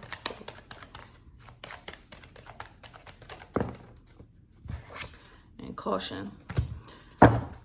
Libras, y'all are in a season of thinking before y'all acting and trusting that the things that are coming up, the cautionary tales, the cautionary signs, the gut feelings that you're having, trusting those insights that you are getting before you are making a move. This new moon in Scorpio is affording you an opportunity to be more intentional about the decision that you're making by paying attention to the red flags that are coming up, whether it's with people, situations, your career, your finances, moves that you're making, paying attention to the subtle changes that you peep, the feelings that you get in your body. I think that's another reason why stretch came up, because when we are in our bodies, we can get downloads from our body as well. The little sensations that we feel, the little chills that we may get, our stomach dropping, the butterflies that we feel is all indicators of messages that the divine is trying to get to you. Are you playing Sonic? Playing Sonic? You playing Sonic? Yeah. Okay. I can't do it. You can't do it? You gotta do this. Papa. Give me 1 second, okay? All right. So yeah, sorry about that. Your body is a tool that can be used in order to get messages. And so moving your body, stretching your body, doing something with your body, getting the mobility back in your body is going to help with you building more trust with making decisions, informed decisions for yourself.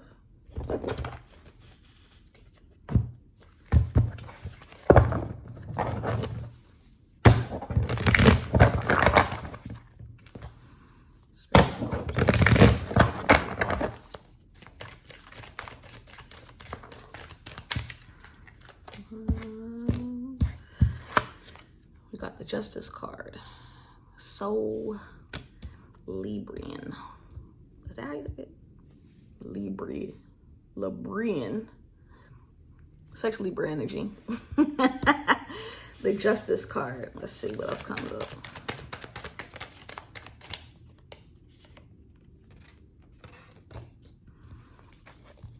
Got the Two of Sticks in reverse. And we have the Devil card.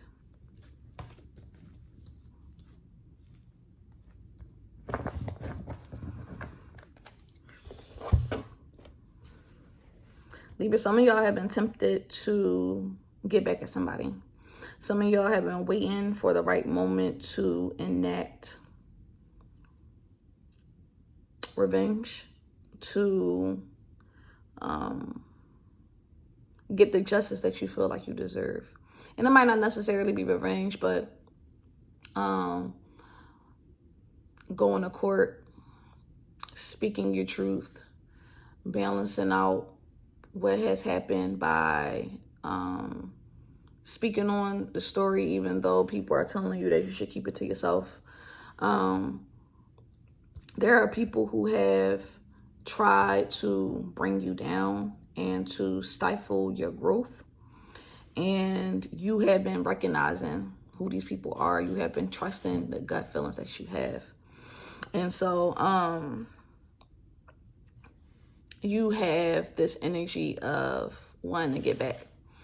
And the two of Wands is basically saying that it's important that you don't stray away from your goals, your end goal at the end of the day. That was a deflection. That was a tangent. That was a curveball that was thrown at you, but that's not what you're actually supposed to be focused on. That situation happened in order for you to gain insight on how you should trust your intuition, on how you should trust the red flags that you see, and you shouldn't second guess anything. That's all that situation was. It's not meant for you to take care of, because spiritually it will be taken care of karmically.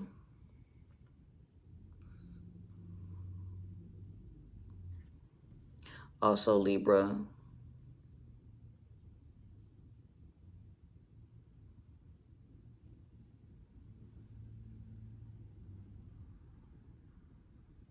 you're being rewarded spiritually now for the things that you have endured. It's a lot that you have endured in the past. And during this Scorpio season, specifically this new Moon in Scorpio, y'all are seeing or reaping the benefits of holding strong to your convictions and to your morals, and not giving in to certain attributes or certain characteristics or certain actions. And now everything is working out in your favor. You are gaining more opportunities. You are taking more risk. You are being given divine insight on how to move forward. And the scales are balancing out now. Yeah, so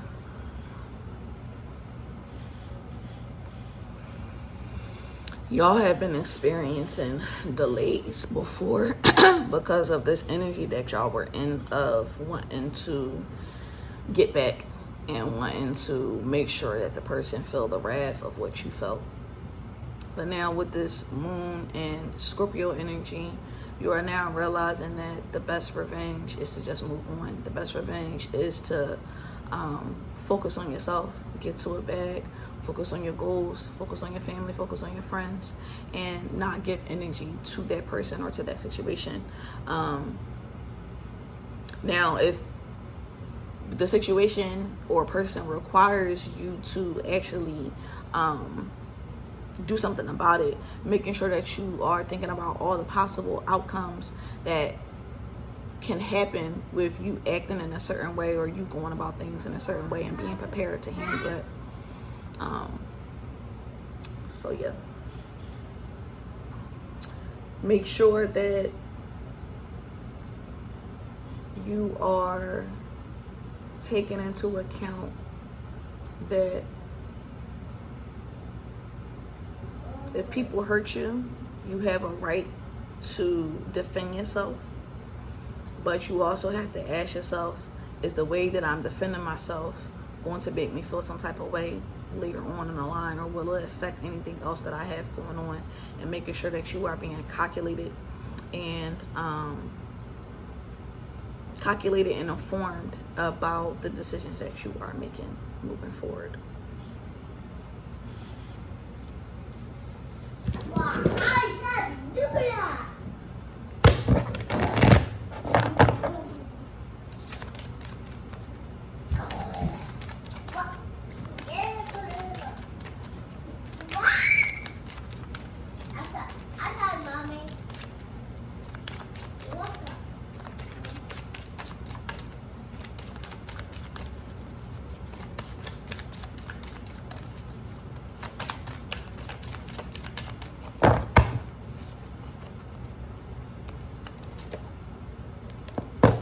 But yeah, the abundance card. Abundance is coming in for Libras at this time. Y'all cup is running over because y'all are simply choosing not to engage in certain energies anymore. You're not engaging with people's fucking shenanigans.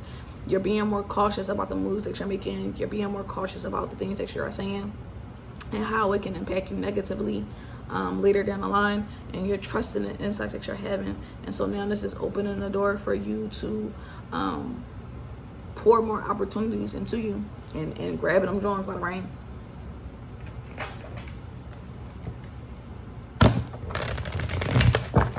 The insight that y'all have been having or receiving is going to continue during this new Moon in Scorpio. It's actually going to intensify, and y'all will be getting way more insight and downloads about y'all next moves in life and how y'all should carry yourselves.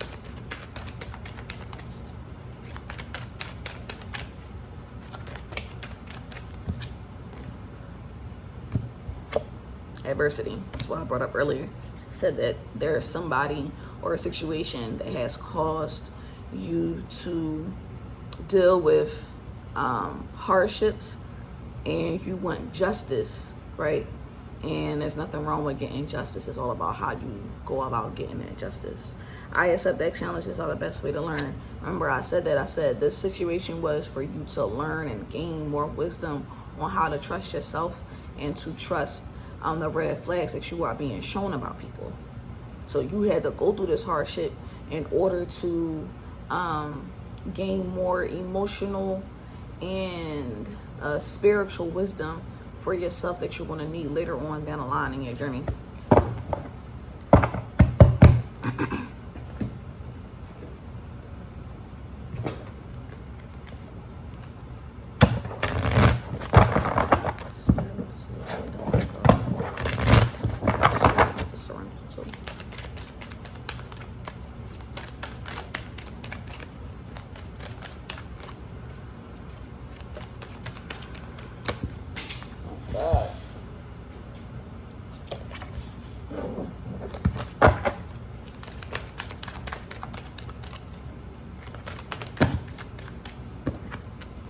Alright, 3 keep wanting to come out, so fuck it.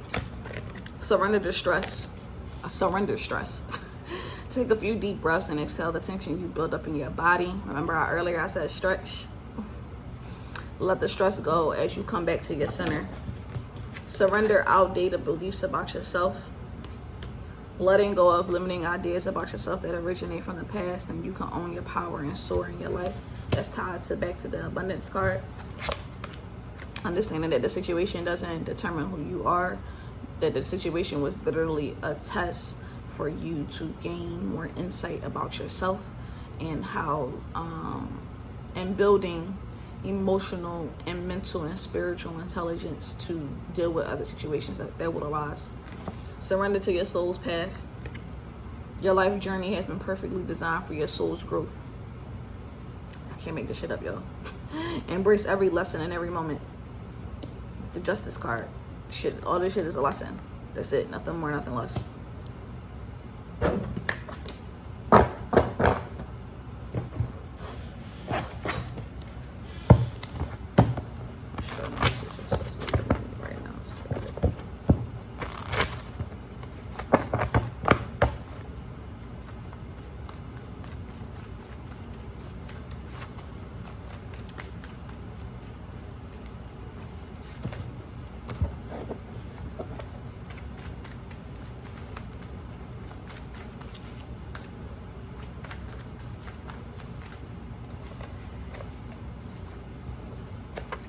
Got high vibes.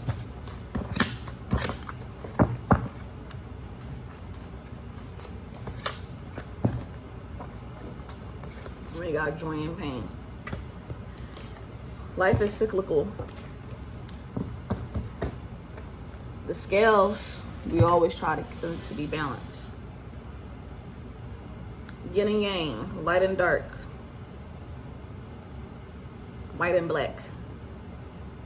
You experience joy, and then you experience pain, then you experience joy, and you experience pain. It's a cyclical cycle. So Libras, y'all have to understand that there's a parable that says this too shall pass.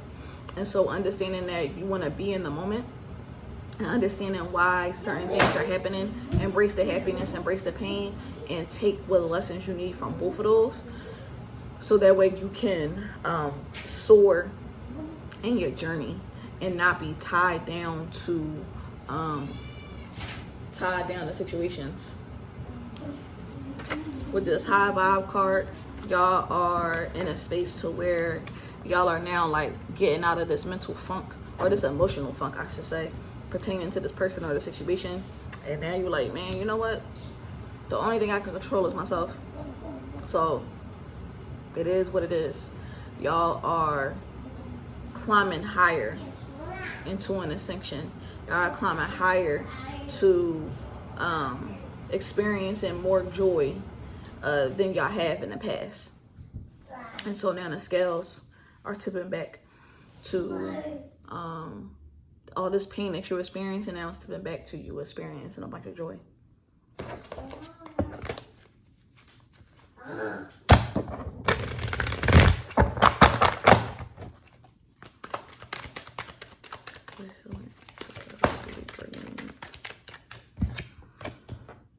We got respiratory. The anchor is breathe. Trigger statement, I can't breathe. True statement, I open up to all possibility.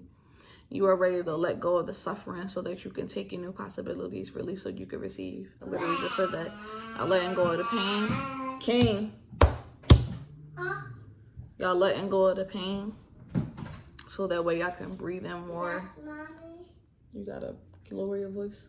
Huh? You have to lower your voice. Why? Cause I can't hear.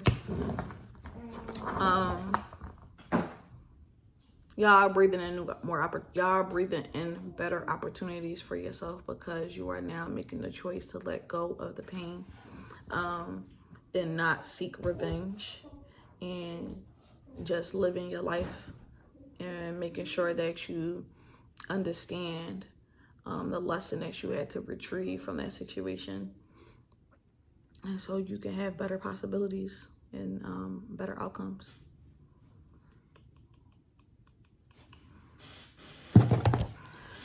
Let's see what's coming up for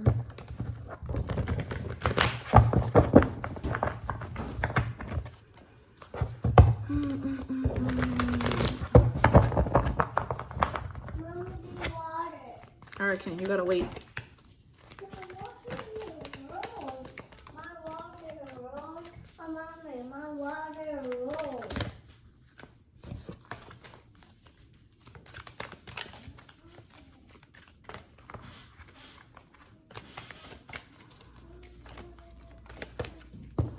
We got silver. Some of y'all like to wear silver.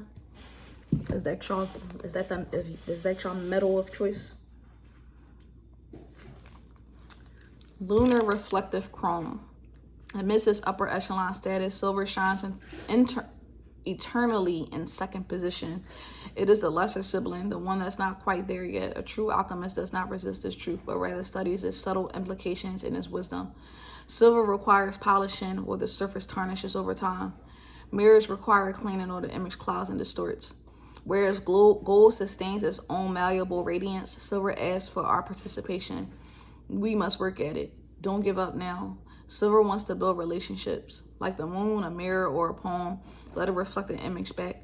With an open heart and one more moment of willingness, the seemingly cold, stark surface of the silver opens into the imaginal realm. What is there? Your own vastness, the mysteries that beckon you on moonlight nights.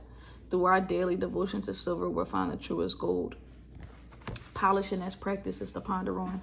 Silver is known as the metal of the moon, and the brain is known as the silver organ. Therefore, meditation is key to unlocking this metal secret. Silver is mirror-like, cool, and dense. How do these qualities affect the surrounding cards in the reading? How does silver reflect onto others? So, this card is not only just calling for meditation, for you to be more in tune with your inner voice, but it's also calling for you to be more in tune with your inner emotions that you usually don't share with people, and making sure that you're always doing check-ins and you're doing reflective work to making sure that you are operating from a place of integrity. You're operating from a place of honesty, and you're operating from a place of balance, so that way you can ensure that you are not teetering off of the path that you're supposed to be on. A part of your journey, of course, is doing the work. Doing the work requires consistency. And so balance is a thing that requires consistency. So Libra, for you, it's important that you consistently are moving your body. It's important that you are consistently tapping into your mental. It's important that you are consistently doing mental work like meditation. It's important that you are consistently reflecting on your emotions and seeing how it plays into the whole grand scheme of things, and how you can maneuver through these emotions in order to get the outcomes that you are looking for.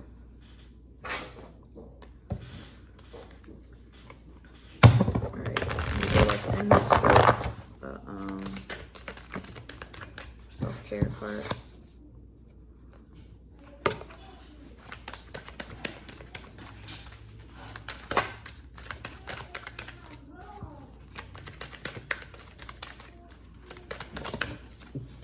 We got 2.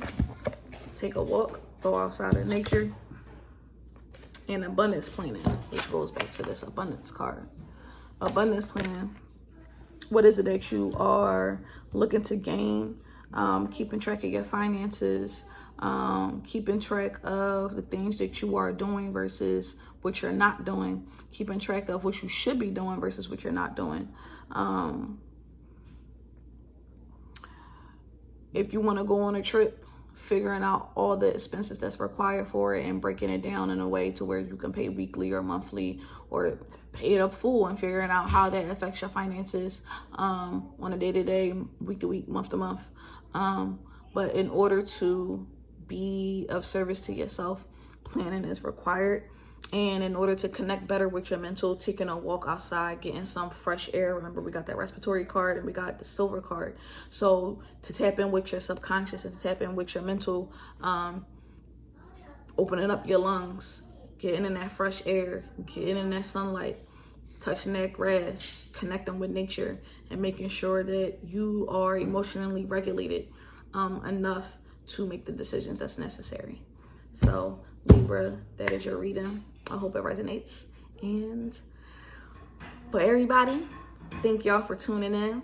Make sure y'all like, comment, and subscribe to my channel. Make sure that y'all give me feedback. Let me know what resonated. You know what I'm saying? And I hope that the info in this reading can help guide you to making better choices during this cycle. So until next time.